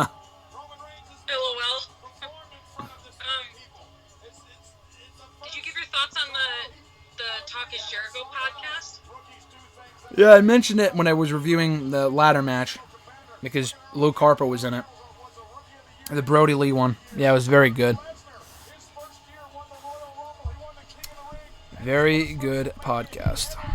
I'm going to move the camera up a little bit. I was surprised at how he sounded so different. I'm like, is that him? Like, I know, he sounds like a normal human being. AEW video game versus WWE 2K20 video game PS4 shows both. I have no idea what you're talking about, Glenn. No idea, I'm sorry. I wish there was an AEW video game. Would love to see that. I think that'd be cool. This is when Roman had his dumb contacts on. The blue ones? He's the blue contacts on. The fireworks. I'm all about realism. I just don't like that. Like, Rhea Ripley has the contacts in and they look terrible. I don't like that. Yeah, and it's dumb. Clark says, Stupid. Roman is a wank pheasant is my favorite WrestleMania fan sign because it's so stupid it's hilarious. I agree, Clark. It's funny. My favorite wrestling sign, and you guys can talk about this in the chat if you want. My favorite sign I have ever seen was 9 years ago. What is a wank pheasant? Forever Atheist? I have no idea, but it's funny as hell. My favorite sign was 9 years ago. Valentine's Day episode of Monday Night Raw 2011. I think it was The Miz versus Daniel Bryan. If you go back and watch the match in the network, you can clearly see the sign. It was the night that The Rock came back to WWE. Someone had on their sign, the crowd just went nuts for Brock. On the sign it says, I love my wife. But the W in wife is the WWE logo, and IFE is crossed out. It's so funny. I love that sign. Funny. It's a very clever sign. It was 9 years ago, February 14th, 2011, if people want to watch it. Great sign. I love that sign. It was like front row, too. Front and center. My favorite is still the Lana Loves BBC. That one was fucking hilarious. Especially for the way that the security guard ripped it out of their hands. They were like, fuck, give me a fucking sign. It was so funny. An oldie but a goodie is who booked this shit. That's funny. When people hold that up, who booked this shit is fucking hilarious. That is funny. Big fight feel here for Brock and Roman is real. This is great. Patrick said, I could be wrong, but this was the first Money in the Bank cash-in that happened at mid-match. Yeah, it was the first Money in the Bank cash-in that happened mid-match, and the first Money in the Bank cash-in that happened at WrestleMania. So, that's why it was so cool. That's why it was so awesome when Rollins cashed in, because we had never seen anything like it before. When he cashed in the middle of the match, because no one was expecting it. If anything, people thought he would cash in afterward, not in the middle of the match. But it worked out perfectly because Brock didn't have to lose the title by getting pinned. It was Rowan who got pinned, so it was perfect. But anyway. So hold up. Did that mean that it was a triple threat? Yeah, it turned into a triple threat. On paper, this is a triple threat match. It will go down in the history books as being a triple threat because it turned into a triple threat. Because it finished as a triple threat. Yes. Yeah. So if you look on Wikipedia, it says it's a triple threat match. It's not like it was a singles match that ended in like a no contest that then would turn into a triple threat. No, it's one continuous match. It's confusing, but that's just, I think it's what it's classified as. Let me just double check. Mm-hmm.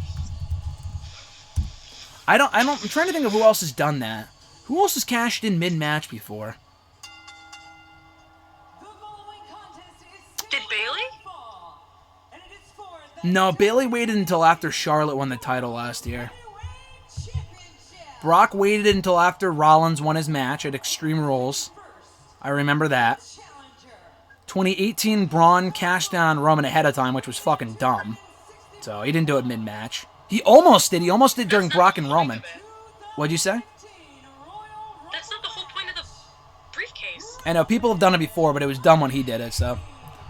He almost did it. He wanted to interfere in Brock and Roman at SummerSlam, but he just didn't interfere for whatever reason. So it never happened. Yeah, it says triple threat here on the Wikipedia thing. They're saying Alexa Bliss did that. Yeah, she did. She did do that in Money in the Bank 2018. That I'm forgetting about that.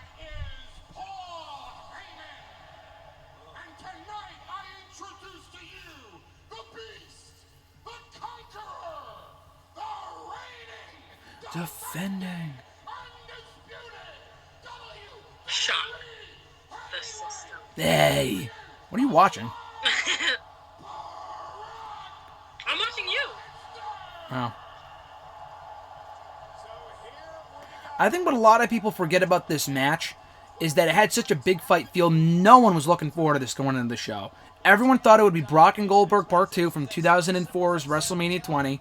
When everyone knew at MSG that Brock and Goldberg were leaving, the crowd shit all over it. They pooped all over it because they knew they were leaving, so why would they give a fuck? People were going to give this that same reaction because even though it's a bigger arena, and I love the way the sun is setting right now, that's perfect. And then the match ended at night, which is cool. But people were going to poop on this because Brock was leaving, and Roman, I mean, obviously he was going to win the belt. Why wouldn't he? It makes perfect sense. But people didn't want Roman to win the belt. They wanted Daniel Bryan to win the belt. So the people were going to shit on it until they found out days before the pay-per-view that Brock was staying. They found out like mere days before the pay-per-view that Brock was staying. Oh, F5 in the first 10 seconds. Holy shit. And once Brock was announced as staying, they were like, oh my god, he could actually win now. There's a good chance he could win. And they were super behind Brock here. So it was a very cool atmosphere. I remember that because RJ was asking me about it the other day. Like, why was Roman so hated? You know, why was the crowd so hot? It was because they knew that Brock, there was an actual chance he could win. And then he wasn't just going in there to lose the belt to Roman. So I was one of the people in the crowd at WrestleMania 20. Oh, that's pretty cool. At MSG. Rusty wants WrestleMania 40 in MSG. I just don't see that happening. There's so much about that we have 80,000 people in attendance. I don't ever see them going back to a small arena ever again, unless they have to.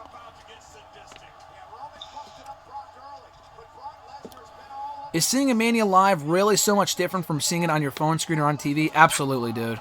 100%. Yes, it is. That's dumb question, I'm sorry, but it's a dumb question because I had last row possible for Mania 33, sat in the fucking bleachers of the nosebleeds. The nosebleeds for the nosebleeds. Being there for that Hardy Boys return is the greatest thing I've ever seen live. So yes, it is definitely different than being there from watching on your TV. It is. It's a long show, it's a task, because the show is like so long, and last year didn't end until like 1 o'clock in the morning. But it's still like an experience you will never forget. My first WrestleMania was last year. 35 was a very good show, and being there in person enhanced the experience. That was so fun. Oh my god, that was the most fun I think I've had in a very, very, very long time. And because it was live, because of all the fireworks. Hey. Joan Jett playing. Oh, I love Joan Jett. Seeing Ronda Rousey come out live was incredible. Yeah, it was all sick. I needed was Bray Wyatt. Hearing the Hardy Boys and everything was really cool.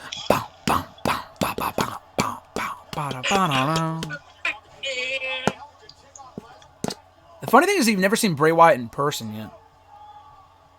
No, I've never seen him in person. Not yet. And, you have comments to response to? I kind of cut out there for a sec, but let's see. No, it's not a dumb question. I'm just kidding, dude. It's not a dumb question. But it is definitely a different experience. WrestleMania in a smaller arena was better, in my opinion. More casuals in a bigger arena, more hardcore fans than in a smaller arena. That's why the post-WrestleMania Raws are so good, because it's the WrestleMania crowd, but 10,000 of them, not 80,000. That's why the post-WrestleManias are amazing. So yes, I do agree the smaller arenas, the bigger arenas have a bigger fight feel. The smaller arenas are fucking hot, because there's fewer people and there's hardcore fans. So, yes, that's why the post-WrestleMania Raws, in my opinion, are so much fun. It's like WrestleMania. It's like WrestleMania shrunk down. Hey, Jamie Lee Mack, joining the chat. Bringing back the Mac. I'm bringing back the Mac. Jamie Lee Mack in the chat here today. We got a bunch of people sending in questions over the last 4 hours. A lot of familiar names, faces. Appreciate it. Great to see you, Jamie. Hope you're doing well. Jamie Lee Mack is the man. I have been following Jamie Lee Mack. I have been privileged to call him a friend since May of 2012. That's a long time. That's almost 8 years. That's crazy. I think we may have lost Alexis. Let's call her back here real quick. Yeah,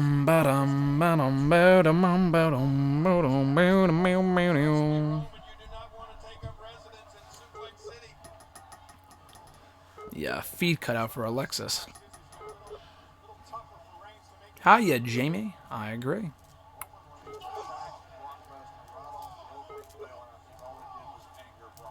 Man, this is such a great match.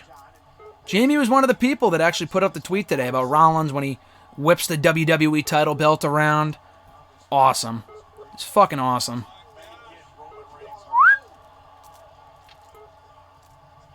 I think Alexis' phone died because it says offline. If she calls back, she calls back. Anyway, though, this is such a great show. So if you guys want to join in before we get started here, we're almost done. We're at the 3 hour and 45 minute mark and 27 seconds. Brock just got done kneeing Roman right in the chest. There's only about 15 minutes left, but it's the best 15 minutes of the show, so if you want to join me live, skip ahead. Patrick said, if the Roman-Brock match happened in a smaller WrestleMania arena, the crowd would have booed it out of the building. No, I agree. Rusty said, yeah, I figured her phone died. Yeah, I think it probably did die. I mean, I just tried calling her, so hopefully she'll be back. Hopefully she calls me back before we wrap up here. Jamie said, we've known each other so long that we're now able to say, back in my day when we're talking about wrestling. Yeah, exactly. That's how long it's been, Jamie. That's crazy. 2012. That's fucking crazy. Totally different, like, Twitterverse. Totally different landscape of wrestling. That's fucking nuts. Jamie, so on my top 2 list of people to meet, 3 actually, I'll say 3, are Jamie Lee Mack, our Twitter peeps that I've never met in person before. Jamie Lee Mack is probably number 1. I've known Jamie for so long, longer than anyone that I haven't met yet. He's number 1. He's up in Canada. Either got to go up there for a show, meet him down here for a show, somewhere, someplace we will meet. Back when Twitter and most of the social media was mainly enjoyable. Yeah, exactly, and it wasn't a fucking cesspool. Jamie's number 1. John Ritland is number 2. I've known John for probably about a year less than Jamie. I think I've known John for about 7 years now. But yeah, he's number 2. And then Clark has got to be on that list as well. I've known Clark for a long time. Probably, Clark can chime in here and let me know, but probably 2012, 2013, if I'm not mistaken. It's a long time. Rusty said, I've been here for almost all of it. I came into the tail end of the ladder match. Yeah, Rusty, I appreciate you, my man. Appreciate you being here for the entire live stream. That's awesome. I appreciate it. Thank you so much.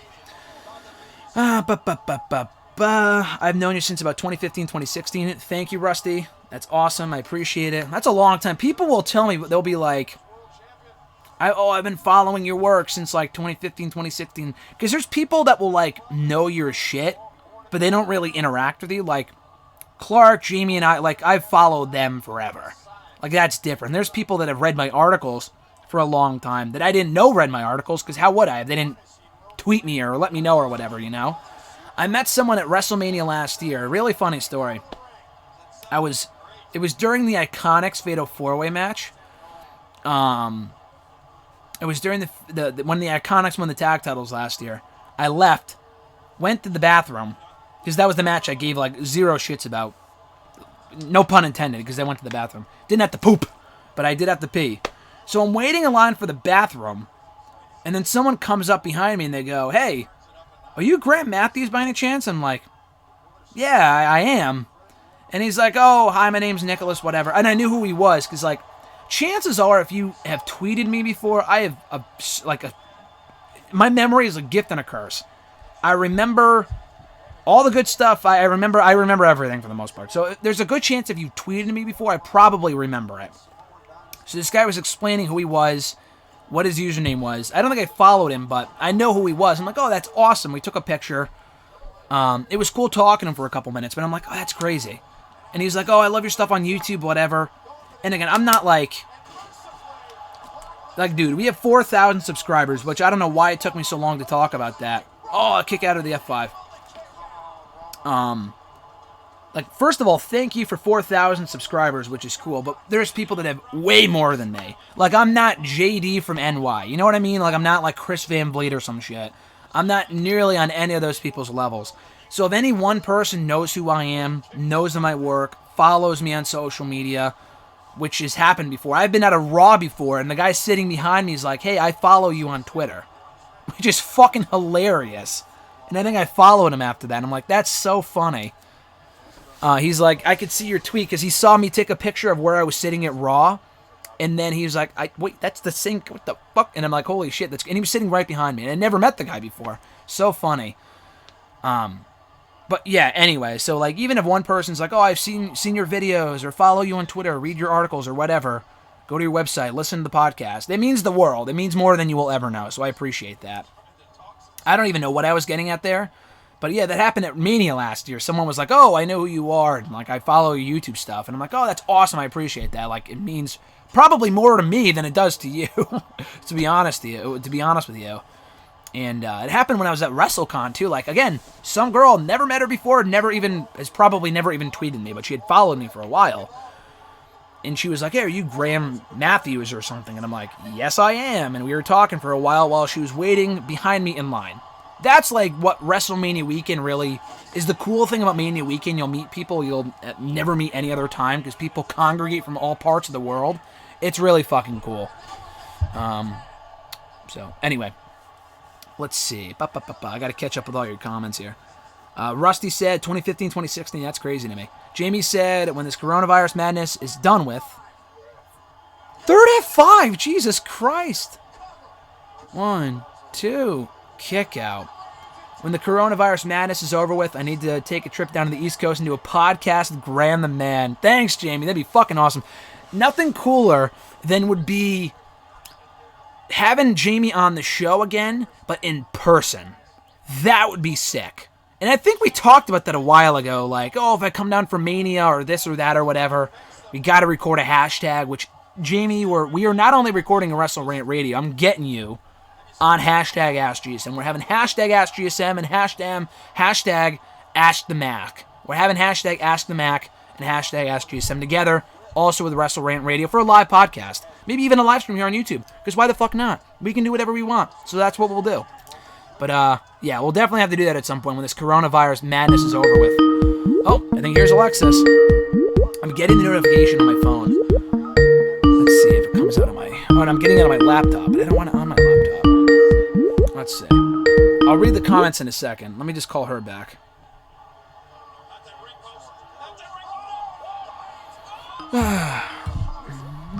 Oh, there we go. Oh, there you're back. She's back! Oh my god. What? That was so annoying. We thought your phone died, so.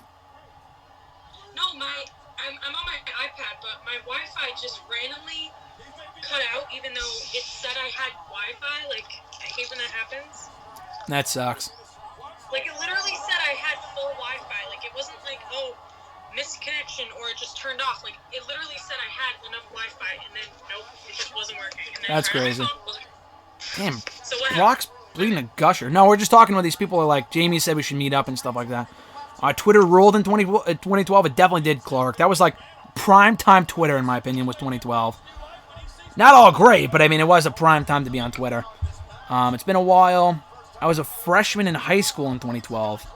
I was... At the beginning of 2012, I was a junior, so I'm just 2 years ahead of you. Clark said 2012 was when I found you on the hashtag Raw hashtag. Yeah, that's why you gotta use the Raw hashtag. That's how people find you, with the hashtags. Yeah, Clark and I have been following each other this entire time. What'd you say? I was 13. That's crazy. That is nuts. Rusty said, when did you start on Bleacher Report? Because that's how I found you. I started there in 20... You guys are not going to believe this. I have been writing for Bleacher Report for 10 years since this May. You mentioned Chris Mueller, Doc there, who Alexis and I actually met for the first time like 6 months ago at All Out. He lives in Chicago, and all the Bleacher Report people met up. I met my editor. Really fun time. Finally got to meet the Doc, and I've known him for years, obviously.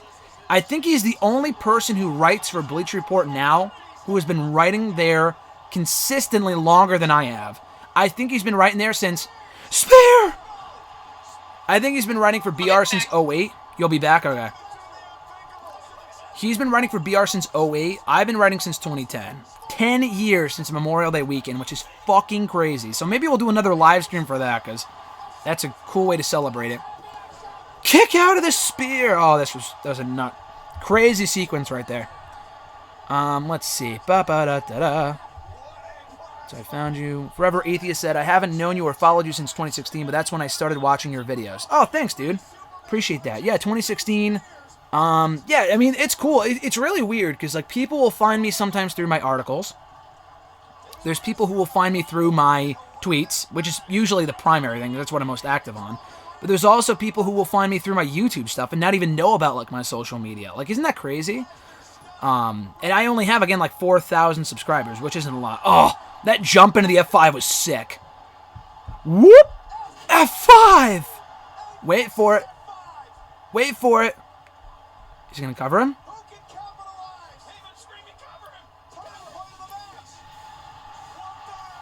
What the hell? GBL was awesome here. This is brilliant! The Haas, the Century Mago. Oh, this is fucking electric. But anyway, Rusty said, I've known you and Chris Mueller for about the same amount of time. For peeps who don't know, Chris Mueller is BR_doctor on Twitter. Yeah, Chris is awesome. Chris is great. Met him for the first time in August, and he's awesome. Clark with a little emoji there. Jamie Lee Mack said, live stream watch along of Mania 17 and answering questions. Fuck yeah, dude. That'd be sick. Mania 17 watch along? Let's go. That'd be sick. One of these days. I don't know if I'll be able to do it before Mania 36, but that would be awesome. Jamie and I could do that together. That'd be sick. Maybe we can do that. Mania 17 is a great show. Anyway. Brock gets laid out at the curb stomp here. Jamie Lee Mack said, I already graduated in 2012. I'm graying as we speak. Jamie Lee Mack, I remember, what? Into the F5! And spear. Wait for it. Curb stomp! 1, 2, 3, that's it!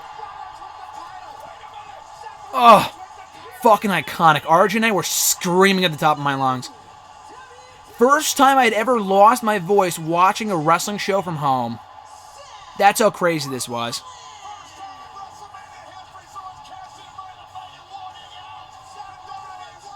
That's the Century Mago. He stole one. What a fucking call.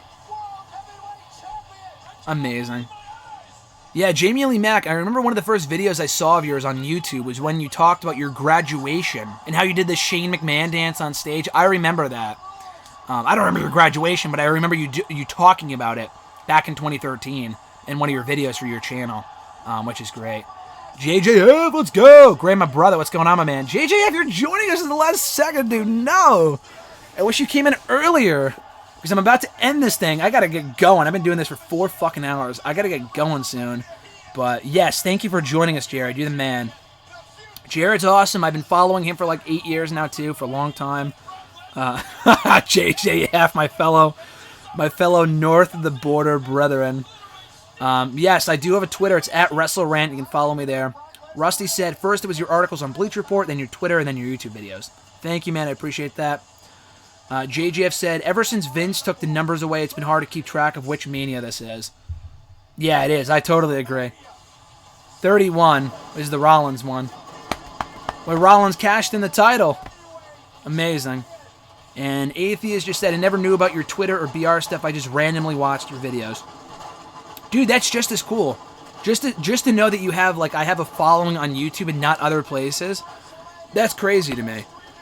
Because, again, I'm not a Solo Monster. I'm not a JD from New York. I'm not famous at all. So for you to say that you just know me from that is really cool, so I appreciate that. And I try to put out content every day, so thank you. And Alexis doing the heart thing over the phone, so. Damn. That's crazy. What's up? Is Seth Rollins. Buddy. Is WrestleMania. Wow, what a fucking ending. What a great show. 5 years ago today. 5 years ago today, we would have been, from right now, we would have been watching it. And the show is over. JJF just said, I'm not JD from NY. That's probably a good thing. That's funny. I have nothing against the guy. I've never met him, never watched his videos. But that's funny, though. Clark said, that was such a blast. I'm glad I saw the link to this and I joined in. WrestleMania 31 is my favorites. Is one of my favorites, and watching along with you all was incredible. Rusty said, I like you better than those guys because you were a real fan to me and you're just like us. Dude, I'm a fan to the core. Not saying they're not fans, but like, I'm the biggest mark you'll ever meet. How many of those people will do a live stream and show off an NWO pillow over the phone? I was using this earlier because they were playing the NWO theme song earlier, and I was going, down, down, down, down, down. What'd you say? I got that. I know, I said that earlier. I said that. This is after you hung up. Yeah, the women's title. What I didn't do today, what I'll do next time, I'll bring out the IC title, show off all the signatures and stuff like that. I'm hoping to do one of these again, guys. I'll mention this again. I'm hoping to do one of these again on Friday, April 1st. Not April 1st. Friday, April 2nd. I think it is. Or the 3rd. Friday, April 3rd. This coming Friday. For Mania 21. We'll go back 10 years. Or 15 years, but 10 years from this show. We talked about 31 today. We'll do 21 on Friday. I'm hoping on the 15-year anniversary. Maybe Alexis can join if she's around. We'll figure it out. What'd you say? I'm working. When are you working though? 10 to 6. Okay, that's all day. So maybe you can join us for the tail end of it. We'll figure it out. If we have to do it during SmackDown, well, fuck it. We'll do it during SmackDown because it's not like SmackDown's anything. SmackDown. That's Fuck so SmackDown. shit now. I agree. But I gotta get going. I gotta go eat dinner. But we'll just wrap it up with the chats here real quick. Thank you, Clark, for joining us. Thank you, Atheist. Thank you, Rusty. Thank you, RJ, earlier. Thank you, Alexis, for calling in. Ann joining in the chat. JGF for joining us late. Jamie for joining us late. He said Air Guitar rankings. GSM, KOR, Kyle O'Reilly, Hogan. That's funny. Rusty said, thank you for this watch along. It was a fun way to kill 4 hours. Dude, I try. My whole idea with this is that I know there's a lot of people, from what I've heard, and people that have talked to me, that a lot of people are home doing absolutely nothing. So if there's a way that we can kill time and watch some fucking wrestling together, then I think that's a cool way to do it. I've never done this stuff before. So if this was a disaster and you guys thought it was terrible, then we'll never do it again. But if you guys liked it, I'll try to do it again in the future. And maybe we could do one on Friday. If this goes well enough, and I think it did, I think you guys had fun, I had fun, Alexis had fun, then we'll do another one on Friday with WrestleMania 21, a Mania I have not watched back in some time. So with that being said, guys, I got to get going. But be sure to like the video, drop a comment, share the video, subscribe to the channel for more daily content. Tomorrow, don't know what's going on tomorrow, new Dark Side of the Ring review. Excuse me. My nose is getting all congested for whatever reason, but Alexis will be on for the Benoit episode review from Dark Side of the Ring, probably in the next week. So keep an eye out for that. And Tuesday, not sure what's going on Tuesday. We'll figure it out. Wednesday, #AskGSM. Wednesday, Wrestle Rant Radio excerpts. Friday, probably a new live stream, watch-along live stream. Saturday, SmackDown review. And then Sunday, WrestleMania, and probably new Untold as well. There's a new Untold going up on Michaels and Angle on Friday, so I might review it and then put it up on Sunday. We'll see. Either way, guys, Rusty says I vote for more of these. I appreciate that, my man. Thank you guys all for watching. Have a great one. Enjoy WrestleMania weekend coming up this weekend. Alexis, any final parting words? No, I wish I was in this. She wished she was in it. So she'll be in it in person maybe the next time or the time after that.